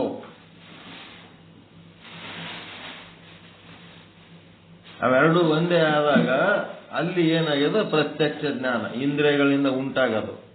ಈ ಶಬ್ದದ ಜ್ಞಾನ ಎಲ್ಲಿ ಉಂಟಾಗ್ತದ? ಶಬ್ದದಿಂದ ಉಂಟಾಗುವ ಈ ಪ್ರತ್ಯಕ್ಷ ಜ್ಞಾನ ಎಲ್ಲಿ ಉಂಟಾಗ್ತದಪ್ಪ ಅಂತಂದ್ರೆ ತತ್ ಪದದ ಲಕ್ಷ್ಯಾರ್ಥ ಮತ್ತು ತ್ವಮ್ ಪದದ ಲಕ್ಷ್ಯಾರ್ಥ ಅವೆರಡೂ ಅಭೇದವಾದಾಗ ತ್ವಮ್ ಪದದ ಲಕ್ಷ್ಯಾರ್ಥ ಎಲ್ಲಿದಪ್ಪ ಅಂತಂದ್ರೆ ತನ್ನ ಅಂತಃಕರಣದಾಗದ. ತತ್ ಪದದ ಲಕ್ಷ್ಯಾರ್ಥ ಎಲ್ಲಿದಪ್ಪ ಅಂದ್ರೆ ತನ್ನ ಕೂಟಸ್ಥನೊಳಗದ. ಯಾವಾಗ ಅಂತಃಕರಣ ತನ್ನೊಳಗಿರುವ ಕೂಟಸ್ಥನ ಆಕಾರ ತಾಳ್ತು, ಹೊರಗಿರುವ ವಸ್ತುಗಳ ವಿಷಯಗಳ ಆಕಾರ ತಾಳದ್ ಬಿಟ್ಟು ತನ್ನೊಳಗೆ ಇರುವ ಕೂಟಸ್ಥನ ಆಕಾರ ಯಾವಾಗ ತಾಳಿತು ಆವಾಗ ತತ್ ಪದದ ಲಕ್ಷ್ಯಾರ್ಥ ತ್ವಮ್ ಪದದ ಲಕ್ಷ್ಯಾರ್ಥಗಳು ಎಲ್ಲ ಎರಡು ಸಂಗಮ ಆದಾಗ ಯಾವ ಜ್ಞಾನ ಉಂಟಾಗ್ತದ ಅದು ಏನಪ್ಪ ಅಂತಂದ್ರೆ ಶಬ್ದದ ಮೂಲಕ ಉಂಟಾಗುವ ಪ್ರತ್ಯಕ್ಷ ಜ್ಞಾನ. ಇನ್ನು ಮುಂದೆ ಇವು ಹೊರಗಿನ ಏನು ಇರ್ಲಾರ್ದೆ ತನ್ನೊಳಗೆ ತನಗೆ ಆಗ್ತಿರ್ತದಲ್ಲ ಅದು ಹೆಂಗಪ್ಪ ಅಂತಂದ್ರೆ ಬಾಹ್ಯ ನಿಯಮವಿಲ್ಲದೆಯೇ, ಹೊರಗಿನ ಯಾವ ನಿಮಿತ್ತಗಳಿಲ್ಲ, ಹೊರಗಿನ ಯಾವ ರೂಲ್ಸ್ ನಿಯಮಗಳಿಲ್ಲ, ಏನೇನೂ ಇಲ್ಲ. ಅಂತಃಕರಣದಲ್ಲಿ ಅಂತರಂಗದಲ್ಲಿಯೇ ಉತ್ಪತ್ತಿಯಾಗಿ ತೋರುವ ಸುಖ ದುಃಖ ಜ್ಞಾನವು ಏನದು? ಪ್ರತ್ಯಕ್ಷ ಜ್ಞಾನದಲ್ಲಿ ಅನುಗತವಿರುತ್ತದೆ. ಒಳಗೆ ತಯಾರಾಗದು. ಅಂತಃಕರಣವು ಇಂದ್ರಿಯಗಳ ಸಂಪರ್ಕವಿಲ್ಲದೆ ಸುಖದ ಆಕಾರ ತಾಳಿದಾಗ ಉಂಟಾಗುವ ಜ್ಞಾನ, ದುಃಖದ ಆಕಾರ ತಾಳಿದಾಗ ಉಂಟಾಗುವ ಜ್ಞಾನ ಪ್ರತ್ಯಕ್ಷವಾಗಿ ಇರುತ್ತದೆ.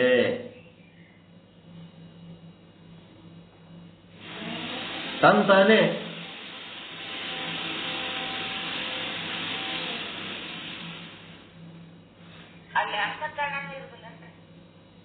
ಅಂತಃಕರಣ ಯಾವುದು ಶಬ್ದ ತಗೊಂಡು ಆ ಶಬ್ದದ ಆಕಾರನು ತಾಳಲ್ಲ, ವಿಷಯ ತಗೊಂಡು ವಿಷಯದ ಆಕಾರನು ತಾಳಲ್ಲ, ತಂತಾನೆ ಆಕಾರ ತಾಳ್ತದ.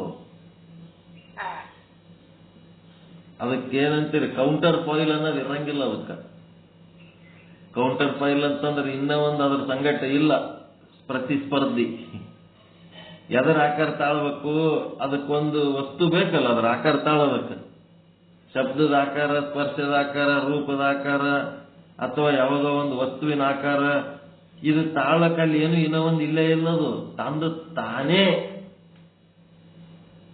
ವಿಷಯಾಕಾರ ಆಗಿರ್ತದೆ. ಒಂದು ಯಾವುದೋ ಒಂದು ಸುಖ ದುಃಖ ತನ್ನೊಳಗೆ ತನಗೆ, ಅದಕ್ಕೇನು ಹೊರಗಿಂದ ಏನು ಬೇಕೇ ಆಗಿಲ್ಲ, ಹೊರಗಿನ ಸಮಸ್ಯೆ ಇಲ್ಲೇ ಇಲ್ಲ, ತಾನೇ ಒಂದು ಆಕಾರ ತಾಳ್ತದ. ಆತ್ಮವು ಆತ್ಮನಿಂದ ಆತ್ಮನಿಗಾಗಿ ಆತ್ಮನೇ ಆತ್ಮನಾಗುವುದು. ಅದ ಆತ್ಮದ ವಿಷಯ. ಇಲ್ಲಿ ಜ್ಞಾನ ಆಗೋದು ಅಂತಃಕರಣದ ವಿಷಯ ಅದ. ಇದು ಜ್ಞಾನ ಮಕ್ಕಳು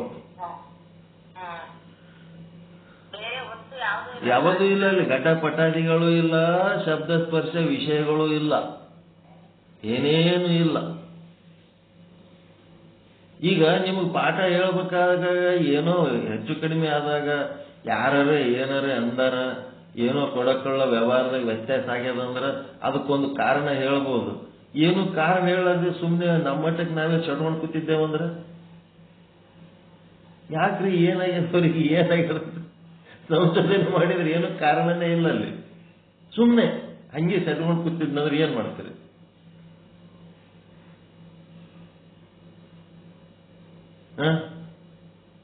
ಭಾರಿ ದೊಡ್ಡ ಉದಾರ ಮನದಿಂದ ಎಲ್ಲ ದಾನ ಮಾಡಿದ್ನಂದ್ರೆ ಏನ್ ಮಾಡ್ತೀರಿ? ಹಳಿ ಮುದುಕರಿಗೆ ಮನೆಯಾಗ ಯಾಕೆ ಕಟ್ಟಿ ಹಾಕ್ತಾರೆ ಗೊತ್ತದ್ರಿ? ಇವು ಜಳಕ ಮಾಡ್ತಾವ, ಹೊರಗೆ ಹೋಗ್ತಾವ, ಹೊರಗೆ ಹೋಗಿ ಅಲ್ಲಿ ಇಲ್ಲಿ ಯಾವ್ದಾರ ಕೆಲ್ಸಕ್ಕೆ ಬರಲಾರ ಕಾರ್ಯಕ್ರಮ ಅಟೆಂಡ್ ಆಗ್ತಾವ. ಅಟೆಂಡ್ ಆದ ಕೂಡಲೇ ಇವ್ರಿಗೆ ಯಾವಾಗೋ ಅಧ್ಯಕ್ಷ, ಗೌರವ ಅಧ್ಯಕ್ಷ, ಏನು ಗೌರವ ಇರಲ್ಲ, ಏನು ಕಿಸಿಲಕ್ಕಾಗಲ್ಲ. ಆದ್ರೂ ಇವ್ರಿಗೆ ಒಂದು ದೊಡ್ಡ ಜಾಗದ ಕುಂದಿರ್ಸಿ ಬಿಟ್ಟಿರ್ತಾರ. ಇವ್ರ ಬಲ್ಲಿ ಒಂದಿಟ್ಟು ರೊಕ್ಕ ಪಕ್ಕ ಇರ್ತದ ಅಂತೇಳಿ ಅವ್ರಿಗೆ ಗೊತ್ತಿರ್ತದ. ಇವ್ರಿಗೆ ಉಬ್ಬಿಸಿ ಬಿಡ್ತಾರ. ಅಲ್ಲಿ ಹೋಗಿ ಇವ್ರು ಏನ್ ಮಾಡಿ ಬಂದ್ಬಿಡ್ತಾರ, ನಾನು ಅಷ್ಟು ಕೊಡ್ತೀನಿ ಇಷ್ಟು ಕೊಡ್ತೀನಿ ಅಂತ ಹೇಳಕ್ಕೆ ವಾಗ್ದಾನ ಮಾಡಿ ಬಂದು ಬಿಡ್ತಾರ. ವಾಗ್ದಾನ ಯಾರು ಹೇಳೋರಿಲ್ಲ, ಕೇಳೋರಿಲ್ಲ, ಯಾರು ಹಿಂದಿಲ್ಲ ಮುಂದಿಲ್ಲ, ಮನೆಯವ್ರ ಸಂಗಟ ವಿಚಾರ ಸಹಿತ ಮಾಡಂಗಿಲ್ಲ. ತಮ್ಮೊಳಗೆ ತಾವೇ ಮಾಡಿ ಬಂದು ಬಿಡ್ತಾರ. ಏನದ ವಾಗ್ದಾನ ಮಾಡಿದ್ಮೇಲೆ ಎಲ್ಲ ಓಟು ಸಂತೋಷವಾಗಿ ನಡೀತು ಅಂತಂದ್ರೆ ಅದೇನದ ಶಿವನ ಕೆಲಸ. ವಾಗ್ದಾನ ಮಾಡಿದ್ಮೇಲೆ ಮತ್ತೊಂದು ಸ್ವಲ್ಪ ಹೊತ್ತಾದ್ಮೇಲೆ ಯಾಕರೆ ಮಾಡಿದ್ನಪ್ಪ, ನಮಗೆ ಸಮಸ್ಯೆ ರಗಡದವ, ಅಲ್ಲಿ ಹೆಂಗ್ ಮಾಡಿ ಬಂದ್ಬಿಟ್ನಲ್ಲ ಅಂತ ನಿಮಗೆ ಉಲ್ಟಾ ಫೀಲಿಂಗ್ ಚಾಲು ಆಯ್ತು. ನಮಗೆ ಕೊರಗುಗಳದವ, ಯಾಕರೆ ಮಾಡಿದ್ನಪ್ಪ ಅಂದ್ರೆ ಅದೇನದ ತ್ರಿಗುಣಾತ್ಮಿಕೆ. ನಿಮ್ಮೊಳಗೆ ಪ್ರಕೃತಿ ಮಾತೆ ಏನ್ ಹೇಳಲ್ಲ, ಅಕ್ಕಿ ಸತ್ವ ರಜ ತಮ ಅಂತೇಳಿ 3 ರೀತಿ ಗುಣ ಹೊಂದಾಳ. ಆ ಪ್ರಕೃತಿ ಗುಣ ಏನ್ ಮಾಡಿಬಿಡ್ತದ, ನೀವು ಸತ್ವ ಗುಣ ಇದ್ದಾಗ ಭಾರಿ ಉದಾರ ಮಾತ್ಮರಂಗ ನಡೆಸ್ತೀರಿ. ರಜೋಗುಣ ಇದ್ದಾಗ ವ್ಯಾಪಾರಿಗಳಿಗತ್ಲೆ ನಡೆಸ್ತೀರಿ. ಅವ್ರೇನು ಮಾಡ್ಯಾರ ಅದಕ್ಕೆ ತಕ್ಕಂತೆ ನಾವು ಮಾಡ್ಬೇಕಂತೇಳಿ. ಮತ್ತೆ ತಮೋ ಗುಣ ಇದ್ರಂತಂದ್ರ ಯಾರು ಹೆಂಗಿರತ್ ತಗೊಂಡು ಏನ್ ಮಾಡೋದದ, ನಮ್ದು ಹೆಂಗದ ನಾವು ನೋಡ್ಕೋಬೇಕು ಅಂತೀರಿ. ನಿಮ್ಮನ್ನು ಪ್ರೀತಿಸಲಾರದವರನ್ನೂ ಪ್ರೀತಿಸುವಂತ ಒಂದು ಗುಣ ನಿಮ್ಮೊಳಗಿರ್ತದ. ಅದು ಯಾರಿಗಿರ್ತದದು? ನಿಮ್ಗೆ ಯಾರು ಮಾತಾಡ್ಸಿಲ್ಲ, ಪ್ರೀತಿಸಿಲ್ಲ ಅಂದ್ರೆ ಸಹಿತ ಅವ್ರಿಗೆ ನೀವು ಮಾತಾಡಿಸ್ತೀರಿ, ಅವ್ರಿಗೆ ನೀವು ಪ್ರೀತಿಸ್ತೀರಿ. ಅದು ಎಂತ ಗುಣ? ಸತ್ವಗುಣ. ಪ್ರೀತಿಸಲಾರದವರನ್ನು ಮತ್ತೆ ಮಾತನಾಡಿಸಲಾರದವರನ್ನು ನೀವು ಪ್ರೀತಿಸ್ತೀರಿ, ಅದು ಸತ್ವಗುಣ. ನಿಮ್ಮನ್ನು ಯಾರು ಪ್ರೀತಿ ಮಾಡ್ತಾರ ಅವ್ರಿಗಷ್ಟೇ ನೀವು ಪ್ರೀತಿ ಮಾಡೋದು. ಒಂದು ಪಟ್ಟಿ ಇಟ್ಕೊಂಡು ಕೂತಿರ್ತಾರ. ಅವ್ರ ಲಗ್ನಕ್ಕೆ ಹೋದಾಗ ನಾನು ಎಷ್ಟು ಆಯರಿ ಮಾಡಿದ್ದೆ, ಅವ್ರ ಲಗ್ನಕ್ಕೆ ನಾನು ಎಷ್ಟು ಮಾಡಬೇಕು. ಇಲ್ಲಿ ತನಕ ನಮ್ಮ ಮನೆಗಂತ ಪಟ್ಟಿನೇ ಇಲ್ಲ, ನಮ್ಮಲ್ಲಿ ಇಷ್ಟೇ ಇಲ್ಲ ಅಂತ. ಯಾರು ಬಂದ್ ಮಾಡ್ಯಾರ ಅವು ಇಟ್ಟಿಲ್ಲ, ನಾವು ಯಾರಿಗೆ ಹೋಗಿ ಏನ್ ಮಾಡೀವಿ ಅವು ಇಟ್ಟಿಲ್ಲ.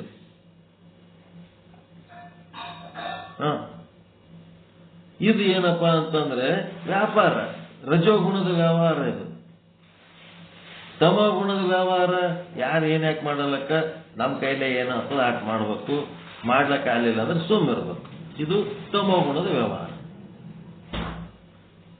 ಏನ್ ಮಾಡ್ತೀರಿ ಈಗ? ಈ ಪ್ರಕೃತಿಯ ಆಧಾರದಿಂದ ನೀವ್ ಏನ್ ಮಾಡಿರಿ, ಸತ್ವ ರಜ ತಮ, ಈ ಪ್ರಕೃತಿಯ ಆಧಾರದಿಂದ ಮಾಡಿದ್ದೇನಾತಿರ್ತದ ನಿಮಗ ದುಃಖ ಚಿಂತೆ ಭಯಕ್ಕೆ ಈಡು ಮಾಡ್ತದ. ಅರಿವಿನ ಆಧಾರದಿಂದ ನೀವು ಮಾಡಿದ್ರಿ ಅಂತಂದ್ರ ಯಾರಿಗೆ ಏನಾರ ಕೊಟ್ಟರದು ಬೇರೆ ಯಾರಿಗೆ ಕೊಟ್ಟಿಲ್ಲ, ಎಲ್ಲಿಗೆ ಗೊತ್ತದ, ನನಗೇ ನಾ ಕೊಟ್ಕೊಂಡೀನಿ, ಕೊಡುವ ಕೊಳ್ಳುವ ಕೈ ಎರಡು ನನ್ನವೇ ಅದಾವ, ಆ ವಸ್ತುನು ನಂದೇ ಆದ ಅಂತೇಳಿ ಅರಿವಿನಿಂದ ಮಾಡಿದ್ರಿ ಅಂತಂದ್ರ ಅದು ಶಾಶ್ವತ ಸುಖ ಕೊಡ್ತವ.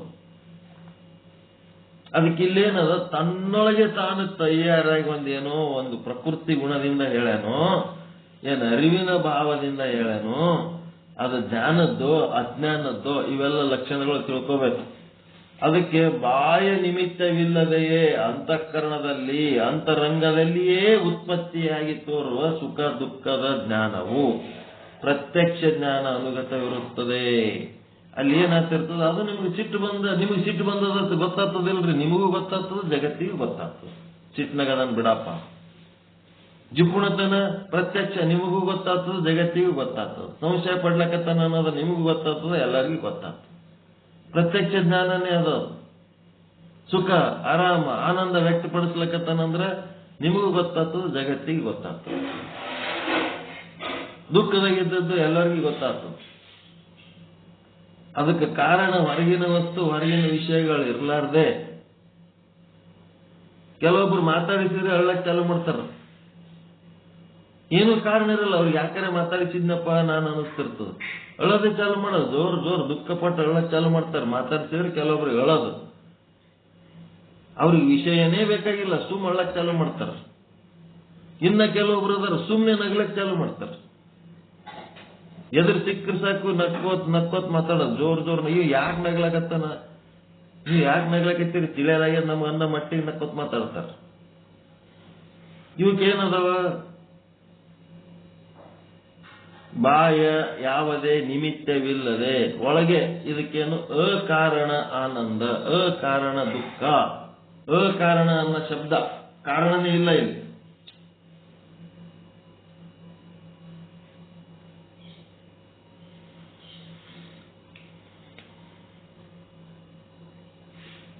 ತಿಳಿದ್ರೆ ಕಾರಣ ಇರ್ಲಾರ್ದೇನೆ ಸ್ಥಿತಿಗತಿಗಳು ಬದಲಿ ಮಾಡ್ಕೊಳ್ಳೋದು.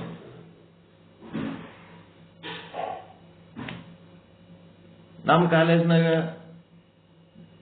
ಕೊಡೋದು ತಗೊಳ್ಳೋದು ಅಂತವ್ ಮಾಡಿದ್ರೆ ಉಪಯೋಗ ಇರೋ ಮನುಷ್ಯ, ಕೊಡ್ಲಕ್ಕಿಲ್ಲ ತಗೊಳಕ್ಕಿಲ್ಲ ಅಂತೇಳಿ ಅಂದ್ರ ಎದಕ್ಕೆ ಉಪಯೋಗ ಅದನ್ನ? ಒಂದು ಸ್ವಲ್ಪ ಪರಿಚಯ, ಈ ಊರಾಗೆ ಹೆಂಗೆ ಅದ, ನಮ್ಮ ಊರಾಗ ಪದ್ಧತಿನೇ ಹೆಂಗೆ ಅದ. ಏನದ, ಸ್ವಲ್ಪ ಯಾರಿಗಾರ ಹಚ್ಕೊಂಡು ಮಾತಾಡಿಸಿದ್ರೆ ಅಂದ್ರೆ 3ನೇ ದಿನ ಪ್ರೆಸೆಂಟ್ ಆಗ್ತಾರ ಅವ್ರ ಮನ್ಯಾಗ. ಏನಂತ, ಒಂದ್ 2,000 ರೂಪಾಯಿ ಬೇಕಾಗ್ಯವ್ರಿ, ಒಂದ್ 3,000 ರೂಪಾಯಿ ಬೇಕಾಗ್ಯವ್ರಿ. ಅವ್ರವ್ರ ಕೆಪಾಸಿಟಿ ಪ್ರಕಾರ ಅವ್ರ ಮನೆಗೆ ಹೋಗಿ ಕೂತ್ ಅಷ್ಟು ರೊಕ್ಕ ಇಸ್ಕೊಂಡು ಹೋಗೋದು. ಒಬ್ಬ ನರ್ಸ್ ರೆಡ್ಡಿ ಅಂತಿದ್ದ ನಮ್ಮ ತಂದೆಯವ್ರ ಬಲ್ಲಿ, ಅಗದಿ ಇಬ್ರು ಜೋಡಿ ಯಾವಾಗ್ಲೂ ಇರೋರು. ಅವನು ಕೋಟ್ಯಾಧೀಶ, ಗಂಜಿಂದ ದಣಿ, ಮನ್ಯಾಗ ಮಕ್ಕಳು ಮೊಮ್ಮಕ್ಕಳು ಎಲ್ಲರೂ ಅವನಿಗೆ ಚಂದ ರಾಜ ಇಟ್ಟಂಗಿಟ್ಟಿದ್ರು. ಬೇಕಾದಷ್ಟು ರೊಕ್ಕ ಎಣಿಸ್ತಿದ್ದ, ಎಲ್ಲ ಮಾಡ್ತಿದ್ರು. ಆದ್ರೂ ನಮ್ಮ ಅಪ್ಪನ ಬಲ್ಲಿ ಒಂದ್ 10,000 ರೂಪಾಯಿ ಇಸ್ಕೊಂಡ್ಬಿಡ. 10,000 ಇಸ್ಕೊಂಡ ಮೇಲೆ ಯಾವಾಗ ಕೊಡ್ತೆ, ಏನೋ ಒಂದ್ ಹೇಳ್ಬಿಡ, ನಾಳೆ ಆಯ್ತಾರ ಕೊಡ್ತೀನಿ, ಈಗ ಒಂದ್ 10,000 ಕೊಟ್ಬಿಡು ಸ್ವಾಮಿ. 10,000 ಇಸ್ಕೊಂಡು ಅದು 10,000 ಇಸ್ಕೊಂಡು ಹೋಗ. ಆದ್ಮೇಲೆ ನಾಯ್ತಾರ ಕೊಡಲ್ಲ, ಸಾಮಾನು ಕೊಡಲ್ಲ. 1 ತಿಂಗಳ 2 ತಿಂಗಳ 3 ತಿಂಗಳ ಏನಪ್ಪ ನಮ್ ರೊಕ್ಕನೇ ಕೊಡ್ಲಿಲ್ಲಲ್ಲ ಅಂತಂದಾಗ ಒಂದು ದಿನ ತಂದು ಕೊಟ್ಬಿಡ. ಒಂದು ದಿನ ತಂದು ಕೊಟ್ಟು ಮತ್ತೆ 10,000 ರೂಪಾಯಿ ಒಂದು ವಾರದಾಗ ಇಸ್ಕೊಂಡು ಹೋಗ್ಬಿಡ. ಮತ್ತೆ ಇಸ್ಕೊಳ್ಳೋ, ಮತ್ತೆ ಕೊಡ್ಬೇಕು. ಇದು ಕೊಡೋದು ತಗೊಳ್ಳೋದು ಇದ್ರೆ ಇದಕ್ಕೆ ಸಂಬಂಧ ಅಂತ. ಏನು ಕೊಡೋದಿಲ್ಲ ತಗೊಳ್ಳೋದಿಲ್ಲ ಅಂತಂದ್ರೆ ಅದೇನು ಉಪಯೋಗ ಇಲ್ಲ ಬಿಡು ಅಂತೇಳಿ ಕೈ ಬಿಟ್ಬಿಡ್ತಾರೆ. ಇಂಥವೂ ಇರ್ತಾವ ಕೆಲವೊಂದು ಸಂಬಂಧಗಳು.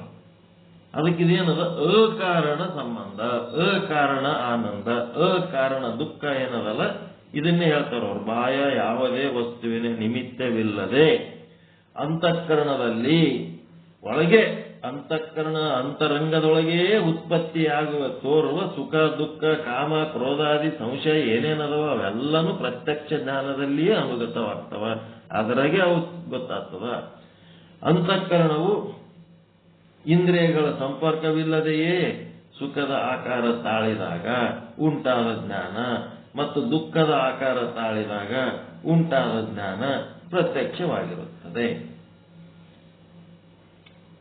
ಒಂದು 70-80 ವರ್ಷದ ಮುದುಕ ಇರ್ತಾವ. ಮೊಮ್ಮಗನ ಲಗ್ನ ಇರ್ತದೆ. ಆ ಮುದುಕನ ಎಬ್ಬಿಸಿ ಜಳಕ ಮಾಡಿಸಿ ಅವನ ಸ್ನಾನ ಮಾಡಿಸಿ ಹೊಸ ಅಂಗಿ ಹೊಸ ದೋತ್ರ ಉಡಿಸಿ ಟೆಪ್ಪಿಗೆ ಇಟ್ಟು ಹೆಗಲ ಮೇಲೆ ಶಲ್ಯ ಹಾಕಿ ಇಬ್ಬರು ರಟ್ಟಿ ಹಿಡಿದು ಎತ್ಕೊಂಡು ಬರ್ತಾರ. ಅವನಿಗೆ ಬರ್ತಾನ. ಬಂದ ಮೇಲೆ ಅಕ್ಕಿ ಕಾಳು ಕೊಟ್ಟಿರ್ತಾರೆ, ಮೊಮ್ಮಗನ ತಲೆ ಮೇಲೆ ಹಾಕು ಅಂತೇಳಿ. ಮೊಮ್ಮಗನ ತಲೆ ಮೇಲೆ ಹಾಕು ಅಂದ ಹೊತ್ನಾಗ ಅಕ್ಕಿ ಕಾಳು ಹಂಗೆ ಕೈಯಾಗಿ ಹಿಡ್ಕೊಂಡು ಅಳ್ಕೋತ ನಿಂದಿರ್ತಾನ. ಅಲ್ಲಿ ಅಳ್ಳಕ್ಕೆ ಏನಾಗ್ಯದ? ಅಲ್ಲಿ ಏನ್ ದುಃಖದ ಪ್ರಸಂಗ ಅದ? ಏನದ ಅಲ್ಲಿ? ಏನೇನು ಇಲ್ಲ. 25 ವರ್ಷದಿಂದ ಅವನ ಹೆಂಡತಿ ಸತ್ತೋಗ್ಬಿಟ್ಟಿದ್ದಾಳ. ಎದಕ್ ಕಳಿಸಿ ತಾತ ಅಕ್ಕಿ ಕಾಳು ಹಾಕು ಅಂತ ಹುಡುಗರು ಹೇಳ್ತಿರ್ತಾವ. ಅವನಿದ್ರ ಇವ್ರ ಅಜ್ಜಿ ಇದ್ರ ಇಬ್ರು ಕೂಡಿ ಒಂದ್ ತಲೆ ಮೇಲೆ ಅಕ್ಕಿ ಕಾಳು ಹಾಕ್ತಿದ್ದೆವು, ಈಗ ನಾವ್ ಒಬ್ಬನೇ ಹಾಕದ್ ಬಂದದಲ್ಲ ಅಂತ ಹೇಳ್ತಾನ. ಏನ್ ಕಾರಣ ಇದೆ ಅಳ್ಳಕ್? ಅವನಿಗೆ ಅಳದ್ ಮುಖ್ಯ ಅದ, ಅಜ್ಜಿ ಮುಖ್ಯ ಇಲ್ಲ, ಏನಿಲ್ಲ. ಅವನಿಗೆ ಅಳ ಸ್ವಭಾವ ಅದ, ಅಳತಾನ ಅಷ್ಟೇ. ಅಳಬೇಕಾಗ್ಯದ ಅವನಿಗೆ. ಅದೇ ಅಜ್ಜಿ ಒಂದು ನೆಪ. 25 ವರ್ಷದಿಂದ ಸತ್ತ ಅಜ್ಜಿ ಏನ್ ಮಾಡ್ತಾಳೆ ಈಗ ಬಂದಕ್ಕೆ? ಹಿಂಗ ಇವು ಏನದಾವ ಅಂದ್ರ ಕಾರಣ ಇರ್ಲಾರ್ದೆ ಅಳೋದು, ಸುಮ್ನೆ ಸಂಬಂಧ ಇಲ್ಲದ ಅಳೋದು, ಸಂಬಂಧ ಇಲ್ಲದ ಸುಖ ಪಡೋದು, ಸುಮ್ನೆ ಸಂಶಯ ಪಡೋದು. ಆಮೇಲೆ ಸುಮ್ನೆ ಭರವಸೆ ಮಾಡೋದು. ಏನು ಗುಣ ಗೊತ್ತಿಲ್ಲ, ಏನು ಗೊತ್ತಿಲ್ಲ, ಭರವಸೆ ಮಾಡಿಬಿಡೋದು. ಎಲ್ಲಿಗೆ ಹೋಗ್ತದೆ ಅಳ. ಏನೇನಾದ್ರು ಮಾಡ್ಬಿಡ್ತೀವಿ ನಾವು, ಮಾಡಿ ಗದ್ದಲ್ ಕೂತ್ ಬಿಡ್ತೀವಿ. ದುಃಖದ ಆಕಾರ ತಾಳಿದಾಗ ಇದೆಲ್ಲ ಪ್ರತ್ಯಕ್ಷ ಜ್ಞಾನ. 4ನೇ ಪಾಯಿಂಟ್, ಇವು 3 ಅಲ್ಲದೆ 4ನೇದ್ದೇನದ? ಮಾಯೆಯ ವೃತ್ತಿ ರೂಪ ಈಶ್ವರನ ಜ್ಞಾನದಲ್ಲಿ ಪ್ರತ್ಯಕ್ಷ ಜ್ಞಾನ ಅನುಗತವಿರುತ್ತದೆ. ಮಾಯೆಯ ವೃತ್ತಿ ರೂಪ ಈಶ್ವರನ ಜ್ಞಾನದಲ್ಲಿ ಮಾಯೆಯ ವೃತ್ತಿ, ಒಂದು ಮಾಯಾ ವೃತ್ತಿ ಅಂತದ ಒಳಗ. ಅದು ಏನ್ ಮಾಡ್ತದ ಅಂದ್ರ ಪರಮಾತ್ಮನನ್ನ ಮುಚ್ಚಿಟ್ಟು ಈ ಜಗತ್ತನ್ನೇ ಸತ್ಯ ಅಂತ ತೋರಿಸ್ತದ. ತೋರಿಸಿ ಏನ್ ಮಾಡ್ತದೆ? ವೃತ್ತಿ ರೂಪ ಈಶ್ವರನ ಜ್ಞಾನದಲ್ಲಿ ಪ್ರತ್ಯಕ್ಷ ಆದಾಗ ಅದನ್ನು ಅನುಗತ. ಮಾಯಾ ಅನ್ನೋದು ಬ್ರಹ್ಮ ಮಿಥ್ಯ ಮಾಡಿ ಜಗತ್ತು ಸತ್ಯ ಮಾಡಿ ತೋರಿಸ್ತದಲ್ರಿ. ಹಾವೇ ಸತ್ಯ ಅಂತ ಹಗ್ಗದೊಳಗ ಅಳಿಸ್ತದ, ದುಃಖ ಪಡಿಸ್ತದ, ಅಂಜಿಸ್ತದ. ಶುಕ್ತಿ ಒಳಗ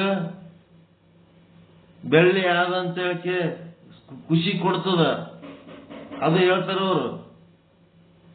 ಪ್ರತ್ಯಕ್ಷ ಜ್ಞಾನ ಹೌದಾ ಅಲ್ಲ ನಿಮಗದು? ಶುಕ್ತಿಯಲ್ಲಿ ಬೆಳ್ಳಿ, ರಜ್ಜುವಿನಲ್ಲಿ ಸರ್ಪ.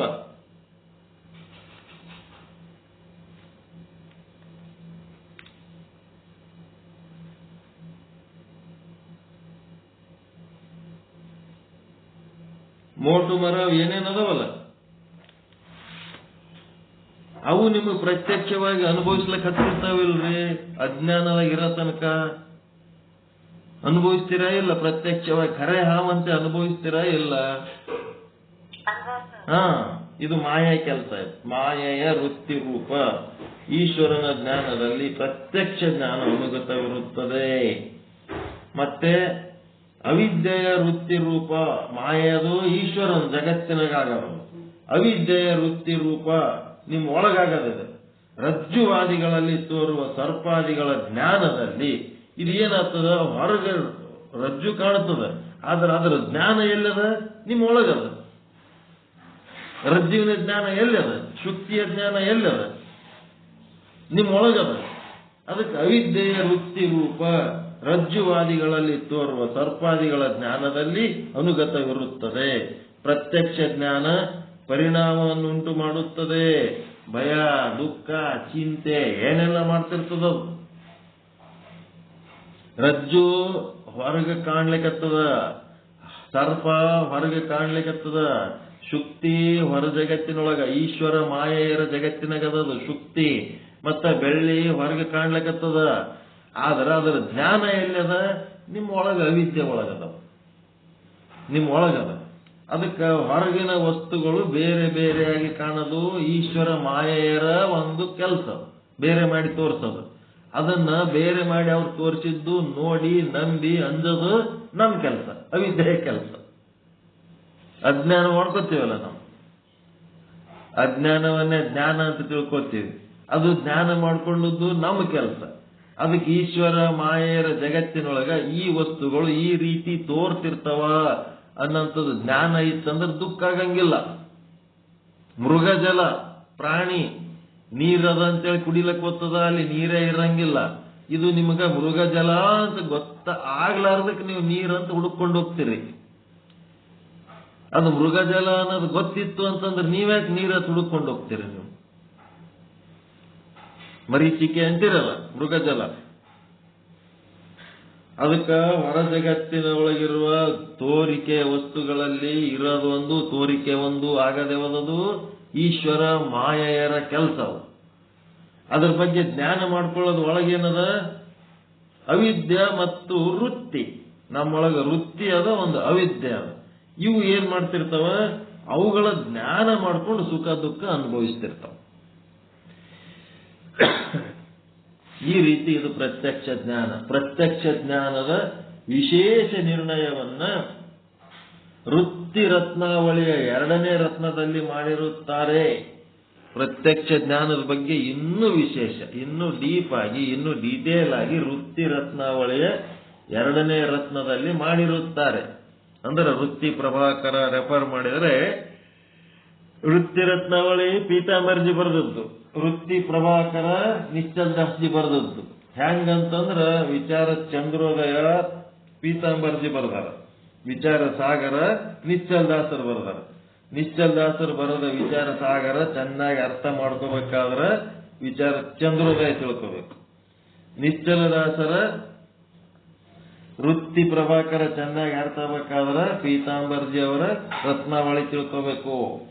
ಈ ರೀತಿ ಸ್ಟಡಿ ಮಾಡಬೇಕು. ವೃತ್ತಿ ರತ್ನಾವಳಿ ಅದ ನೋಡ್ರಿ, ನಿಮ್ ವಿಚಾರ ಸಾಗರ ಬುಕ್ಕಿನಾಗೆ ಒಂದ್ ಕಡೆ ಹಾಕ್ಯಾರ ಪ್ರಿಂಟ್ ಮಾಡಿ, ಅವು ಓದ್ಬೇಕು. ಅದು ಬರೇ ವಿಚಾರ ಸಾಗರ ಒಂದೇ ಬುಕ್ ಇಲ್ಲದು, ಅದ್ರೊಳಗೆ ವೃತ್ತಿ ರತ್ನಾವಳಿನೂ ಅದ ಇಲ್ಲ? ನೋಡಿಲ್ಲ? ನೋಡಿರ ವೃತ್ತಿ ರತ್ನಾವಳಿ ಎಲ್ಲರಿ ಅಂತ ಹೇಳಿ?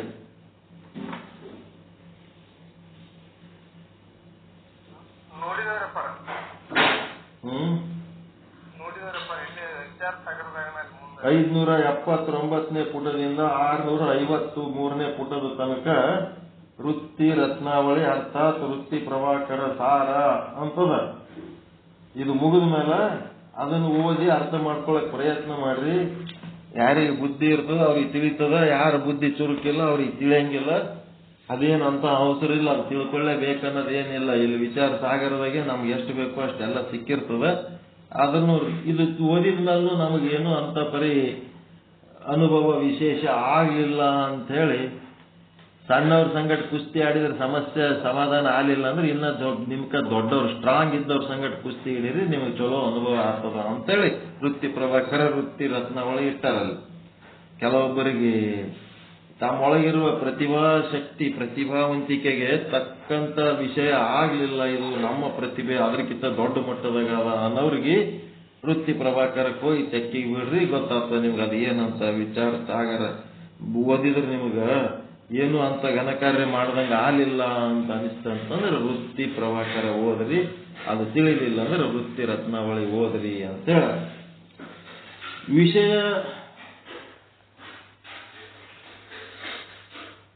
ವಿಷಯಗಳೊಡನೆ ವೃತ್ತಿಯು ಸಂಬಂಧವಾಗಿ ವಿಷಯಾಕಾರ ವೃತ್ತಿ ಎಲ್ಲಿ ಆಗುವುದೋ ಅಲ್ಲಿ ಪ್ರತ್ಯಕ್ಷ ಜ್ಞಾನವೆಂದು ಹೇಳಲ್ಪಡುತ್ತದೆ. ಕೆಲವೆಡೆ ಇಂದ್ರಿಯಗಳ ಮೂಲಕ, ಕೆಲವೆಡೆ ಶಬ್ದದಿಂದಲೂ ದಶಮನೆ ನೀನಿರುವೆ ಎಂಬ ಶಬ್ದ ಕೇಳಿ ಸಮಾಧಾನ ಆಗ್ತದಲ್ಲ, ಅದೇ ರೀತಿ ತನ್ನೊಡನೆ ಅಂತಃಕರಣದ ವೃತ್ತಿಯು ಸಂಬಂಧವಾಗಿ ದಶಮಾಕಾರ ವೃತ್ತಿ ಆಗುತ್ತದೆ. ಮುಂದೆ ಪ್ರಮಾತೃವಿನಲ್ಲಿ ಯಾವಾಗ ಸುಖ ದುಃಖ ಆಗುತ್ತದೆ ತನ್ನೊಳಗೆ ತಾನೇ, ಆವಾಗ ಅಂತಃಕರಣ ವೃತ್ತಿಯು ಸುಖಾಕಾರ ದುಃಖಾಕಾರ ತಾಳುತ್ತದೆ. ಆಗ ವೃತ್ತಿಯೊಡನೆ ಸುಖ ದುಃಖ ಸಂಬಂಧವಾಗುತ್ತದೆ. ಆದ್ದರಿಂದ ಸುಖ ದುಃಖ ಜ್ಞಾನವು ಪ್ರತ್ಯಕ್ಷವಾಗುತ್ತದೆ ಅಂಥೇಳಿ ಇದೇನಾಯ್ತು ಇವತ್ತ ಪೀಠಿಕೆ. ಇದನ್ನೇ ಡೀಟೇಲ್ ಆಗಿ ಮತ್ತೆ ನಾಳೆ ಪ್ರತ್ಯಕ್ಷ ಜ್ಞಾನದ ಲಕ್ಷಣಗಳು ಡೀಟೇಲ್ ಆಗಿ ತಿಳ್ಕೊಂಡು ಮನನ ಮಾಡ್ಕೋಬೇಕು. ಈಟ್ ಹೇಳ್ಬಿಟ್ರೆ ನಡೆಯಂಗಿಲ್ಲ. ಈಗ ಅವ ಮುದುಕ ಹತ್ತದ್ದು ಅದು ಎಂಥ ಜ್ಞಾನ? ಅದು ತನ್ನೊಳಗೆ ತನಗಾಗಿದ್ದ ಜ್ಞಾನ ಏನದು?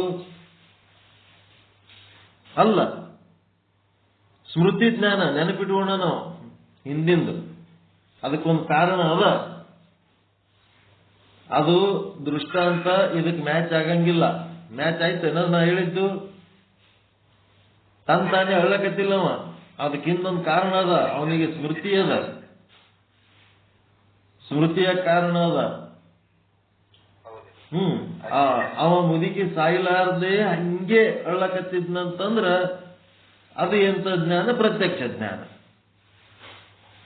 ಹಿಂದೆ ಏನು ಇರಬಾರ್ದು ಕಾರಣ. ಶಬ್ದ ಇದ್ರು ಸರಿ, ಯಾರೇ ಏನಾರ ಅಂದಿದ್ರು, ಮುದುಕಗ ಲಗ್ನ ಟೈಮ್ನೊಳಗ ಎದ್ದು ಓಡಾಡೋದು ಬಿಟ್ಟು ಹ್ಯಾಂಗ್ ಬಿದ್ದ ನೋಡು, ಹಂಗಂಗೆ ಏನಾರ ಅಂದಿರ್ತಾರೆ ಮುದುಕಗ. ಅದು ಶಬ್ದದ ಒಂದು ಜ್ಞಾನದಿಂದ ಒಳತಿರ್ಬಹುದು.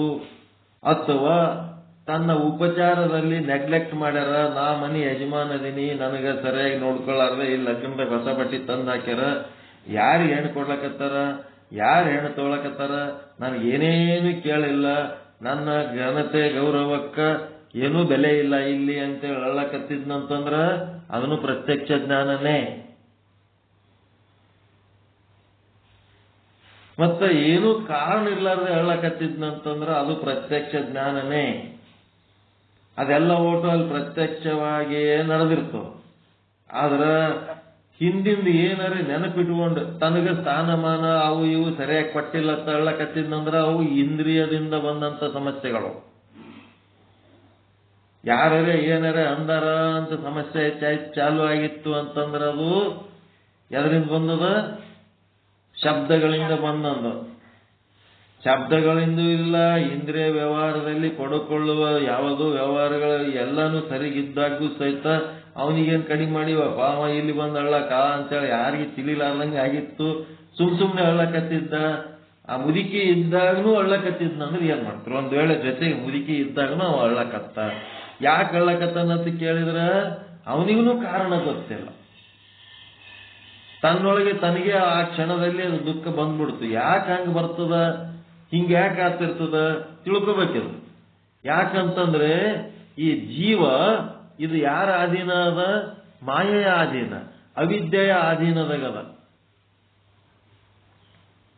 ಅದು ಅವಿದ್ಯೆ ಜೀವದ ಗುಣ ಎಂತದದು? 3 ಗುಣಗಳದವ: ಸತ್ವ, ರಜ, ತಮ. ಸತ್ವಗುಣ ಇದ್ದತ್ನಾಗ ಏನ್ ಮಾಡ್ತದ? ಭಾರಿ ಆನಂದ, ಭಾರಿ ಸುಖಕರವಾಗಿ ತಾನೇ ಏನೆಲ್ಲ ದೊಡ್ಡ ಅಧಿಕಾರಿ ಅನ್ನಂಗ ಮಾತಾಡ್ತು. ಮತ್ತೊಂದು ಸ್ವಲ್ಪ ಹೊತ್ತು ಬಿಡ್ತೀರಿ, ಮತ್ತೆ ರಜೋಗುಣ ಇದೊಂದು ತೆರೆ ಬರ್ತದೆ. ರಜೋಗುಣದ ತೆರೆ ಹಿಂಗಿದ್ರ ಇದಾಗ ಮಾತ ಅಲ್ಲ ಬಿಡಪ್ಪ, ಹಂಗಂದ್ರೆ ಹೆಂಗ, ಹಿಂಗಂದ್ರೆ ಹೆಂಗ.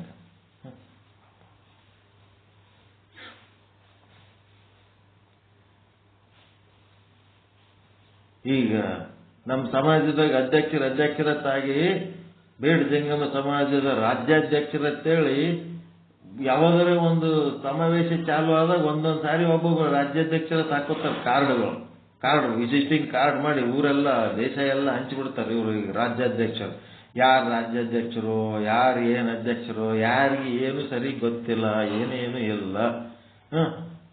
ಮತ್ತ ನಮ್ಮೂರಾಗನು ಒಂದಿವ್ಸ ಮಂದಿ ಇರ್ತಾರ, ಅಲ್ಲಿ ಒಂದಿವ್ಸ ಮಂದಿ ಇರ್ತಾರ. ಗುಲ್ಬರ್ಗದಾಗ ಒಂದು ಕೇಸ್ ಹಾಕಿದ್ದೆವು, ಬೇಡ ಜಂಗಮ ಕೇಸ್ ಹಾಕಿದ ಹೊತ್ನಾಗ ಅಲ್ಲಿ ಒಬ್ಬ ಜಿಲ್ಲಾಧ್ಯಕ್ಷ ಅಂತ ಒಬ್ರು ಯಾರೋ ಸ್ವಾಮಿಯರಿಗೆ ಮಾಡಿದ್ರು, ವಯಸ್ಸಾದವ್ರು ಇದ್ರು.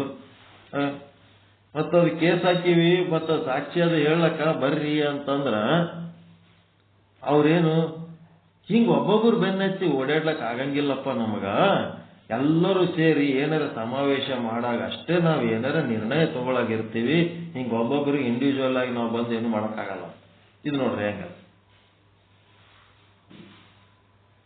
ಬರೀ ದೊಡ್ಡ ಸಭೆ ಮೇಲೆ ವೇದಿಕೆ ಮೇಲೆ ಮಿಂಚ್ಬೇಕಂತಾರ.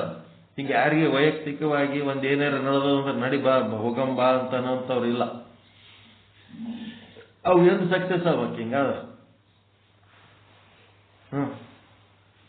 ಹಿಂಗಾಗಿ ಅವ್ರ ಕೈನ ಬಿಟ್ಬಿಟ್ಟೆ. ಅವ್ರು ಅಲ್ಲಿ ಆದ ಕೂಡ್ಲೇನೆ ಏನ್ ಮಾಡ್ತಾರ, 1,001 ರೂಪಾಯಿ ಮೆಂಬರ್ಶಿಪ್ ಫೀಸ್. ಅದಕ್ಕೊಂದು ಬಣ್ಣದೊಂದು 10 ರೂಪಾಯಿದಂತ ಖರ್ಚಾಗಿರ್ತದೇನೋ, ಒಂದು ಸರ್ಟಿಫಿಕೇಟ್ ಗತ್ತೆ ಮಾಡಿ ಇಟ್ಟಿರ್ತಾರ. ಅದ್ರ ಮೇಲೆ ಹೆಸರಿಗೆ ಬಾಳ್ಸೋದು, ಇವರು ನಮ್ಮ ಸಂಘದ ಸದಸ್ಯರಿರುತ್ತಾರೆ, ಇವರು ನಮ್ಮ ಸಮಾಜದ ಸದಸ್ಯರು, ಇವರು ಬೇಡ್ ಜಿಂಗಮರು ಅಂತೇಳಿ ಪರಿಗಣಿಸಲಕ್ಕ ಸರ್ಕಾರಕ್ಕೆ ಕೇಳಿಕೊಳ್ಳುತ್ತೆ.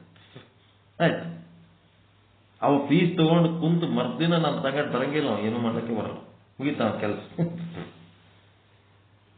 ಹಿಂಗಾಗಿಬಿಟ್ಟು ಅವು ಇಂಟ್ರೆಸ್ಟ್ ತಗೊಂಡು ಇನ್ನ ಹೋರಾಟ ಮಾಡ್ಬೇಕು, ಇನ್ನ ಮಾಡ್ಬೇಕು. ಜನನು ಅವಶ್ಯಕತೆ ಇಲ್ಲಂಗ ಏನಾರ ಇಂಥದ್ದು ಬಂದಾಗ ಇಟ್ಟು ಮಾಡ್ತಾರೆ, ಆಮೇಲೆ ಮತ್ತೆ ತಣ್ಣಗಿರ್ತಾರೆ. ಮ್ಯಾಲಿದ್ದವ್ರು ಹಂಗೆ ಇರ್ತಾರೆ. ಏನು ಅವ್ರದ್ದು ಈ ಎಲ್ಲ ಸಮಾಜದ್ದೂ ಅಷ್ಟೇ, ಎಲ್ಲ ಕಡೆನೂ ಹಂಗೆ ಇರ್ತಾವ.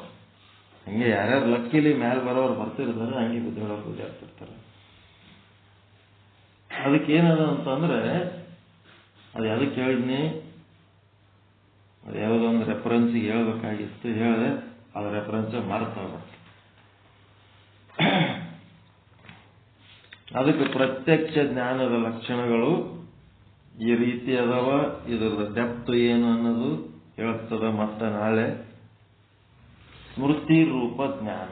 ಹಿಂದಿಂದು ಸ್ಮೃತಿ ಇತ್ತು ಅಂತಂದ್ರೆ ಅದು ಪ್ರತ್ಯಕ್ಷ ಜ್ಞಾನ ಅಲ್ಲ. ಸ್ಮೃತಿ ರೂಪ ಜ್ಞಾನ ಅಂತ ಇನ್ನ ಒಂದು ನೆಕ್ಸ್ಟ್ ಬರ್ತದೆ. ಇದು ಮುಗಿದ ಮೇಲೆ ಸ್ಮೃತಿ ರೂಪ ಜ್ಞಾನ. ಈಗ ಸದ್ಯ ಪ್ರತ್ಯಕ್ಷ ಜ್ಞಾನ 3 ರೀತಿ ಅಥವಾ ಒಂದನೇದ್ದು ಇಂದ್ರಿಯಲಿಂತ, ಇನ್ನ ಒಂದು ಶಬ್ದದಲ್ಲಿಂತ. ಈಗ ಹುಲಿ ಅದ, ಒಂದು ಹುಲಿ ಅದ. ಆ ಹುಲಿ ನಿಮ್ ಕಣ್ಣೆದರೆ ಇದ್ದಾಗ ನಿಮ್ ಇಂದ್ರಿಯಗಳಿಂದ ನೋಡಿದ್ರಿ ಅಂತಂದ್ರೆ ಎಂತ ಜ್ಞಾನ ಅದು? ಇಂದ್ರಿಯದಿಂದ ಆದಂತ ಪ್ರತ್ಯಕ್ಷ ಜ್ಞಾನ. ನೀವು ಸಿಂಗಾಪುರ್ ಹೋಗಿಲ್ಲ, ನೋಡಿಲ್ಲ, ಯಾರೋ ನೋಡಿ ಬಂದವ್ರು ವರ್ಣನೆ ಮಾಡಿ ನಿಮ್ಗೆ ಹೇಳ್ಯಾರ, ನಿಮಗೆ ಚಂದ ಮಾತಾಡ್ಲಕ್ ಬರ್ತದ. ನೀವೇ ಸಿಂಗಾಪುರ್ ನೋಡಿ ಬಂದವ್ರಂಗ ವರ್ಣನೆ ಮಾಡಿ ಹೇಳಕತ್ತೀರಿ. ನಿಮಗೆ ಜ್ಞಾನ ಆಗಿದ್ರೆ ಹೇಳಕ್ ಬರ್ತದ? ಇಲ್ಲ. ಅಲ್ಲಿ ಏನೇನಿತ್ತು, ಹೆಂಗಿತ್ತು, ಏನೇನಿತ್ತು ಅಲ್ಲಿದೆಲ್ಲ ವೈಭವ ನಿಮಗೆ ಜ್ಞಾನ ಆಗಿದ್ದಕ್ಕೆ ನಿಮ್ಗೆ ಹೇಳಕ್ ಬರ್ಲಕತ್ತದ? ಇಲ್ಲ. ಅದು ಶಬ್ದ ಜ್ಞಾನ. ಪರಮಾತ್ಮನನ್ನ ನೋಡ್ಲಾರ್ದೇನೆ ಪರಮಾತ್ಮನ ಸುದ್ದಿ ಮಾತಾಡೋದು, ಅನುಭವಿಸೇ ಇಲ್ಲ, ಹಂಗೆ ಹೇಳಕತ್ತೀವಿ. ಅದೇನದ? ಶಬ್ದ ಜ್ಞಾನ. ಕಣ್ಣೆದ್ರ ನಿಮಗೆ ಏನು ಕಾಣ್ತದ ಅದನ್ನು ಬ್ರಹ್ಮ ಅಂತ ನೋಡಿದರೆ ಅದು ಪ್ರತ್ಯಕ್ಷ ಜ್ಞಾನ. ಕಣ್ಣೆದ್ರ ಕಂಡದ್ದು ಹುಲಿ ನೋಡಿದ ಕೂಡ್ಲೇನೆ ನೀವು ಹೆಂಗ ಹುಲಿ ನೋಡಿ ಅನುಭವಿಸ್ತೀರಿ ಸುಖ ದುಃಖ, ಹಂಗ ಇಡೀ ಜಗತ್ತನ್ನ ನೀವು ನೋಡಿ ಸುಖ ದುಃಖ ಏನು ಅನುಭವಿಸ್ತೀರಿ, ಅದು ಪ್ರತ್ಯಕ್ಷ ಜ್ಞಾನ. ಇದನ್ನು ಪ್ರತ್ಯಕ್ಷ ಜ್ಞಾನನೇ. ಇಂದ್ರಿಯದಿಂದ ಉಂಟಾಗುವ ಪ್ರತ್ಯಕ್ಷ ಜ್ಞಾನ, ಶಬ್ದದಿಂದ ಮಾಡಿಕೊಂಡಂತ ಪ್ರತ್ಯಕ್ಷ ಜ್ಞಾನ, ದೇವರ ವಿಷಯವನ್ನ ಗುರುವಿನ ವಿಷಯವನ್ನ ಯಾರ್ದೋ ಓದಿ ಎಲ್ಲೋ ಕೇಳಿ ಎಲ್ಲೋ ಯಾರಿಗೋ ಹೇಳೋದು, ಇದು ಶಬ್ದ ಜ್ಞಾನ. ಗುರುವನ್ನ ಸಾಕ್ಷಾತ್ ನೋಡಿ ಪರಮಾತ್ಮನನ್ನ ಸಾಕ್ಷಾತ್ ಕಣ್ಣೆದರೆ ಕಾಣುವ ಎಲ್ಲ ವಸ್ತುಗಳಲ್ಲಿ ವಾಚ್ಯಗಳನ್ನ ತ್ಯಾಗ ಮಾಡಿ ಕೇವಲ ಲಕ್ಷ್ಯವನ್ನ ನೋಡಿದರೆ ಅದು ಏನದ? ಇಂದ್ರಿಯಗಳಿಂದ ಮಾಡಿಕೊಳ್ಳುವಂತ ಪ್ರತ್ಯಕ್ಷ ಜ್ಞಾನ. ನಿಮ್ ಕಣ್ಣೆದ್ರಿಗೆ ಏನ್ ಕಾಣ್ತದ ಅದ್ರೊಳಗ ವಾಚ್ಯಾರ್ಥ ಲಕ್ಷ್ಯಾರ್ಥ ಮಾಡ್ಲಕ್ ಬರ್ತದಿಲ್ರಿ? ಹಾಲ ನೀರ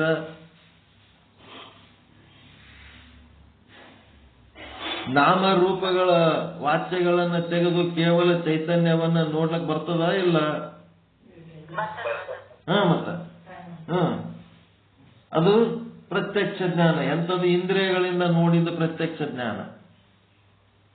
ಶಬ್ದ ಸ್ಪರ್ಶಾದಿಗಳನ್ನ ಯಾರಿಗೋ ಕೇಳಿ ಎಲ್ಲೋ ಓದಿ ಜ್ಞಾನ ಮಾಡಿಕೊಂಡು ಯಾರಿಗೋ ಹೇಳೋದು, ಅದು ಶಬ್ದದ ಮೂಲಕ ಅನುಭವಿಸಿದ ಪ್ರತ್ಯಕ್ಷ ಜ್ಞಾನ. ಅದು ತನಗೇನು ಅನುಭವ ಆಗ್ಯದ ಅದು ಇನ್ನೊಬ್ಬರಿಗೆ ಹೇಳ್ತಿರ್ತಾನೆ. ಇನ್ನು ಕೆಲವೊಂದು ಏನದವ, ಆ ಮುಂದಿರೋ ಯಾವ ವಸ್ತುಗಳು ಇಲ್ಲ, ವಾಚ್ಯ ಇಲ್ಲ, ಲಕ್ಷ್ಯ ಇಲ್ಲ, ಯಾವ ಶಾಸ್ತ್ರ ಜ್ಞಾನ ಇಲ್ಲ, ಗುರು ಇಲ್ಲ, ಶಿಷ್ಯ ಇಲ್ಲ, ಏನೇನು ಇಲ್ಲ. ತನ್ನೊಳಗೆ ತಾನು ಅಂತಃಕರಣದೊಳಗೆ ತನ್ನೊಳಗಿನಿಂದ ತನಗೆ ಬರ್ತದ. ಅದು ಎಲ್ಲಿದು ಬಂತು? ಹೆಂಗ್ ಬಂತು? ಈಗ ನಮ್ಮ ಪಾಠಕ್ಕೆ ಸೇರ್ಬೇಕು ಅನ್ನೋದೇನು ಯಾರು ತಂದು ಹಾಕ್ಯಾರ ನಿಮ್ ತಲೆ? ಈ ವಿಚಾರ ಸಾಗರ ಮಹತ್ವ ಬಾಳದ ಅಂತ ಹೇಳಕ್ಕೆ ಯಾರ ಮಂದಿ ಹೇಳ್ಯಾರ ನಿಮಗ? ನಿಮ್ಮದ್ ನೀವೇ ತಿಳಿದು ಬೆನ್ನತ್ತೀರ ಇಲ್ಲ? ಯಾರ ಬೆನ್ನ ಹಚ್ಚಿಸ್ಯಾರ? ನೀವೇ ಬೆನ್ನತ್ತೀರಿ? ನೀವೇ ಬೆನ್ನತ್ತೀರ. ನೀವೇ ಸ್ವಯಂ ಸ್ಫೂರ್ತಿಯಿಂದ ಮಾಡಿದ್ದು. ಅದು ಏನದು ಅಂತಂದ್ರೆ ಬಾಹ್ಯ ನಿಮಿತ್ತವಿಲ್ಲದೆ ಅಂತಃಕರಣದಲ್ಲಿಯೇ ಉತ್ಪತ್ತಿಯಾದಂತ ಒಂದು ಆಸಕ್ತಿ. ಅದು ಅದರಿಂದ ನಿಮಗೆ ಸುಖ ಆಲಕತ್ತದಂತೇಳಿ ಬರ್ಲಕತ್ತೀರಿ. ಇವೆಲ್ಲ ಮೂರೂ ಜ್ಞಾನದಿಂದ ಏನಾಗ್ತಿರ್ತದ ಅಂತಂದ್ರ ಮಾಯಾ ಮತ್ತು ಈಶ್ವರ ಇವೆರಡೂ ಕೂಡಿ ಜಗತ್ತಿನೊಳಗ ಇರೋದೊಂದು ತೋರದು ಮತ್ತೊಂದು ಮಾಡ್ತಿರ್ತಾವ. ಈ ವಸ್ತುಗಳು ಇರೋದೊಂದು ತೋರದು ಮತ್ತೊಂದು ಆಗ್ತಿರ್ತದೆ. ಇರುವಿಕೆಯಲ್ಲಿ ಬ್ರಹ್ಮ, ತೋರುವಿಕೆಯಲ್ಲಿ ಜಗತ್ತು. ಇದು ಈಶ್ವರ ಜೀವರು ಮಾಡೋದು ಬ್ರಹ್ಮಾಂಡದ ಲೀಲೆ. ಇದು ಮತ್ತ ಈಶ್ವರ ಮಾಯೆಯರು ಮಾಡುವ ಬ್ರಹ್ಮಾಂಡದಲ್ಲಿನ ಲೀಲೆ. ಜೀವ ಮತ್ತು ಅವಿದ್ಯೆಯರು ಮಾಡೋ ಲೀಲೆ ಏನದ? ಈಶ್ವರ ಮಾಯೆಯರು ತೋರಿಸುವ ಸಿನಿಮಾ ನೋಡ್ತಾರೆ ಅವರು. ಇರೋದೊಂದು ತೋರೋದು ಮತ್ತೊಂದು. ಇದು ನೋಡಿ ಅದರ ಜ್ಞಾನ ಮಾಡ್ಕೊತಾರೆ. ಈಶ್ವರ ಮಾಯೆಯರ ತೋರುವ ಈ ಬ್ರಹ್ಮಾಂಡದ ಲೀಲೆಯ ಜ್ಞಾನ ಜೀವ ಮತ್ತು ಯಾರು? ಅವಿದ್ಯೆಯರು ಇದರ ಜ್ಞಾನ ಮಾಡ್ಕೊತಾರ. ಮಾಡ್ಕೊಂಡು ಈ ಜಗತ್ತೇ ಸತ್ಯ ಅಂತ ತಿಳ್ಕೊಂಡು, ಜಗತ್ತಿನಾಗ ನಡೆಯುವ ಎಲ್ಲಾ ಘಟನೆಗಳು ಸತ್ಯ ಅಂತ ತಿಳ್ಕೊಂಡು ಸುಖ ದುಃಖ ಅನುಭವಿಸ್ತಾರ. ಇದು ಸಿನಿಮಾದ ಗೊಂಬೆ. ಇದು ಸುಮ್ಮನೆ ತೋರ್ತದಷ್ಟೇ ಹೊರತು ಅದು ಇರೋದು ಬ್ರಹ್ಮ ಆದ. ಸಿನಿಮಾದಾಗ ಹೋದಾಗ ಸ್ಕ್ರೀನ್ ಮೇಲೆ ಗೊಂಬೆ ತೋರಿಸ್ತಿರ್ತಾರ. ಆ ಗೊಂಬೆಗಳು ಖರೆ ಇರ್ತವೇನ್ರಿ? ಆ ಅವಿದ್ಯೆ ಮತ್ತು ಜೀವರುಗಳು ಕೂಡಿ ಆ ಗೊಂಬೆಗಳೇ ಖರೆ ಅಂತ ನೋಡಿ ಬಂದ್ರ ಏನಾಯ್ತು? ಅದು ಪ್ರತ್ಯಕ್ಷ ಜ್ಞಾನ ಆಗ್ಯದ ಖರೆ. ಆದ್ರೆ ಅದರಿಂದ ಸ್ಕ್ರೀನ್ ಏನು ಆದಲ್ಲ, ಅದ್ರ ಮ್ಯಾಲೆ ತೋರ್ಸ ಗೊಂಬಿ ಅಂತ ಯಾರು ತಿಳ್ಕೊತಾರ ಅವ್ರು ಬ್ರಹ್ಮಜ್ಞಾನಿಗಳು. ಅವ್ರು ಬ್ರಹ್ಮಜ್ಞಾನಿಗಳು. ಇಲ್ಲಿ ಪ್ರತ್ಯಕ್ಷ ಜ್ಞಾನ, ನಿಮಗೆ ಜ್ಞಾನ ಯಾವ ರೀತಿಲಿಂದ ತಾಲಕತ್ತದ ಅಂತ ಕಲಿಸ್ಕೊಡಕತ್ತಾರ ಅವ್ರು. ಅದ್ರ ಹಿಂದಿರೋ ಸ್ಕ್ರೀನಿನ ಬಗ್ಗೆ ಯಾರು ಗಮನ ಇಟ್ಟು, ಸ್ಕ್ರೀನ್ ಬಗ್ಗೆ ಗಮನ ಇಟ್ರಿ ಆ ಗೊಂಬೆಗಳು ಖರೆ ಕಾಣಂಗಿಲ್ಲ. ಸ್ಕ್ರೀನ್ ಮರ್ತ್ರಿ ಗೊಂಬೆ ಖರೆ ಕಾಣ್ತವ. ಬ್ರಹ್ಮನನ್ನು ಮರ್ತ್ರಿ ನಿಮಗೆ ನಾಮರೂಪಗಳ ಜಂಜಾಟ ಚಾಲು ಆಗ್ತದ. ಬ್ರಹ್ಮನನ್ನು ಅರಿತ್ರಿ ಅಲ್ಲಿ ನಾಮರೂಪಗಳ ಜಂಜಾಟನೇ ಇಲ್ಲ. ಎಲ್ಲ ಬ್ರಹ್ಮನ ಲೀಲೆಯಾಗೇ ತೋರ್ತಿರ್ತವ. ಹಿಂಗಾಗಿ ಅವಿದ್ಯಾ ಮತ್ತು ಜೀವರುಗಳು ಆ ಒಂದು ಮಾಯೆ ಮತ್ತು ಈಶ್ವರರು ತೋರಿಸುವ ಪ್ರತ್ಯಕ್ಷ ವಸ್ತುಗಳ ಜ್ಞಾನ ಇವರು ತಮ್ಮೊಳಗೆ ಮಾಡ್ಕೋತಾರ. ಅಲ್ಲಿ ಕೆಲವೊಂದ್ಸಾರಿ ಹಗ್ಗ ತೋರಿಸ್ತಿರ್ತಾರ, ಒಂದೊಂದ್ಸಾರಿ ಹಾವು ತೋರಿಸ್ತಿರ್ತಾರ, ಒಂದೊಂದ್ಸಾರಿ ಶುಕ್ತಿ ತೋರಿಸ್ತಿರ್ತಾರ, ಒಂದೊಂದ್ಸಾರಿ ಸಿಂಪಿ ತೋರಿಸ್ತಿರ್ತಾರ. ಆ ತೋರಿಸಿದ್ದು ಇವರು ನೋಡಿ ಅವ್ರ ಜ್ಞಾನ ಮಾಡಿ ಸುಖ ದುಃಖಗಳನ್ನು ಅನುಭವಿಸ್ತಿರ್ತಾರ. ಆಯ್ತು, ಓಕೆ, ಸರಿಯಾಗೈತ, ಉಪಯೋಗ ಐತ ಪಾಠ ಇವತ್ತಿಂದು?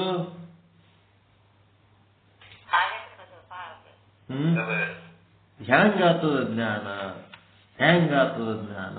ಪ್ರತ್ಯಕ್ಷ ಜ್ಞಾನದ ಲಕ್ಷಣಗಳು ಹೇಳ. ಏನು ಒಂದು ಪೇಜ್ ಹೇಳ್ಯಾರ ಅಷ್ಟೇ ಇವತ್ತು ಹೇಳಿದ್ದು.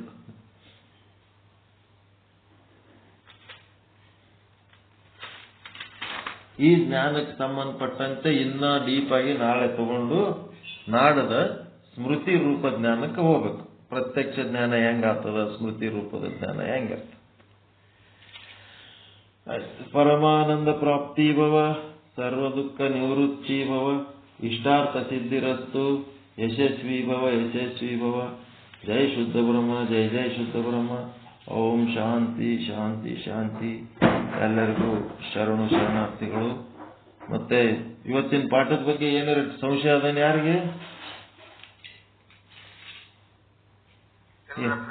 ಏನಿಲ್ಲಲ್ಲ?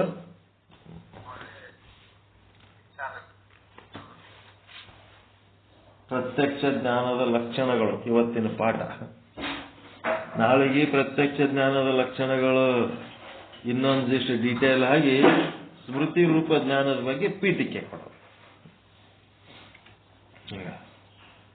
ಓಕೆ, ಮುಂದೇನ್ ಮಾಡ್ತೀರಿ ನೋಡ್ರಿ.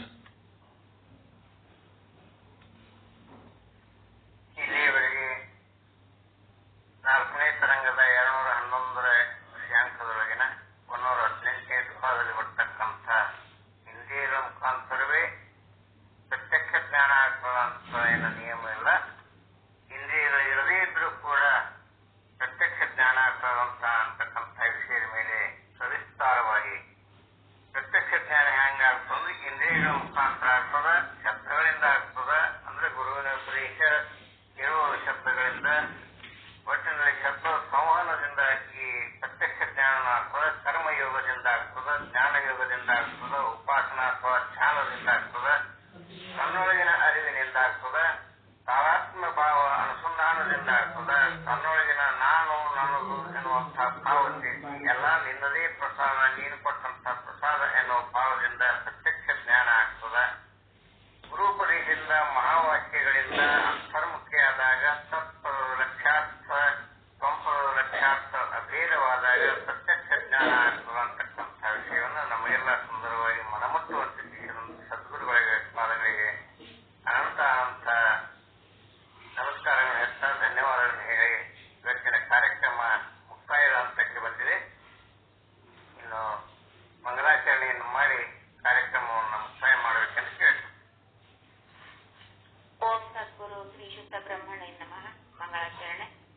ನಿಜಾನಂದ ಜ್ಯೋತಿಯು ನಿಜವಾಗಿ ಬೆಳಗಿರಿ ನಿಶ್ಚಲದಾಸರಿಗೆ, ಅಜಹರ ಹರಿಗಾಧಾರವೇ ತಾನಾದ ಪರಮ ಸದ್ಗುರುವರಿಗೆ, ಶ್ರುತಿ ಶಿರದಸ್ಥವ ಮತಿಯಲ್ಲಿ ನೆಲೆಸಿದ ಪತಿತ ಪಾವನಗೆ, ಗತಿಗಾಣದ ನರ ಅಜ್ಞರಿಗರುವನು ತೋರಿದ ಧೀರರಿಗೆ, ಕುಟಿಲೋಕ್ತಿಗಳನ್ನು ಕಟುವಾಗಿ ಟೀಕಿಸಿ ದಿಟವನು ಬೋಧಿಪಗೆ, ಷಡ್ದರ್ಶನದ ಸಾರವ ಬೀರಿದ ಯುಕ್ತಿ ಪ್ರಕಾಶಕರೇ, ಅಸ್ತಿತ್ವಗಲದ ಮತ್ತೊಂದಲ್ಲದ ತತ್ವವ ತಿಳುಪಿದವಗೆ, ವೃತ್ತಿ ಪ್ರಭಾಕರ ಕೃತಿಯನ್ನು ರಚಿಸಿದ ಪರತರ ಪಂಡಿತಗೆ, ವಿಚಾರ ಸಾಗರ ಕರುಣಿಸಿ ಪರಿಭವ ಬಾಧೆಯ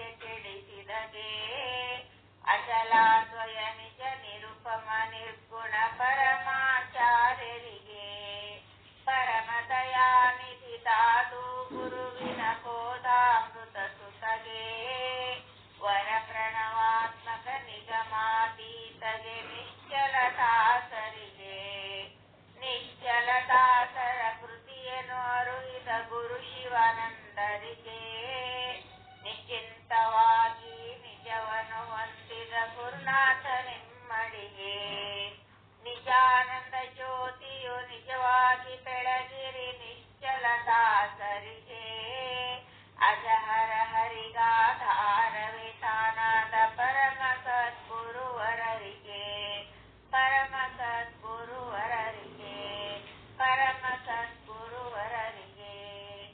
ಓಂ ಚೈತನ್ಯಂ ಶಾಶ್ವತಂ ಶಾಂತಂ ವ್ಯೋಮಾತೀತಂ ನಿರಂಜನಂ ನಾದಬಿಂದುಕಲಾತೀತಂ ತಸ್ಮೈ ಶ್ರೀ ಗುರುವೇ ನಮಃ.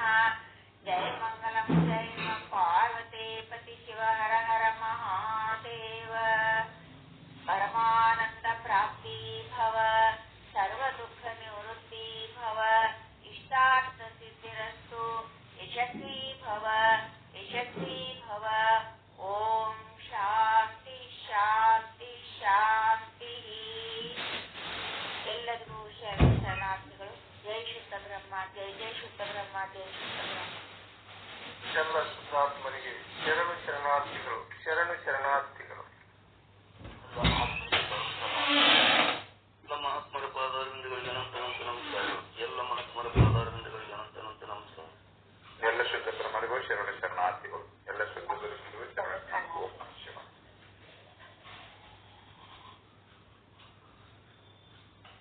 ಎಲ್ಲ ಶುದ್ಧ ಬ್ರಹ್ಮರಿಗೆ ಶರಣು ಶರಣಾರ್ಥಿ. ಇವತ್ತ